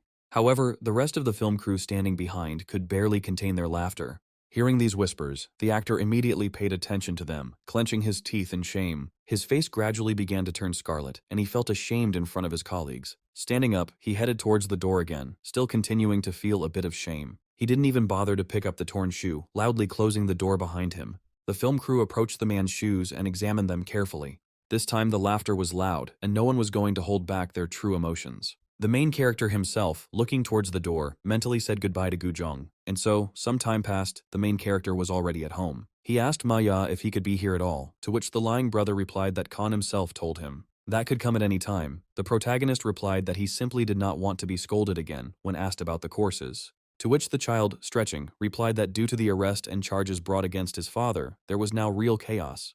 And then, exhaling heavily, he added that if his mother found out that he was here, she would beat him up a couple more times. Hearing these words, our protagonist thought about the word again, while the older brother yawned carefreely. But this thought did not leave our little one, so he suddenly ran up to his brother, asking about it, thereby frightening him. Grabbing his brother by the shirt, Khan anxiously asked if he had been beaten again. The older brother did not understand what the younger one was doing. But as soon as Khan lifted the baby's shirt, he saw a huge number of abrasions on his body. The main character's face immediately changed. It became tense and angry. He asked if his mother did this because he went to see them, but he replied that it was not so. Looking away, Maja explained that his mother was often in a bad mood these days. He explained that it would be great to go to soccer practice, but he couldn't walk. But the main character started shouting some pretty bad words, which the older brother didn't understand at all. Little Khan offered to take pictures of the bruises, to which the older one asked if Khan really wanted to file a complaint. And then he suddenly lowered his sad gaze downwards. Without saying anything to the baby, the atmosphere around him changed dramatically. Ma told Khan that he had already tried, but absolutely nothing came of it. These words, this tone, this look, deeply affected our main character. With some disdain for such parents, he swallowed his saliva. He turned to the system, asking it to make Majok's mother stop beating him, which was valued at trillions of coins. Seeing such unrealistic amounts, Kongja realized that it was simply impossible to do. And at that very moment, little Khan realized that it was no use even trying to stop Li Yuken's violence against his son. In this case, Khan decided to increase Majok's evasion. The system estimated this at 5,000 coins, and the side effect was sweat within 5 minutes. The protagonist thought that this ability sounded good, and started to think about what else he should add. He decided to increase Majok's ability to recognize violence, which the system also valued at 5,000 coins. The side effect was an itch for 5 minutes, and Kon told his brother to run away next time. But the older brother continued, saying that things weren't so bad before, deciding that it was his fault. The main character didn't understand. Why does the elder talk about it like that? So he asked him, and he shouted, explaining that he was simply too honest, because even that, what he didn't want to tell his mother, he just tells without controlling himself, adding that even when he tries not to do it, in the end, he speaks only sincerely, without realizing it at all. And then our Kongja realized that it was all because of him. Realizing that the reason was in him, he began to deeply apologize to his older brother. Placing his hand on his chest, Khan asked his elder to simply ask him if he needed help. And then he put his small hand on Majok's shoulder and began to look him straight in the eyes. Kongja told his older brother to just trust him, and upon hearing these words, the dark-haired boy's face changed. And Khan continued, promising that he would definitely help him. The dark-haired man was glad to hear such words from the younger one. The main character's face spoke for itself. He said these words sincerely. The elder's face lit up. He was very happy to hear good news. Closing his eyes, he shook his head kindly, beginning to smile brightly. And then he said that he was his older brother, so he could also turn to him for help. The filming days for the movie The Basement have finally arrived, and a special building was rented for this purpose. The man told Khan that because of him, they changed the scene a little, and he began to explain that as soon as his uncle pretends to hit him, he will fall, and the camera will suddenly move closer to him. Then he had to pull the hanger with the bag and climb into the ventilation shaft. The next steps were 2 down. While the man was explaining all this, he was moving the briefcase. And after the baby did it twice down, he needed to go up once. Stroking the child on the head, he asked if he could handle it, to which Khan happily replied that he could. At that moment, the chief director shouted for the entire film crew to take their places. In this scene, when Young Yoo-jin, who plays the mother, gets hit, her son rushes to his mother's defense. But, being too small, he cannot even properly protect himself, and the mother, in turn, helps the child escape, thus allowing his son to step outside his world for the first time. This scene is filled with exciting tension as to whether or not the child will be able to escape. Khan was distracted from his inner thoughts by a shout that announced the start of filming. Immediately, both adults began to play their roles, while the little boy watched everything with horror on his face. At some point, a look of rage appeared on his face. According to the script, he could not watch his own mother's violence. With a loud cry, he ran up to the man, jumping into him with his whole body, shouting, "Enough!" However, as planned, he stood on his own 2 feet, hitting the kid. The black-haired man shouted for him to stay back. Little Khan fell to the ground with a loud thud and a scream, feigning pain. He began to play the role of a wounded man, squinting his small eyes. At this time, a black-haired man was approaching him, who did not take his eyes off the baby lying on the ground. The girl, seeing that someone was approaching her son, immediately crawled up, grabbing the man by the leg. She shouted at the baby lying on the ground to run away as quickly as possible. Hearing his mother's scream again, he sat up, not believing his eyes. At some point, the child's eye caught a bright yellow school bag hanging on a hanger. He immediately ran up to it, grabbed it, and moved it exactly as the scriptwriters told him. In the middle of the wall, the very same ventilation shaft appeared, towards which our main character rushed. With tears in his eyes, our protagonist and the film's protagonist rushed into this mine. Stopping at the entrance, he turned around, dropping his tears on the ground. He wanted to look in the direction of the screams. He saw how his mother was defending her treasure with the last of her strength. Looking closer, he saw the expression on her face. It was hard for him to leave. They immediately shouted that the scene had been filmed, and for a couple of seconds, everyone fell into total silence. The main director could not tear his eyes away from what had just happened. But just a few minutes later, a joyful smile appeared on his face. Approaching the baby, he began to praise him, shouting that it was incredible. The man squatted down and began to help the child climb out of the mine. And then, taking him in his arms, the director said that thanks to him, they would be able to immediately move on to the next scene. The main character found it hard to believe that they would do this without retakes, but he was glad to hear it. Suddenly, the baby's facial expression changed dramatically and he winced in pain. The first thing that noticed this was the chief director, who immediately put the baby in his arms. Suddenly, the child screamed loudly, attracting the attention of those around him, who immediately began running up to him with frightened faces. Kongja closed his eyes in pain and tried his best to hold back a groan. The director excitedly asked the boy if he had been injured during filming. The man noticed the hero's bare, childish feet standing quietly on the cold floor. The director begged him to show him where it hurt, but Kongja replied that everything was fine. The man gently pulled the edge of the boy's t-shirt over his shoulder, causing him to gasp.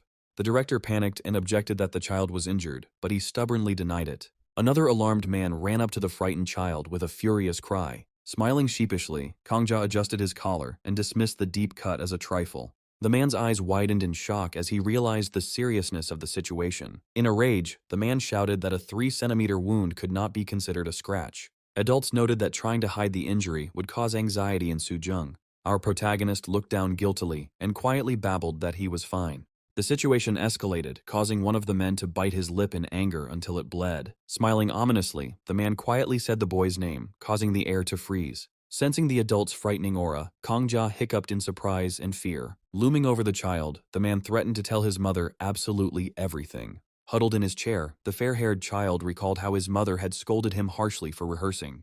The director regretfully admitted that he, too, got into a good fight with the boy's mother. An oppressive silence fell on the set, and everyone sat silently in their places. The man called out quietly to the child, causing the boy, lost in thought, to raise his head. Smiling broadly, the man urged the protagonist to avoid injury today. In response to the warm words, Kongja instantly became cheerful, and his eyes sparkled with joy. Full of energy, the protagonist and the director shouted in unison, giving each other high fives. While the hero was getting ready, the film crew was busy adjusting the lighting. Looking around among the high-rise buildings, the little boy was nervous about his first shoot in the city center. A crowd of curious passers-by began to quickly gather behind the barrier tape. Hearing a surprised cry from the crowd, the child turned around warily. Ominous whispers could be heard from the crowd that this boy was just a foster child. Onlookers whispered discontentedly that people were suffering because of the whim of a rich kid. The kid looked down sadly, realizing that the consequences of the scandal had not yet died down. Someone's palms gently embraced the boy's face, and a confident voice assured him that he was not guilty. The man emotionally convinced the boy not to listen to the evil tongues of envious passers-by. Our hero carelessly admitted that people were whispering only because of his mother's status. The man shouted angrily that there was nothing good in such an attitude from those around him. Doksu was outraged by the filth from the adults, causing the protagonist to be frightened by the sight of his nanny. Gently touching the man's fist, the little boy sincerely assured Doksu that everything was okay. Kongja added that he felt very strong thanks to his nanny's constant protection. Moved to tears, Dak-soo, through his sobs, called the boy a real angel. The hero was frightened by the nanny's violent reaction, while the set worker was calling him to the shoot. Obediently shouting back, Kongja quickly ran behind the large filming screen. The long-awaited command from the director to begin recording sounded loudly over the set. Once in the frame, the child fearfully pressed his fists to his chest and began to look around. The camera zoomed in, capturing a child's bare foot on the stone slab. Kongja stood alone in the middle of the street as indifferent passers-by hurried past. Suddenly, our protagonist's eyes widened, noticing something strange in the crowd. The camera switched to an intersection where a large green bus rushed noisily past. The protagonist's gaze froze on the departing transport, calculating his next steps. Numerous passers-by confidently walked along the pedestrian crossing on the green light. Streams of people filled the zebra crossing, quickly crossing the road between the high-rise buildings. Surrounded by the noise of the highway, Kongja's mouth dropped open in confusion, feeling lost. A strange leg flashed right in front of the boy's face, completely blocking his view. As soon as the passerby retreated, the hero smiled happily, noticing the desired target. Taking off abruptly, the main character confidently ran forward along the smooth sidewalk. Smiling sincerely, our main character ran quickly straight down the roadway. The director loudly praised Kongja and asked how he came up with that smile. Looking modestly at the man, the child replied with a quiet smile that he was simply happy. The boy admitted that it was dark in the basement, and he was incredibly happy to get out into the light. The director froze in amazement, mentally admitting that this child was incredible. Filming was successfully completed, but due to scandals, new offers no longer came. With shining eyes, Kongja cheerfully asked his mother if no one was looking for him anymore. The woman sadly replied that there were no calls, causing the boy to sigh in annoyance. Surrounded by a dark aura, the mother viciously wished for the culprits to be severely punished. The little boy was genuinely taken aback when his mother suddenly thanked him for his friendship with the enemy. The woman added affectionately that this boy was, after all, her own nephew. Setting the elegant cup down on the saucer, the woman said intriguingly that everything would change. Against a backdrop of bright flowers, the woman joyfully promised that no one would hurt her son again. Joyfully pressing his palms to his face, Kongja enthusiastically asked if it was true. The hero thought warily to himself, why did his mother give off such an open sense of evil? Smiling, Dak-soo came in with a tray and gently reminded them that it was time to drink milk. The child asked for more, but the nanny gently limited him to one glass. The woman asked in bewilderment about milk, to which the child responded with a desire to grow up. With his hands on his hips, Kongja explained his eagerness as a dream to try out other film roles. Smiling softly, the woman asked affectionately if he really enjoyed acting that much. The baby closed his eyes joyfully and exclaimed that he would quickly drink it all and run off to play. Watching the boy, the mother and uncle smiled warmly with sincere affection. Walking down the hallway with a glass, Kongja was anticipating how big he could grow. A sly grin appeared on the boy's face because the milk was hiding a plan that would involve love coins. A month later, a full house of spectators will watch the film's premiere with bated breath. The main character himself was going to do something that would definitely make him remembered. The huge, modern film studio building rose majestically under the clear sky, greeting our protagonist with the sparkle of its windows and promising new, large-scale projects. To loud applause from the audience, the host solemnly announced the entrance of the director and actors of the film Basement, directing all eyes to the stage. Smiling broadly under the glare of camera flashes, the invited filmmakers walked onto the stage and waved warmly to the delighted audience. From behind the scenes, Kongja cautiously peeked out from behind the screen, watching the proceedings intently. The people sitting in the hall froze in utter amazement, their mouths open in shock. Smiling charmingly, our little actor raised his palms in greeting and greeted the audience loudly. The filmmakers standing on stage were speechless, and the stunned presenter with the microphone stood frozen in confusion. Smiling broadly, the chief director exclaimed in delight, appreciating Kongja's impeccable appearance and how much he had grown. Scratching the back of his head good-naturedly, the man jokingly sent the boy to school, to which our protagonist only smiled modestly. Addressing the film's creator, the presenter recalled his previous prestigious award and asked him to briefly introduce the film. Taking the microphone, director Ryan introduced himself to the audience with a smile and honestly admitted to being nervous in front of such a large audience. Getting to the heart of the project, Ryan explained that the plot tells the difficult story of a mother and her child who spent many years in captivity. When the host discussed the physical difficulty of the role for Miss Jung, the leading lady smiled softly. Taking the microphone, she confirmed these words and sincerely admitted that embodying the image of a mother was sometimes incredibly difficult for her. The actress's face lit up with a smile as she added that the filming process brought her only pleasant emotions. The little boy was surprised by the unexpected praise as Miss Chan told the audience how this gifted child had helped her on the playground.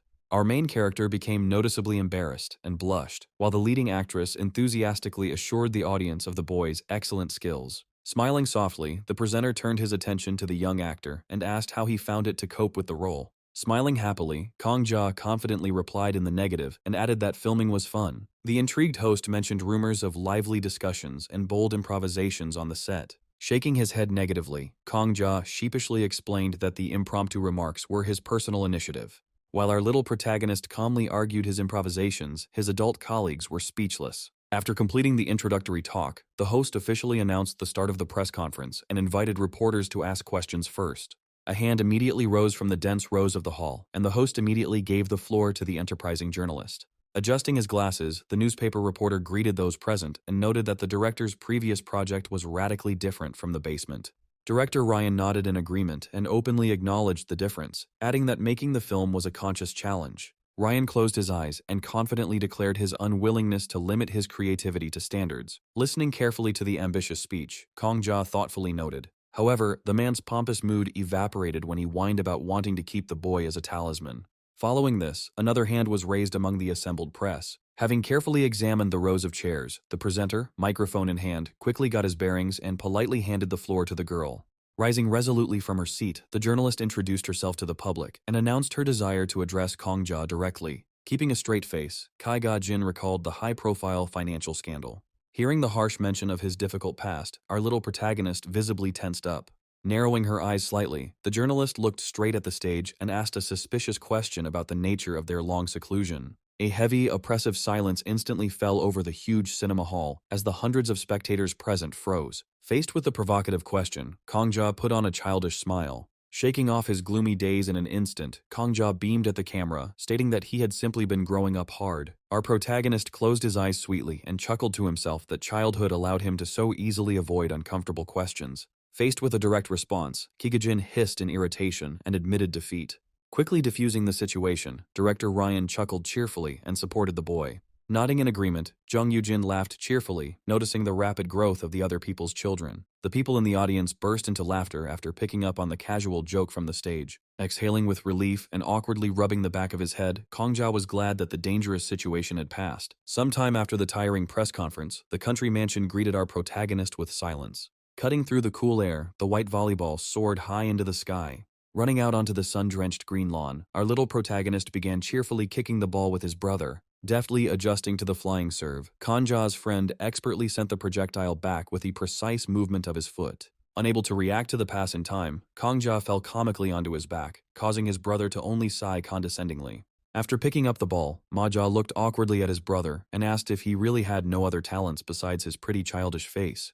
Hearing the remark, Kong Ja closed his eyes in displeasure and annoyance until an irritated vein appeared on his cheek. Ma Ja arrogantly crossed his arms and began to boast of his skill, declaring that he had no competitors. Ma Ja was lost in his memories, noting that at some point he suddenly began to see absolutely everything around him. Our protagonist's mouth dropped open in shock, mentally amazed that this was all his doing, thanks to the system. Kong Ja timidly asked his relative about his love for football, to which Ma Ja gave a short and confident confirmation. Our protagonist mentally imagined a grown-up Ma Ja, confidently running across the field and dreaming of sports. Kong Ja's eyes widened with joy and he clenched his fists in an expression of fervent support and genuine delight. The ball obediently landed on the knee of the older brother, who continued to masterfully control it. Deftly catching the ball with one hand, the brother cast an uncertain glance and answered vaguely, as if he himself had not yet fully figured out the plans. Kong Ja's eyes widened in surprise, and he asked, puzzled, why he was answering such an important question so hesitantly. Sadly lowering his head and hiding his gaze, Ma Ja bitterly admitted that no one in the family approves of football.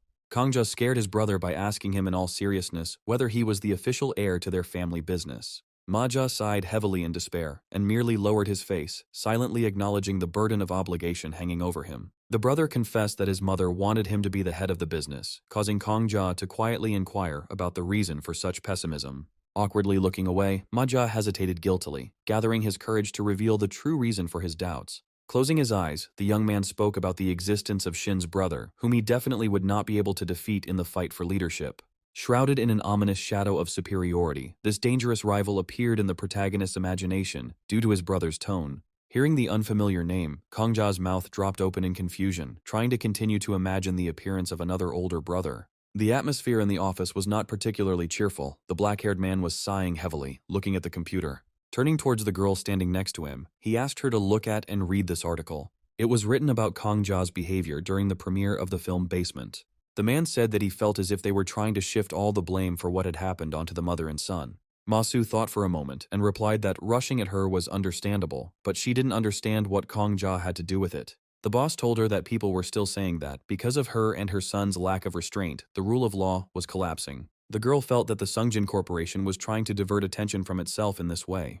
The man, in turn, said that if the public switches to Kong Ja, then they will lose control. Masu understood that this was very much in keeping with the style of the Sungjin Corporation, since Kong Ja was not a blood relative. Therefore, the protection as a baby in their spirit. Upon hearing this, the man was very surprised, not understanding what to do. Masu headed towards the door, asking the man not to worry, saying that she was also part of this very corporation. Stopping at the door, she turned towards the man with the terrifying face and said that she had seen too much. And so, the 2 jars of perfume standing there were shining. It seemed that this was not just perfume, but real luminous water. Everything around was enormous in size, and there weren't too many people in the building. The main character stood in ancient Greek clothing, while people around him prepared for filming. Canal 22 is a perfume brand known for using handsome actors with impeccable reputations as models. On the set, the same dark-haired actor appeared, whom the main character was not particularly happy to see. Upon seeing the baby, the actor immediately approached him, saying that he missed him very much. He immediately noticed that the baby had grown a lot,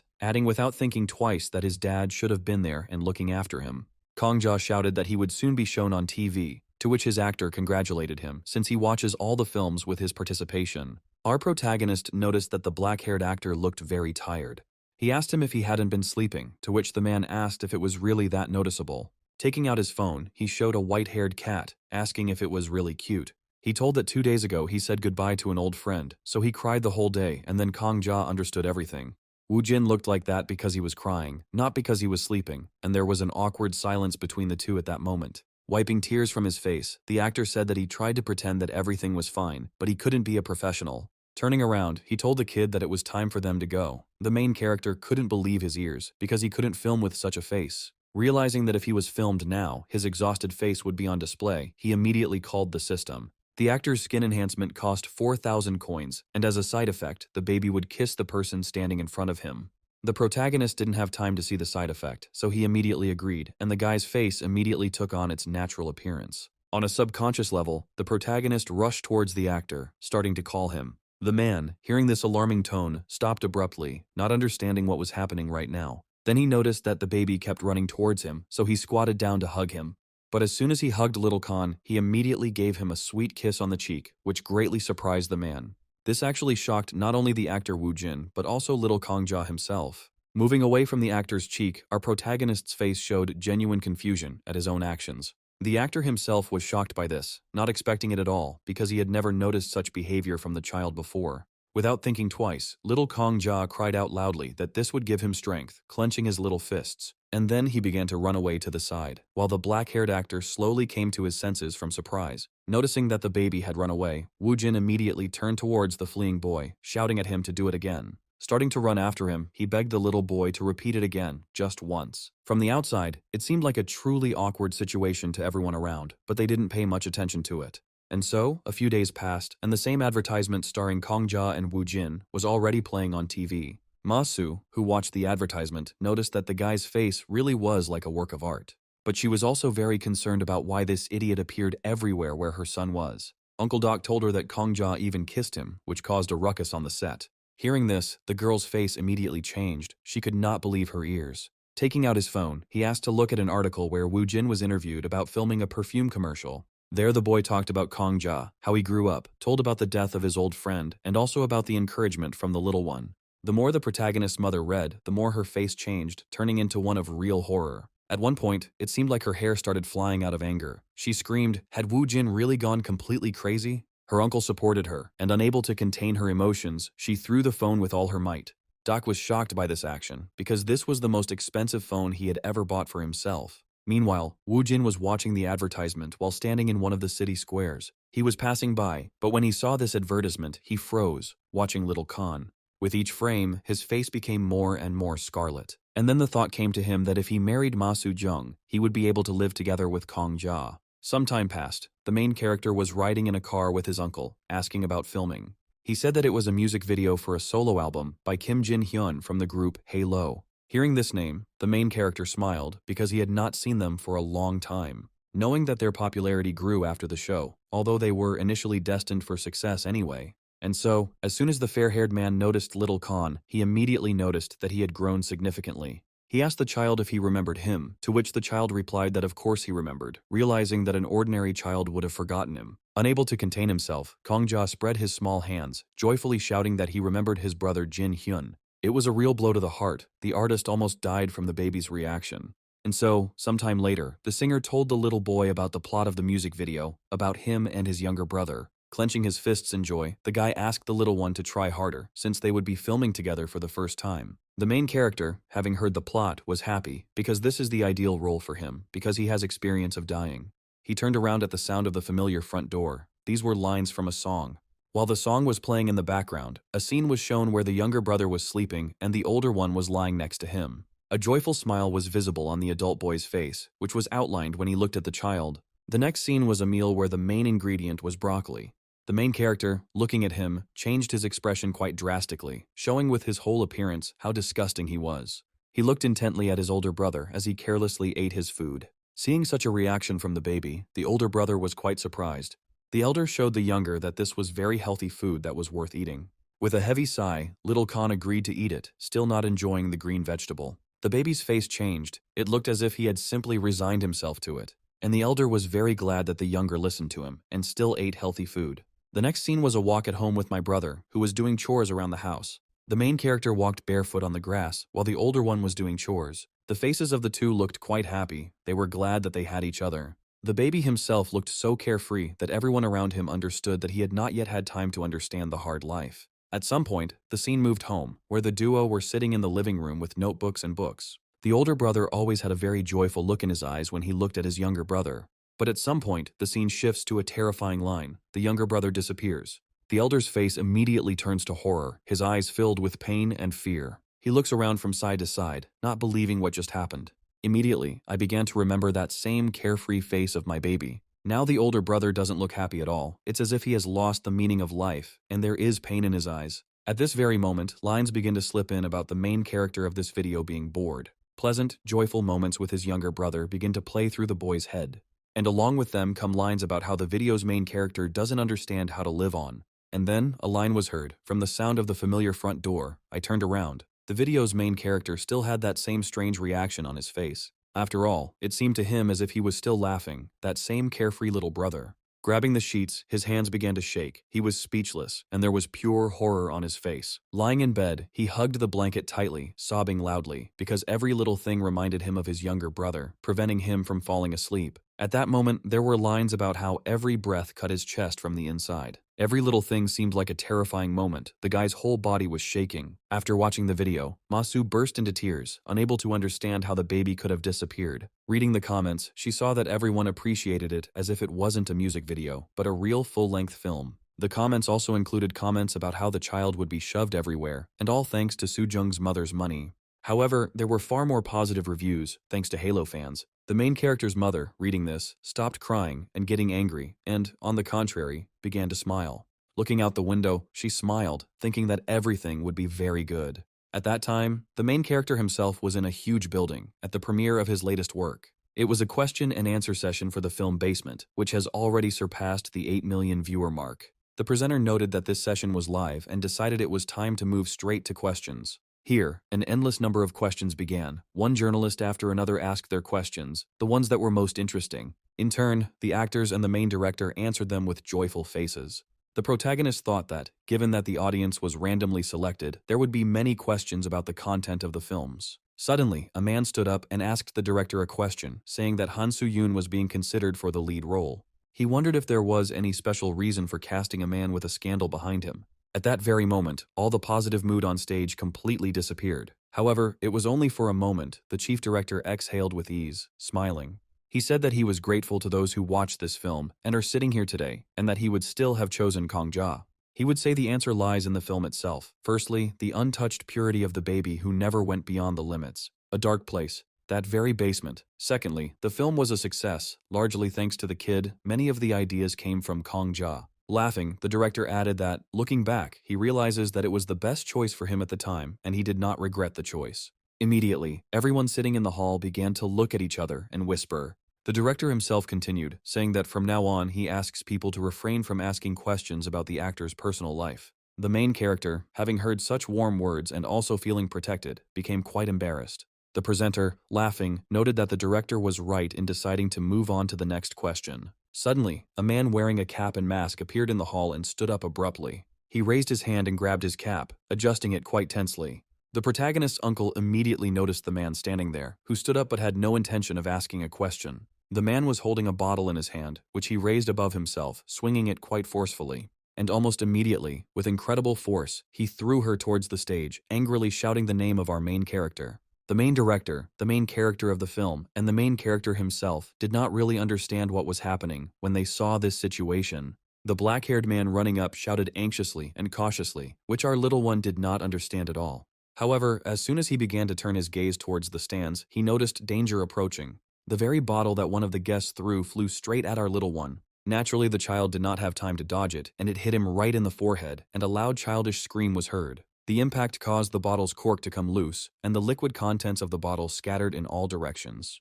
The baby himself fell from the chair onto the ground, and there was a loud crash from the fall, accompanied by a child's scream. At that very moment, the bottle itself fell along with the baby, and the liquid spilled across the stage. Everyone immediately rushed to the motionless baby. Everyone was very shocked by the situation. The baby lay on the ground without moving, while there was a real commotion all around. The chief director was in complete shock from what he saw, cold sweat running down his face. Kangja himself, lying on the ground, thought that he also needed to pump up his agility, just like Ma Jok.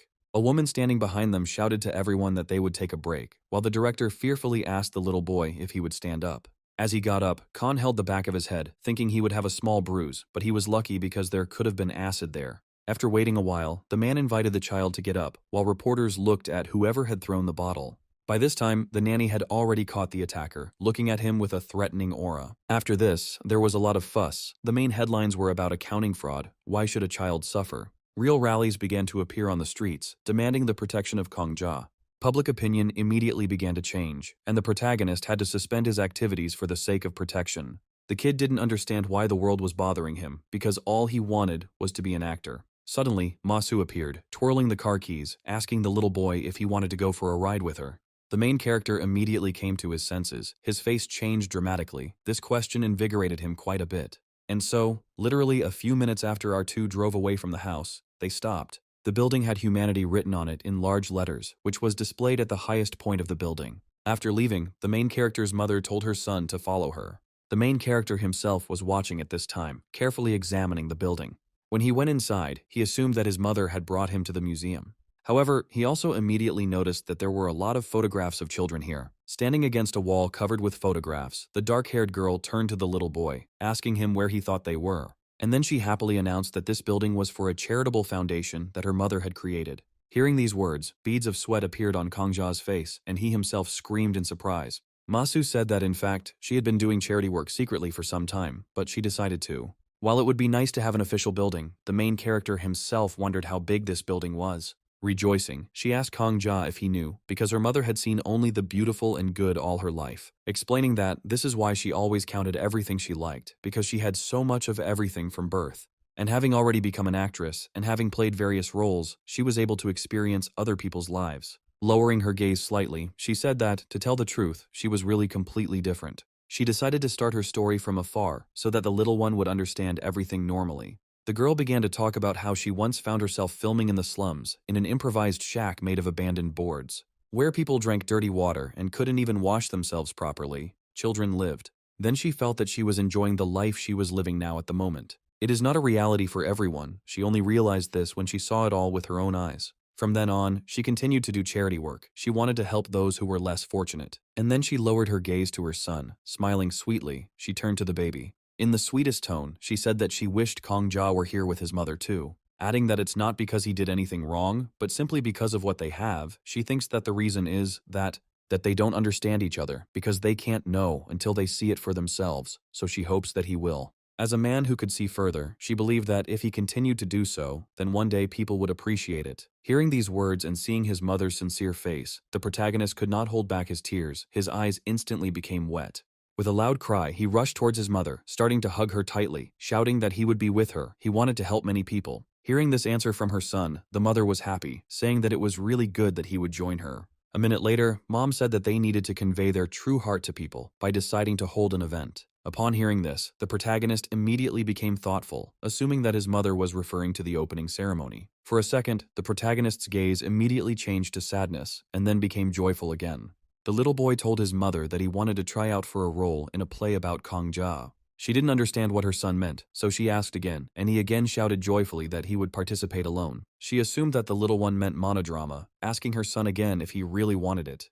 To which I heard an affirmative yes. The kid wanted to play in front of reporters and journalists, and also to carry out a promotional campaign.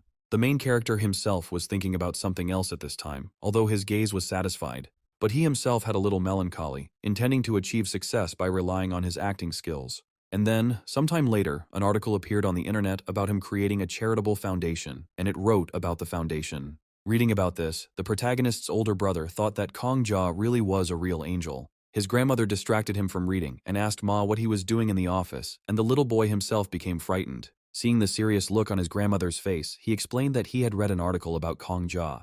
And then, closing his mouth, he corrected himself, clearing his throat, calling the main character a mongrel. After thinking for a bit, the grandmother said that there was no need for the child to call him that, and also told him to leave. With his head down, the little boy headed towards the door, but his grandmother stopped him. Telling the baby that he would definitely talk to his father scared Ma Jock greatly. Closing her eyes, she said that she knew that he spent a lot of time in the outbuilding, and also ate there. At the very end, with a smile on her face, she added that she was glad to know that everything was okay with him. Not understanding what his grandmother meant, the child thanked her, not understanding what was happening, because she only smiled like that at his brother. At this time, the granny herself was smiling quite happily. Her gaze was pleasant. At this time, there was a real noise in the extension. Loud children's screams could be heard. Looking at the script, the main character didn't understand why he even mentioned monodrama. Although the main character managed to get hold of the script, now he had to memorize it all. Suddenly, there was the sound of a door opening, and a grandmother entered the building. Our little one was quite surprised when he saw her, and the granny herself looked surprised. Looking at the baby, she was shocked that the baby had grown so much. The main character himself greeted his grandmother. Kong Jia immediately told the woman that he was acting in a play, and that the audience would only be reporters and journalists. He began to talk about how his mother had promised to find him a tea ceremony teacher. The woman didn't understand why he needed a teacher if Sujung herself knew everything about the tea ceremony. Grandma said that the girl knows her very well because she taught her this herself. Naturally, our little one was very surprised by this. Lost in thought, she added that the girl had now completely distanced herself from culture. After thinking a little more, the grandmother told the baby to follow her. She promised to tell him everything about it. Naturally, the main character was very surprised by such words because he could not believe that his grandmother herself would teach him this. With a trembling voice, Kong Jia asked again, "Really now?" To which he received a positive answer, which he was not particularly happy about. Although he tried not to show it on the outside, inside he was shaking with fear. And so, sometime later, the duo were already sitting at a table in one of the rooms. In front of them was the tea set, which was already on the table. The main character was still quite tense. Looking at the instruments, he didn't really understand what he would need to do with them now. Grandma rolled up her sleeves and said that she didn't like to repeat things twice, asking the child to understand everything the first time. Naturally, the main character was quite frightened by such a rather rude tone, as well as the heavy pressure. And the woman began to explain, saying that from top to bottom, there was a cup, a saucer, a teapot, and a tea strainer. Hearing this, our little one was quite surprised, although he himself did not understand why he was surprised by the teapot. And then, literally a minute later, the grandmother pointed to one of the devices, asking Khan what it was, to which he replied, "A teapot." But then a rather rude answer thundered out, that he answered too late. Kong Jia immediately began to tremble. At this time, Ma Jock peeked out from behind the door, at first not understanding what they were doing, but then assumed that the grandmother was teaching his brother. Observing the granny's reaction and behavior, Ma Jock concluded that she really didn't like the baby. And so, quite a lot of time passed, and it became dark outside. The older brother stood by the sofa, on which the younger one lay completely motionless. A little tensely, the elder asked if he was okay. Although Khan tried to show that everything was fine, fatigue took over, and the baby said that he felt really bad. Ma Jock suggested giving Khan a massage, because if his numb legs weren't massaged, they would hurt until tomorrow. Khan asked Ma if he had studied the tea ceremony, to which he received a positive answer. Ma was worried about his younger brother. While the older one was massaging the younger one, Khan commented that it seemed to him that there was no blood circulating in his legs at all. Ma Jock asked if his grandmother had given him a hard time, to which the protagonist immediately asked again. He immediately remembered the expression on his grandmother's face, who subsequently began to praise him for repeating everything correctly. With a joyful face, the main character shouted that he was an actor, surprising his grandmother, who did not understand what the little boy was getting at. And he explained that he can imitate people very well, because acting is imitation. She asked again in surprise, wondering if Khan had really remembered everything thanks to his acting skills. To which the main character replied, yes, adding that it would be difficult for him to compare with his grandmother. The protagonist thought that the tea ceremony was not only a practice, but also a form of self-improvement. He understood perfectly well that this did not suit him, but these words greatly surprised his grandmother. At some point, the surprise disappeared from his face and was replaced by a joyful smile. The main character himself, noticing such a reaction, did not quite understand what she saw. Remembering these moments, the main character began to laugh loudly. Hearing laughter, Majak stopped massaging the younger one. He decided that his grandmother had scolded him so harshly that the younger one had completely lost his mind because his laughter did not stop.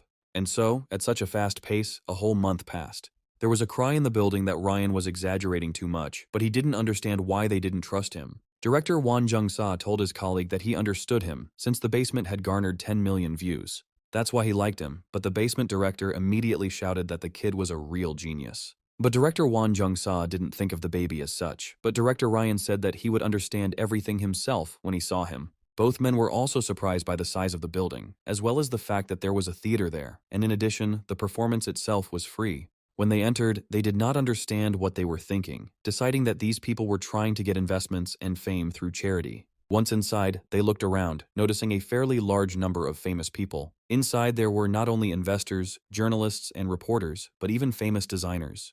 There were also producers and scriptwriters from the broadcasting industry inside. Upon seeing this, director Won Jung-sa said that the connections looked quite impressive and he was very surprised by this. Suddenly, they noticed a woman in black clothes, not understanding what their sister was doing there.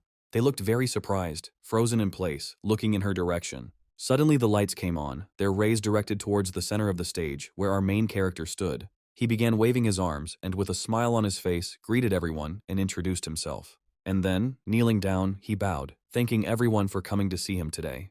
The look on the face of the very director in the suit that Ryan had brought in did not look surprised. He thought that the mask was definitely clean, deciding that he would play together with Ma Soo-jung. Moving the table, little Kong Ja said loudly that today he would drink a cup of tea. He stated that the tea was called sikkim, explaining that when you drink it, it tastes sour, hence the name sikkim. The director, in costume, was surprised by this scene, deciding that the character was a bit ambiguous, but there was nothing superfluous in the performance. This was especially true of his presence, because even alone, the baby fills the entire stage. And the little boy continued, explaining that in order to brew tea, you need equipment. With a funny face, he announced that he was going to make the tea acidic. A loud burst of laughter immediately rang out in the hall, and everyone sitting there laughed quite hard. Seeing the audience burst into laughter, director Won Jung-sa was very surprised, thinking that the baby was setting the mood. After waiting for silence, the protagonist continued, pointing his finger at the spoon. Khan explained that these were the necessary ingredients. He explained with an embarrassed face, a little sadly, that his grandmother would not see this.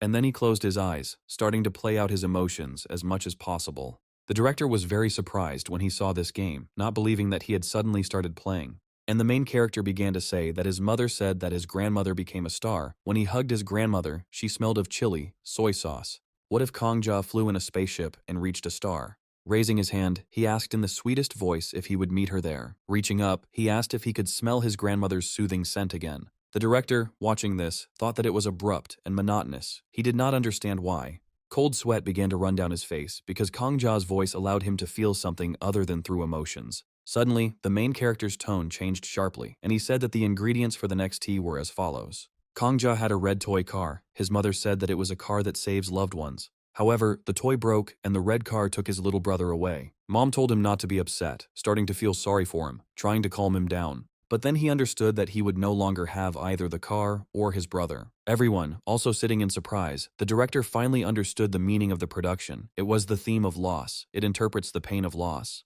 Suddenly, the main character interrupted his thoughts, saying that the last ingredient is, what lies in his most secret place is a place called his soul.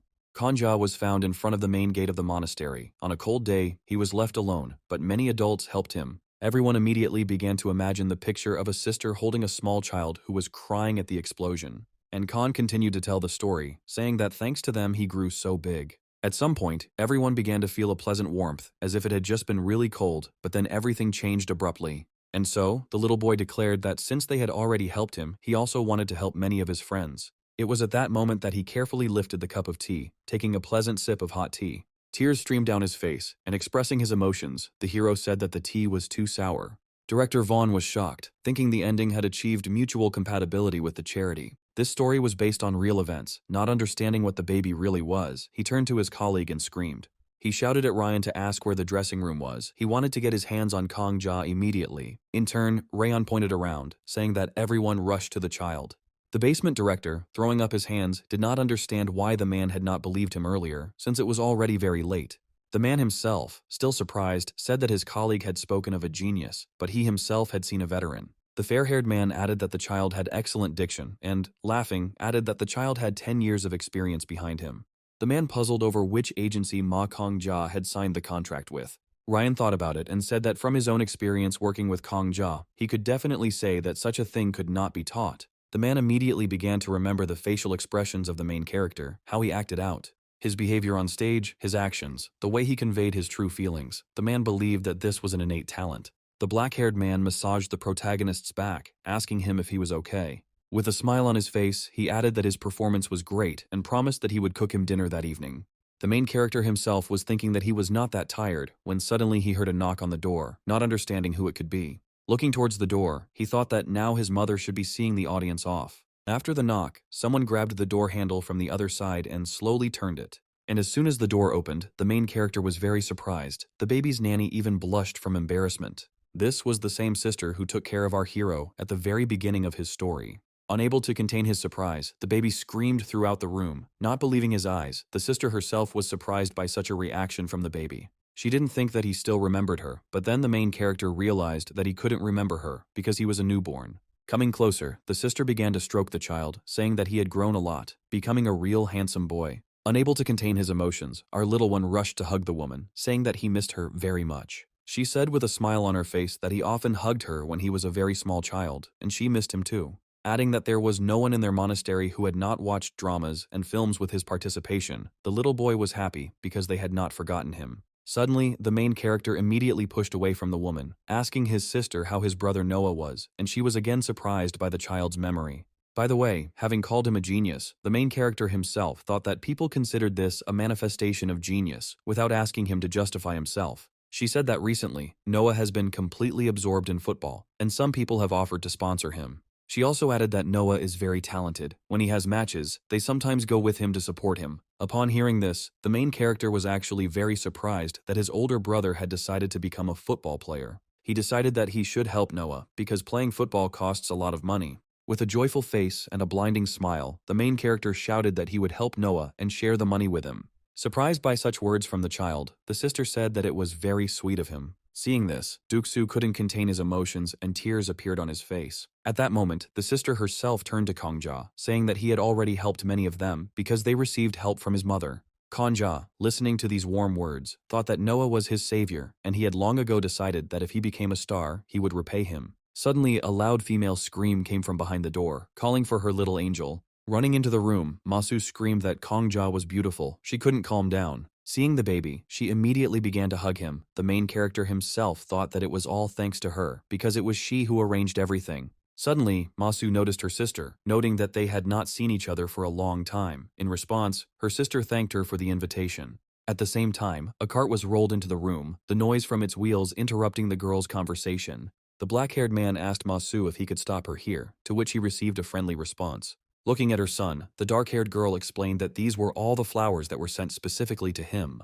The little boy himself was attracted by the bouquet that lay on top of the others. It caught his eye, and the sister explained that it was a flower basket that their monastery children were giving to Kong-ja, joyfully telling how even the smallest ones worked so hard for him. Coming closer, the baby pulled out one of the flowers, not believing that they did it themselves. Holding it in his hand, the main character was very happy. Because he was truly happy, tears began to appear in his eyes. Because when he thought about those little hands that folded each of them by hand, his heart filled with warmth. Suddenly the main character heard some rather strange sounds, not understanding where they came from, because he hadn't even started crying. Turning towards Duke-soo, he saw him crying out an apology, unable to contain his true emotions. Looking at his crying uncle, the protagonist turned to him. Kong-ja was very awkward. Teasing him a little, the kid suggested capturing this moment, to which Duke-soo, still continuing to cry, agreed to take a photo. Taking the phone in his hands, he began to slowly count down from 3. Kangja himself, at that moment, was surrounded by what seemed to him to be the two most significant people in his life, and he was glad about it.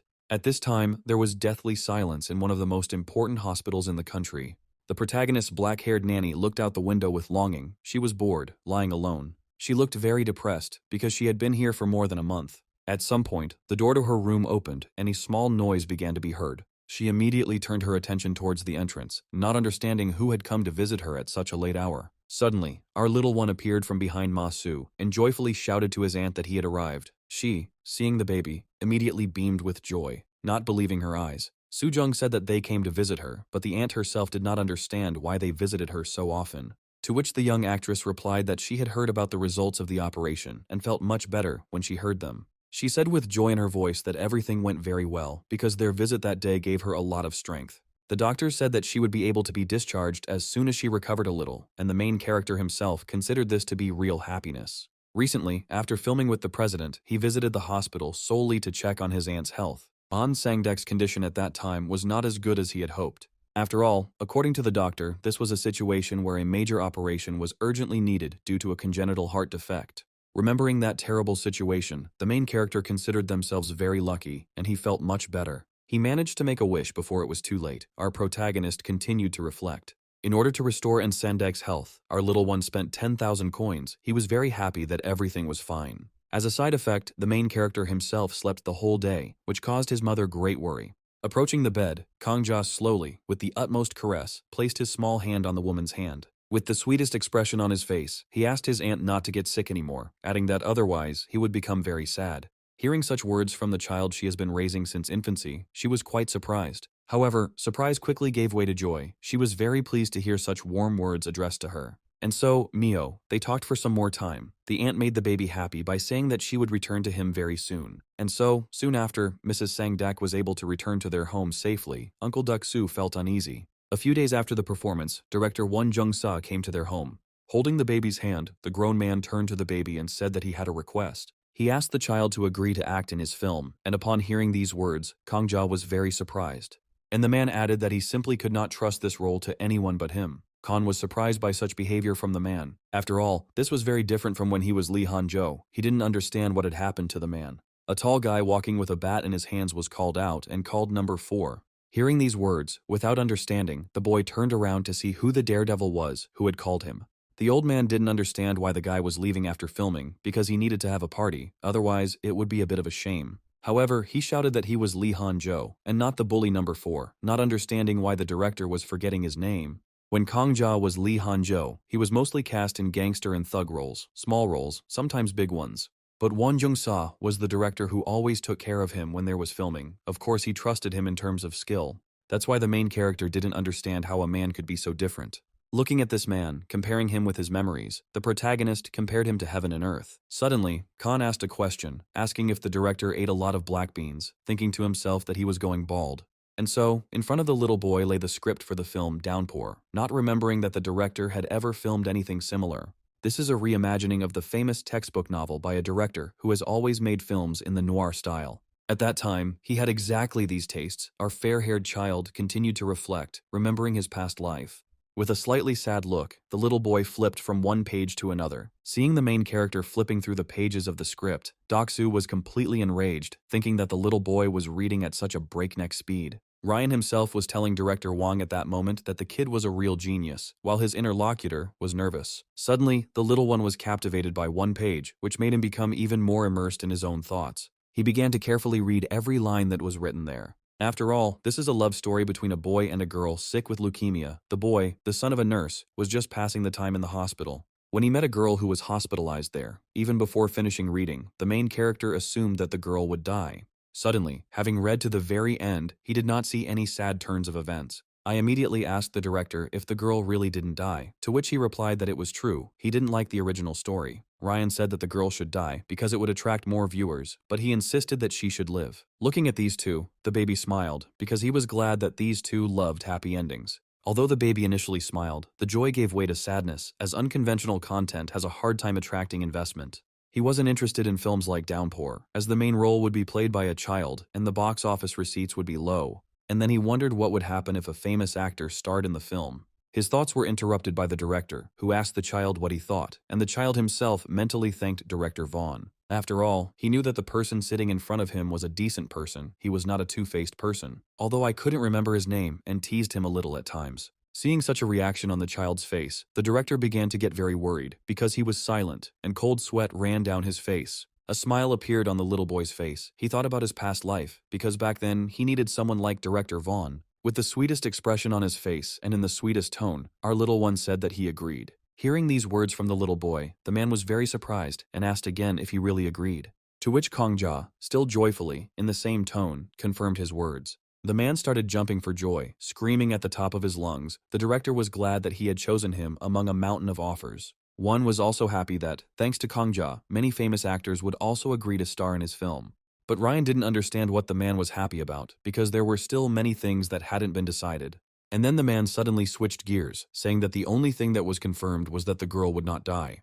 The main character himself, having heard such words, no longer understood whether everything would be all right. Sometime later, the kid was sitting studying the script when Doc Soo came in and happily asked if a decision had been made about filming, to which the main character replied that yes, now he must make his own choice. Doc Soo confirmed that the main character's mother allowed her son to decide for himself about filming.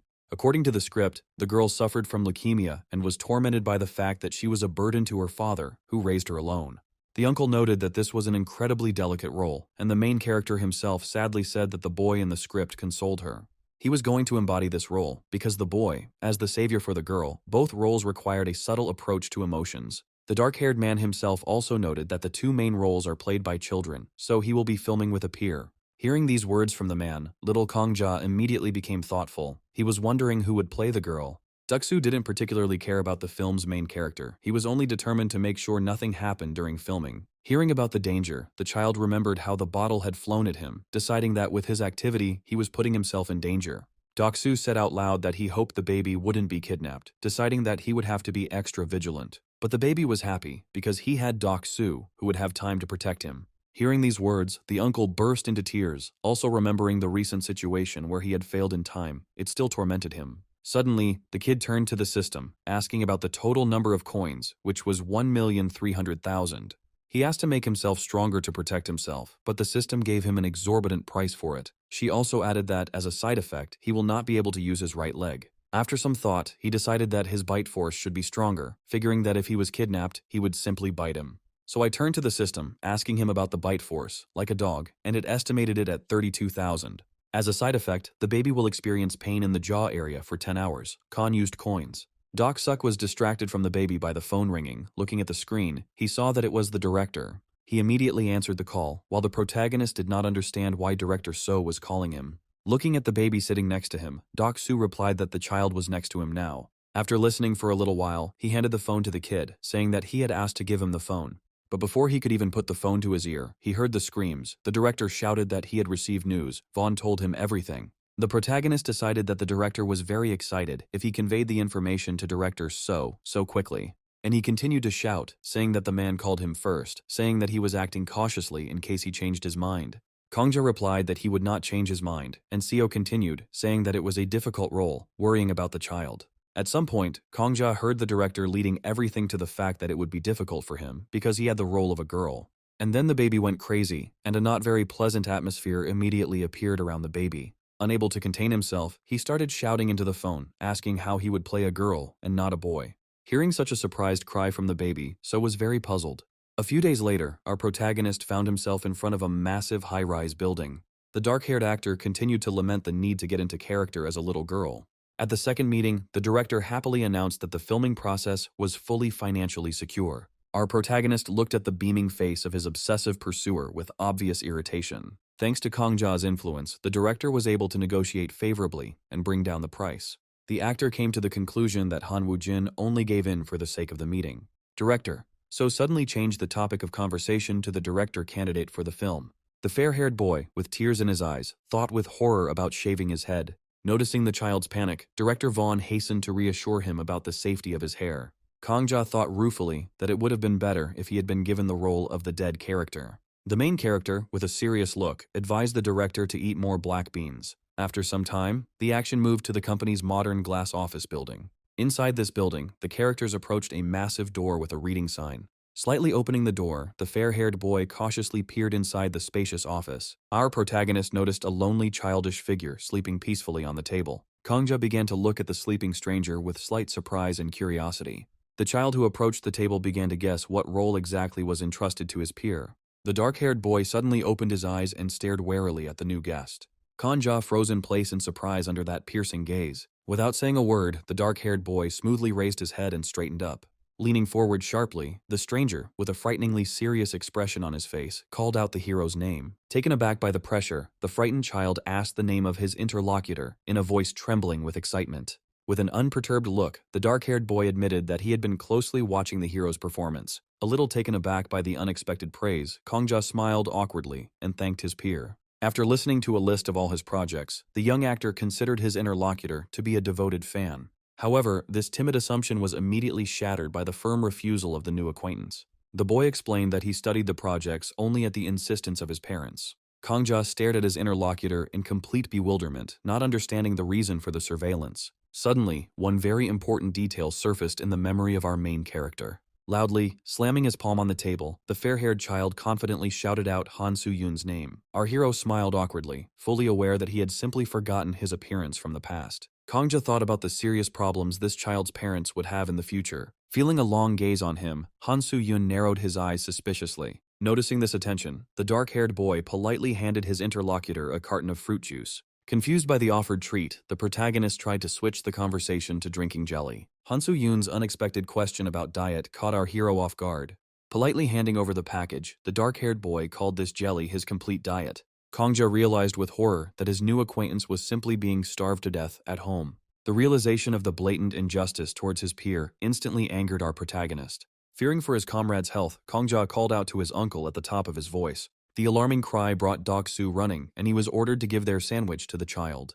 A moment later, an open box containing a delicious lunch appeared in front of the stunned boy. Han Soo-won stood hesitantly in front of the tempting and delicious-smelling food. Actively waving away the treat, the dark-haired boy stubbornly insisted that he was completely full. In a tone that brooked no argument, Kongja commanded him to eat, and his emaciated peer gave in. Slowly chewing his food, the hungry child looked at the sandwich he was clutching in surprise. With a confident swallowing motion, the dark-haired boy finally swallowed the first piece completely. Quietly whispering words of gratitude, the child continued to stare, fascinated at the delicious treat. Watching his peer chewing, Kongja mentally rejoiced at their future collaboration. Looking at the profile of his new acquaintance, our hero froze from the emerging guess. Having finally dispelled any doubts, the dark-haired boy announced that he had received the role of a key character. Upon hearing this long-awaited recognition, the adult leaders present in the room joyfully applauded. It was our protagonist's turn to introduce himself to the assembled film crew. Following him, a beaming Han Woo-jin took the floor, declaring himself a father. Director Won Jong-sa watched the scene with a mesmerized expression and a happy smile. Having completed reading the first part of the script, the film crew's management announced a long-awaited break.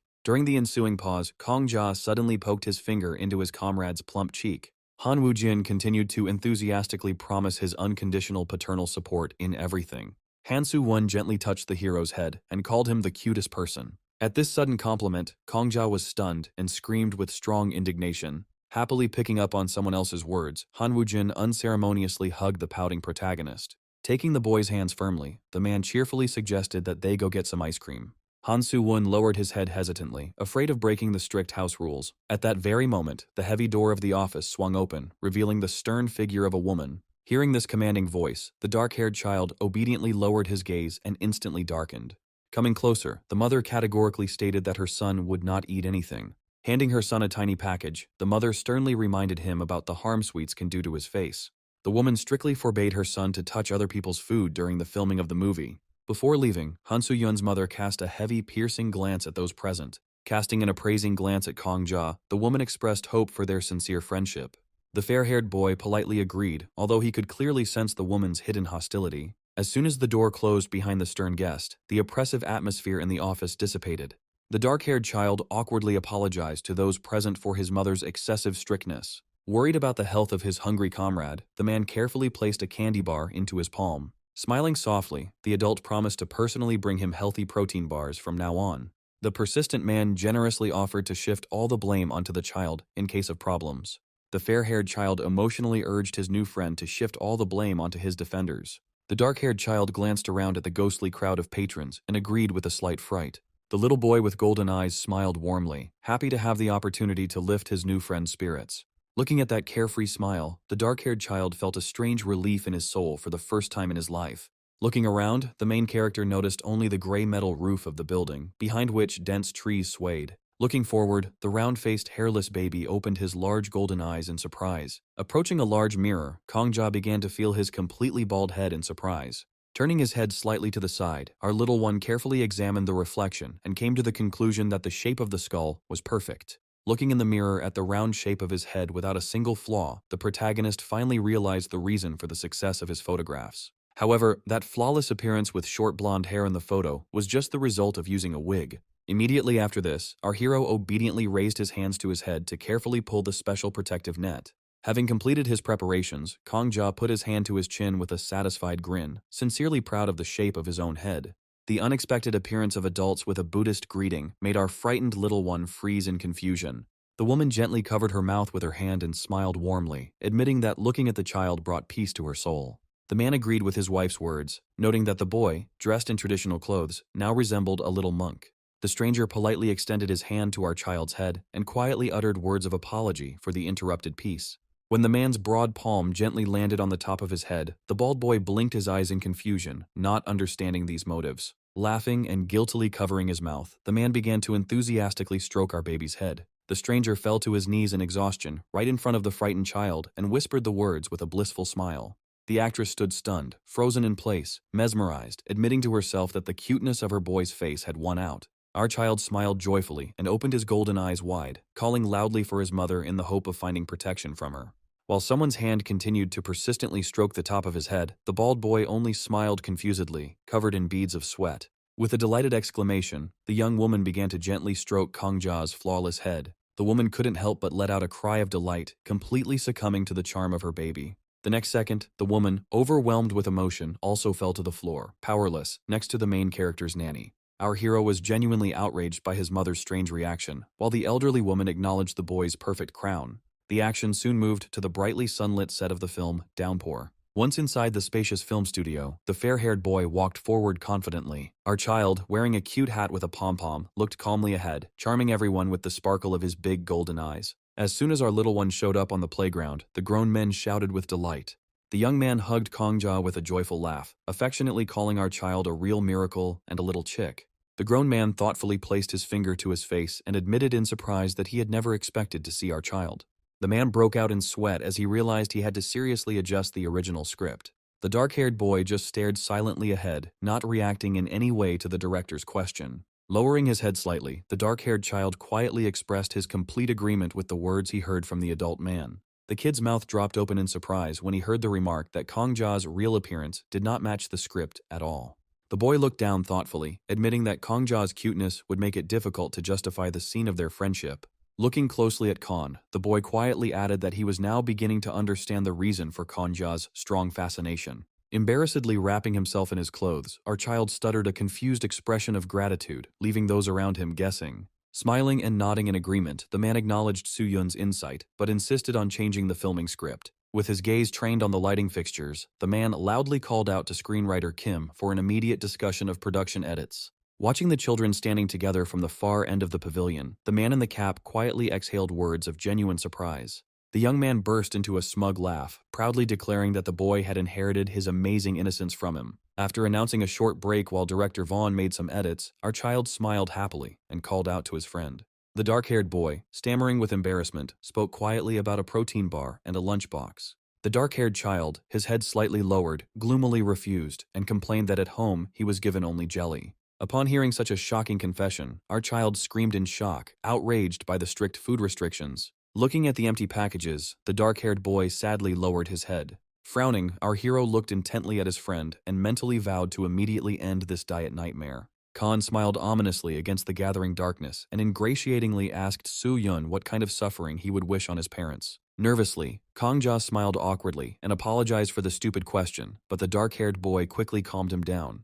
Looking mysteriously at his interlocutor, the dark-haired boy calmly listed the torments he wished on his parents. Listening to a friend's cruel wishes about unbearable toothache for his parents, our child broke out in beads of sweat. Gently placing his hands on the shoulders of his confused friend, our child confidently declared his sincere belief in real miracles. Kongja added encouragingly that one day his friend's life would definitely improve. The boy spoke in confusion, mentally acknowledging that his interlocutor now completely did not understand the essence of the conversation. The protagonist narrowed his golden eyes decisively, finally accepting the fact that this child was now under his protection. Determined to help, our hero activated the system with coins and chose a severe toothache as his first punishment. Having heard about the announcement of the filming, R2 put off the conversation for later, heading off to film. Sometime later, the main character changed into a new suit. Someone's caring hand gently rested on the top of our child's head, carefully adjusting the funny yellow hat with a fluffy pom-pom. Feeling a sudden touch on his head, the fair-haired boy froze in place in surprise. The young girl began to stroke Kongja's head, while the boy himself only smiled tensely from the hidden effect. The director's loud command forced everyone present in the pavilion to stop talking. Dressed in hospital pajamas, our little one stood frozen in front of the IV stand, immersed in the atmosphere of the first frame. A thin, transparent tear slowly rolled down Kongja's cheek. At that moment, someone took a confident step forward, heading towards the lonely child standing by the window in the hospital ward. Hearing footsteps behind him, our child turned around in fear and looked questioningly at the uninvited guest through tears. Seeing the one who approached him, the bald boy froze in shock, and his tear-stained eyes instantly widened. Breathing heavily from fatigue, the dark-haired boy leaned his hands on his knees and quietly called out to the child. Turning sharply to his interlocutor, the dark-haired child rudely asked what he was staring at. Wiping his face, our child looked sadly at the guest and quietly asked if this was the first time he had seen a girl with cancer. Hearing these words, the dark-haired boy opened his mouth in confusion and stared at his interlocutor in confusion. At that very moment, the director shouting that the filming of the scene was completed. And so, some time passed at this pace, our heroes were riding in the car, which was traveling at a fairly high speed in an equally fast flow of traffic. The man happily declared that they had finally been offered a campaign, and they had so badly wanted Kongja to accept it. Taking part in the filming, now everyone knows that the baby is a real angel. Barely holding back tears, the man spoke about social advertising in defense of homeless dogs. All the little boy's efforts were not in vain. The baby himself thought that everything would be fine if it continued like this. The main thing was to give it my all, even in this social advertising. Every year, about 100,000 dogs end up on the streets. He must try to get as many tails as possible for their owners. If you're going to throw it away, don't even think about it, thought our main character. At some point, the minibus stopped, and the man told the child that it was time for them to get out. Upon entering the store, they were immediately greeted by a red-haired man surrounded by a huge number of dogs. Seeing them, the main character's face lit up because there were a lot of animals here. At some point, the fair-haired kid noticed the white-haired dog, thinking that he was a real cutie. Gently, Kongja extended his hand, allowing the small dog to sniff him. She, in turn, first sniffed the baby and then began to lick his hand. Feeling the warmth from the dog, the main character could barely contain his emotions. At some point, the dog became so overwhelmed with joy that she jumped out from behind the fence. Her jump was so high that it cleared Kongja. The red-haired owner, seeing such a picture, became quite tense because he did not expect this at all. After all, that same cute little white dog jumped right on our main character, and screams began to be heard. However, these cries were from joy because the dog began to lick Kongja. The owner himself did not understand why Sugar was so upset. Taking the dog by the paws, he lifted it up, asking it to calm down, still not understanding why it was so active. A man approached and noticed that Sugar really liked Kongja. The man said that he doesn't really like people. Wiping his cheeks, the child was glad that he learned the dog's name, because he was even confused when it jumped on him so suddenly. The man asked the little boy if he was very scared, but Khan replied that everything was fine because the dog was very cute.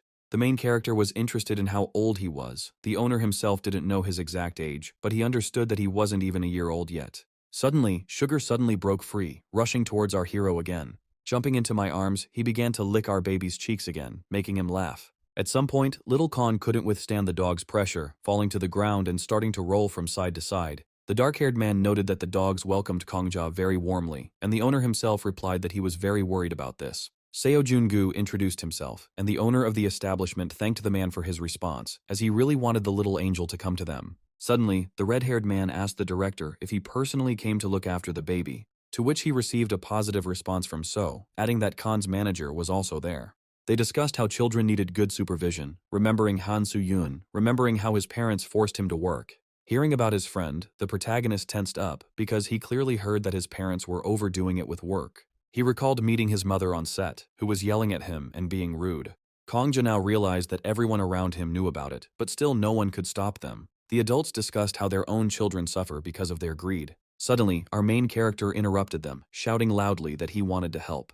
With the sweetest expression on his face, Little Khan said that he wanted to help his friends. He wanted to help both animals and friends. With the same sweet expression on his face, he added that this was precisely why he was here, which greatly surprised the adults. The red-haired owner's face immediately lit up. He couldn't believe that the rumors about the child's heart of gold were true. He suggested working hard to ensure that everyone could receive help, an idea that the protagonist happily supported. Sometime later, the set was prepared. The boy was shouting to start bringing the dogs onto the set. At that very moment, there was a deathly silence. It seemed as if there was absolutely nothing in the area. But just a second later, loud barking of dogs began to be heard, and then they appeared. Seeing such an incredible number of animals, the fair-haired baby was scared for a second. White-haired Sugar himself followed them, just as happy as the other animals. There was real chaos all around, and the animals were impossible to control. All the four-legged animals surrounded the baby, began to lick him, play with him, and never let him go. And so, sometime later, the filming was successfully completed. As soon as the article appeared online, positive reviews immediately followed, saying that even animals are crazy about Kona. Reading this, director So was delighted because the reaction to this filming was simply explosive. With incredible speed, he began checking one site after another, each one containing only positive words. In a poll asking who you would like to spend a Children's Day with, Kongja came in first place. Reading about all this, director So could not believe that such a treasure had come to them. Suddenly, Sujong ran in and started shouting loudly, asking if it was true, and the man was very frightened by these screams. So didn't understand why she didn't knock, but the girl shouted that they weren't strangers, and the director didn't support her in this. Masu shrugged her shoulders and didn't really agree with this, which greatly surprised the director, who decided that it was because he was fictitious. And then, exhaling heavily, he asked the girl what was the matter, since she had been busy lately. And she replied that there really was a lot of work, because people had started looking for her again, but he didn't understand whether that wasn't good. To which the actress, exhaling heavily, replied that she thought she would be fired because of the accounting fraud, but everything ended well. The man asked if the only option left was the trial, adding that he personally would like the guy to be jailed for 20 years. The sentences for economic crimes were short, but Ma Su agreed to give them a longer sentence. The black-haired man didn't understand why she treated her own brother so badly. She, lowering her gaze, replied that it was precisely because it was her brother that he should sit longer, since she had seen everything with her own eyes. Director So didn't understand what they were talking about, so he immediately asked the actress what she was talking about. Masu called her brother a real piece of trash, because from childhood he was stupid and cruel, with only ambitions and no abilities. But there was no need to worry about the company, as long as her older brother was the heir, if that same plane crash happened. Hearing these words, the man's face changed dramatically and looked sad. At that very moment, a rather gloomy atmosphere hung in the room. Both heroes were silent. A minute later, Masu slowly raised her hands, clapping her palms hard. With a smile on her face, she said that they had enough of these unpleasant things. Hearing these words, the director was quite shocked, not understanding what was wrong, and the girl shouted with pride at the top of her lungs that their Kongja took first place in the poll. Director So asked the actress about the important event with a smile, but the girl only screamed emotionally in response. The young girl continued to loudly protest, as they were guaranteed to be invited to the Blue House. Director So smiled good-naturedly, reasonably noting that victory and lunch with the president were excellent news. Masu sincerely did not understand her boss's joy, because she wanted to look at Kongja alone and not share the hero's attention. So sternly reminded Sujung that the voting results could not be ignored. Children's Day has arrived, bringing with it long-awaited festive events. Adjusting his neat checkered tie on his snow-white shirt, the protagonist noted that his appearance turned out perfect. Little Kongja, wearing a festive suit with suspenders, stood frozen in the middle of the room, beaming with joy. Uncle Doksu smiled warmly and complimented the boy's outfit, while the young mother herself covered her mouth with her hands in affection. The dark-haired actress began kissing the child on his chubby cheeks, sincerely admiring what an incredible cutie her son was growing into. Little Kongja only laughed awkwardly in response to the boisterous display of his parents' love. A pop-up system window demanded a hefty sum of coins to hide the circles on the president's face. Our protagonist mentally reasoned that the fee set by the system for the request must be fulfilled in any case. The young actress looked ahead in confusion and quietly muttered the name Kongja, as if she had guessed something incredible. The girl gently asked if the child was worried, to which our protagonist modestly admitted that he was tense. The dark-haired actress complained irritably about the awkward situation and the pressure from the organizers in a hurry. The young girl thought about the intrusive reporters, lamenting that she would not be able to express her dissatisfaction. Our protagonist clenched his fists resolutely, promising to be a good boy, while the upset actress wiped away her tears. The main character was thinking about the question he wanted to ask the president. Putting his finger to his cheek, Kongja thoughtfully considered the existence of one important request to the head of Korea. Smiling carefreely, our protagonist suggested out loud that there was really nothing to say. The young mother looked at her son with a tender smile, mentally admiring how amazingly sensible he was growing up to be. Gently stroking the boy's head, the young mother smiled warmly and promised her son to personally fulfill any of his wishes. Our main character's eyes widened in surprise at the unexpected offer, and he asked in confusion whether it was true. Kongja playfully raised his index finger and declared that he had one wish. Our protagonist loudly declared that his only and most cherished wish in the whole world was her happiness. The young girl froze in shock at such touching words. Happily closing her eyes, the young actress smiled tenderly and assured the child that she was already infinitely happy thanks to him. Our main character hugged his mother tightly by the legs, stubbornly wishing her even greater happiness. The long-awaited black car finally stopped in front of the majestic blue house. Journalists immediately surrounded the arriving guests, continuously clicking their camera shutters. The door of the luxury car swung open with a dull click, attracting the attention of the assembled press. The elegant white high-heeled shoes touched the asphalt, making a confident and distinct sound. The elegant, dark-haired actress walked confidently forward, leading little Kongja, who was beaming with joy by the hand. The journalists continued to fight furiously for the best angle as our duo slowly walked towards the building. The young actress smiled warmly and waved to the press, without appearing at all nervous. The security guard at the entrance politely pointed the guests in the right direction, and the dark-haired actress calmly agreed. Amidst the incessant sounds of shutters and bright flashes of cameras, the young girl and her son began to confidently rise. Upon crossing the threshold of the majestic building, the guests heard official words of welcome and gratitude for their arrival. Sitting in front of a bowl of hot soup, the actress politely replied that it was a great honor for her to be there. The elderly man smiled good-naturedly and finally suggested that they begin their meal. Sitting at a long table under the gaze of dozens of cameras, our protagonist mentally noted how awkward it was to dine here. The dark-haired actress laughed softly, mentally noticing that her son was a little nervous. The older man smiled warmly and kindly invited Kongja to eat more. Our protagonist politely thanked everyone for the delicious treat and wished everyone around him a bon appétit. Our main character carefully scooped up a portion of warm, delicious cream soup with a spoon. Little Kongja happily put the spoon into his mouth, comically puffing out his chubby cheeks from enjoying the taste of the delicious soup. Our protagonist opened his shining golden eyes in delight, sincerely exclaiming out loud that the soup served was truly delicious. The elderly man was genuinely delighted by the child's enthusiastic reaction, and with a warm smile, he again called upon him to say that he truly was an angel. The reporters present began clicking their cameras even more furiously. Our protagonist cheerfully declared his desire to become truly cool, in which the president himself supported him. A look of obvious confusion crossed the elderly man's face for a moment, and a single drop of water rolled down his pale cheek. Our protagonist, with a touch of sympathy, mentally noted that Mr. President, in his position, was also having a hard time. A wooden serving cart with a delicious schnitzel rolled smoothly up to the dining table. Upon seeing it, the baby could not contain his emotions, making a sound of strong surprise at the delicious smell. Mr. President, with a gentle smile, praised the chef for the excellent dish. A security guard in dark glasses loudly announced the end of filming for the press and began forcing them to leave the room. Our protagonist realized that journalists were initially only allowed to film until the main course was served. The older man laughed good-naturedly and noted understandingly that it was difficult to eat in front of a crowd of reporters. Having politely thanked Mr. President for his concern, our protagonist bowed slightly. The elderly woman reproachfully reminded the old man of her concerns, noting that Kongja was indeed in a difficult situation. The elderly lady angrily grumbled at her husband, lamenting that Kongja was brought by a strange old man for the sake of a simple schnitzel. Our main character just smiled in confusion and broke out in cold sweat, not expecting such a turn of events. The elderly woman continued to furiously scold the man, causing Mr. President to cover his ears with his hands in horror. Watching the comical quarrel, the young actress could not help but laugh merrily, covering her mouth with her hand along with her son. Placing her fork and spoon on her plate, the woman gently stopped laughing and called Kongja's name affectionately, getting the boy's attention. Mr. President looked at the child with a soft, warm smile and kindly suggested that they take a short walk. Hearing the unexpected proposal, our protagonist tilted his head to the side in surprise and silently looked at the man. Strolling leisurely along the paved path of the luxurious garden, Mr. President and our protagonist walked side by side in silence.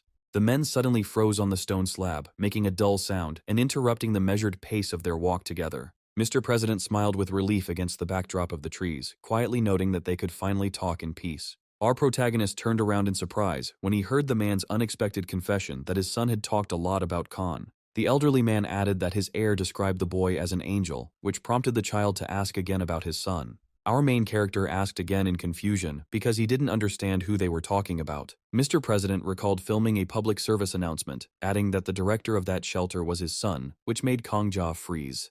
The kid never expected that the president's successor was the owner of that very dog shelter. It was after this surprised cry from the main character that real silence ensued. The older man looked at our little one with a smile on his face as he waited for an answer. However, without waiting, the child asked again, to which he received a positive answer. Grandpa added that his son had praised Kong Ja a lot, and because of this, something began to worry him, so he called him. I asked if it was true that actors playing villains were treated badly on set and about children filming because of pressure. Hearing this question, the little boy now understood why the old man had called him, because he was afraid that he, too, was being filmed against his will. Looking down, the little boy realized that he had chosen this path himself, but there were definitely children like Han Soo-yoon. He decided to answer the truth, so he confirmed the president's words with a longing in his voice. He asked if he knew the drama Farewell Song of the Mountain Star and began to talk about it. After all, in this work the director filmed many cruel scenes without any regard for the child actors. There are many places where adults don't protect children, but rather exploit them. The protagonist began to tell the president absolutely everything he knew, while he listened to him silently. At some point, the kid took a step towards his grandfather, who grabbed him by the jacket. He said sadly that laws are needed to protect children. Hearing such a request from a child, the president could hardly restrain himself from being surprised out loud. Closing his eyes, beads of cold sweat ran down his face. It was hard for him to accept this, sitting on his knee. He agreed, asking why parents send their children to such difficult conditions, to which the child replied, for money. The president did not understand why the children tolerated this, to which Kong Ja replied that mom and dad were their whole world. Hearing this answer, the old man said with a smile on his face that he had asked too much. And then he put his hand on the baby's head and began to stroke it sweetly. He thanked the little boy for telling him everything, taking note of it. Promising that he would try to think of something to solve this problem, the little boy was delighted to hear this answer. And so, holding hands, both heroes went back to the hall where they were waiting. The main character didn't understand why his soul was so uneasy, but he also understood that it would be much better this way. And so, several days had already passed since the meeting with the president. The main character was at home. Holding a newspaper in his hands, he read an article about the passage of the child protection law. Kong Ja couldn't believe that everything happened so quickly, realizing that it was good to have power because everything ended after one conversation. The little boy was happy because now children like Han Soo-yoon would also be protected. A few more days passed, and one rather hot day, our hero went to filming, and there was a real buzz around. The black-haired boy shouted for him to tell because he was interested in how Kong Ja had visited the Blue House. Han Soo-won wondered if the food was good, to which Kong replied that it was great. The answer regarding not knowing whether the food there was tasty killed the duo because they thought that everything there was completely different. But the kid replied that he was nervous, which quite surprised the two. The little boy turned to his friend, asking if he was hungry anymore. To which he, clutching his head, replied that lately his mother had been feeding him herself, and it was as if a weight had been lifted from Kong Ja's soul. Suddenly, the black-haired child interrupted the main character's thoughts by speaking. Recently, his mother has been making sure that he eats well. The main character was secretly glad that the black-haired boy's mother had quickly figured everything out. But out loud he said something different, telling his friend that his mother cared about him very much. Suddenly, a cry was heard, urgently calling for the assistant director. Our heroes immediately noticed this and began to look in the direction of the noise. The man shouted, "Is there really no contact with the water carrier yet?" To which another man, holding a phone in his hands, replied that the company was not answering the phone, assuming that they had let them down. The director couldn't believe it, because how could such a large company let them down? Vaughn, clutching his head, couldn't understand how this had happened, because if they didn't film it today, the entire schedule would go down the drain. At this time, the assistant explained to the boss that he was already calling other companies. Having fallen to the ground, the director said that nothing would work, because what company could come on call on the same day? None. The man was very worried, because expenses would also increase, both for rent and for staff salaries. Then Kong Ja remembered that the film Downpour was a low-budget film, and Director 1 must have had a tight schedule. To stay within budget, and now there's a huge disruption, thought the main character, while the director didn't understand what to do. Hearing that he was going to remove the scene with the rain, Kong Ja mentally shouted that it was impossible, because it was important in the film. The little boy began to play the story out in his head, under the pouring rain, as if reflecting the girl's sadness. The boy had to confess his true feelings. This was the key moment. If this scene were to change even slightly, the quality of the film would plummet, the protagonist continued to reflect. Exhaling heavily, he thought about what to do, even starting to think about rain rituals. The main character himself was nervously clenching his fist at this time, thinking that he should have prevented this. Turning to his brothers, he asked if it was by any chance supposed to rain today, but they did not understand the question. The three of them looked at the sky, knowing full well that rain was highly unlikely in such weather. Both black-haired guys started laughing, saying that if it rained in such weather, they would change their last names because it was unrealistic. However, the main character was already mentally anticipating how these two would change their last names. He was going to use coins. The system valued it at 95,000 coins. A side effect will be chills, which will begin after an hour and last for 3 hours. The baby was very surprised by this, but he understood perfectly well that he had no choice, because all he had to do was finish filming within an hour. He used the coins, and immediately the whole sky suddenly became covered with clouds, and a light rain began to fall. The entire film crew couldn't believe their eyes as they looked around and watched the drops fall to the ground. Unable to contain his own emotions, Director Wan began to sob, joyfully shouting that the gods had taken pity on him. Following his lead, the other participants in the filming process began to rejoice. The black-haired boy, looking at the sky, couldn't believe that this had actually happened because it had started to rain. The director immediately gave the command for everyone to begin preparing for filming. He ordered everyone to get ready because they had to finish while it was raining. Watching what was happening, the little boy thought that he had saved both the director and the film itself. Looking towards his co-star, he realized there was only one thing left to do. His gaze immediately tensed because all he had to do was play his part perfectly and finish within an hour.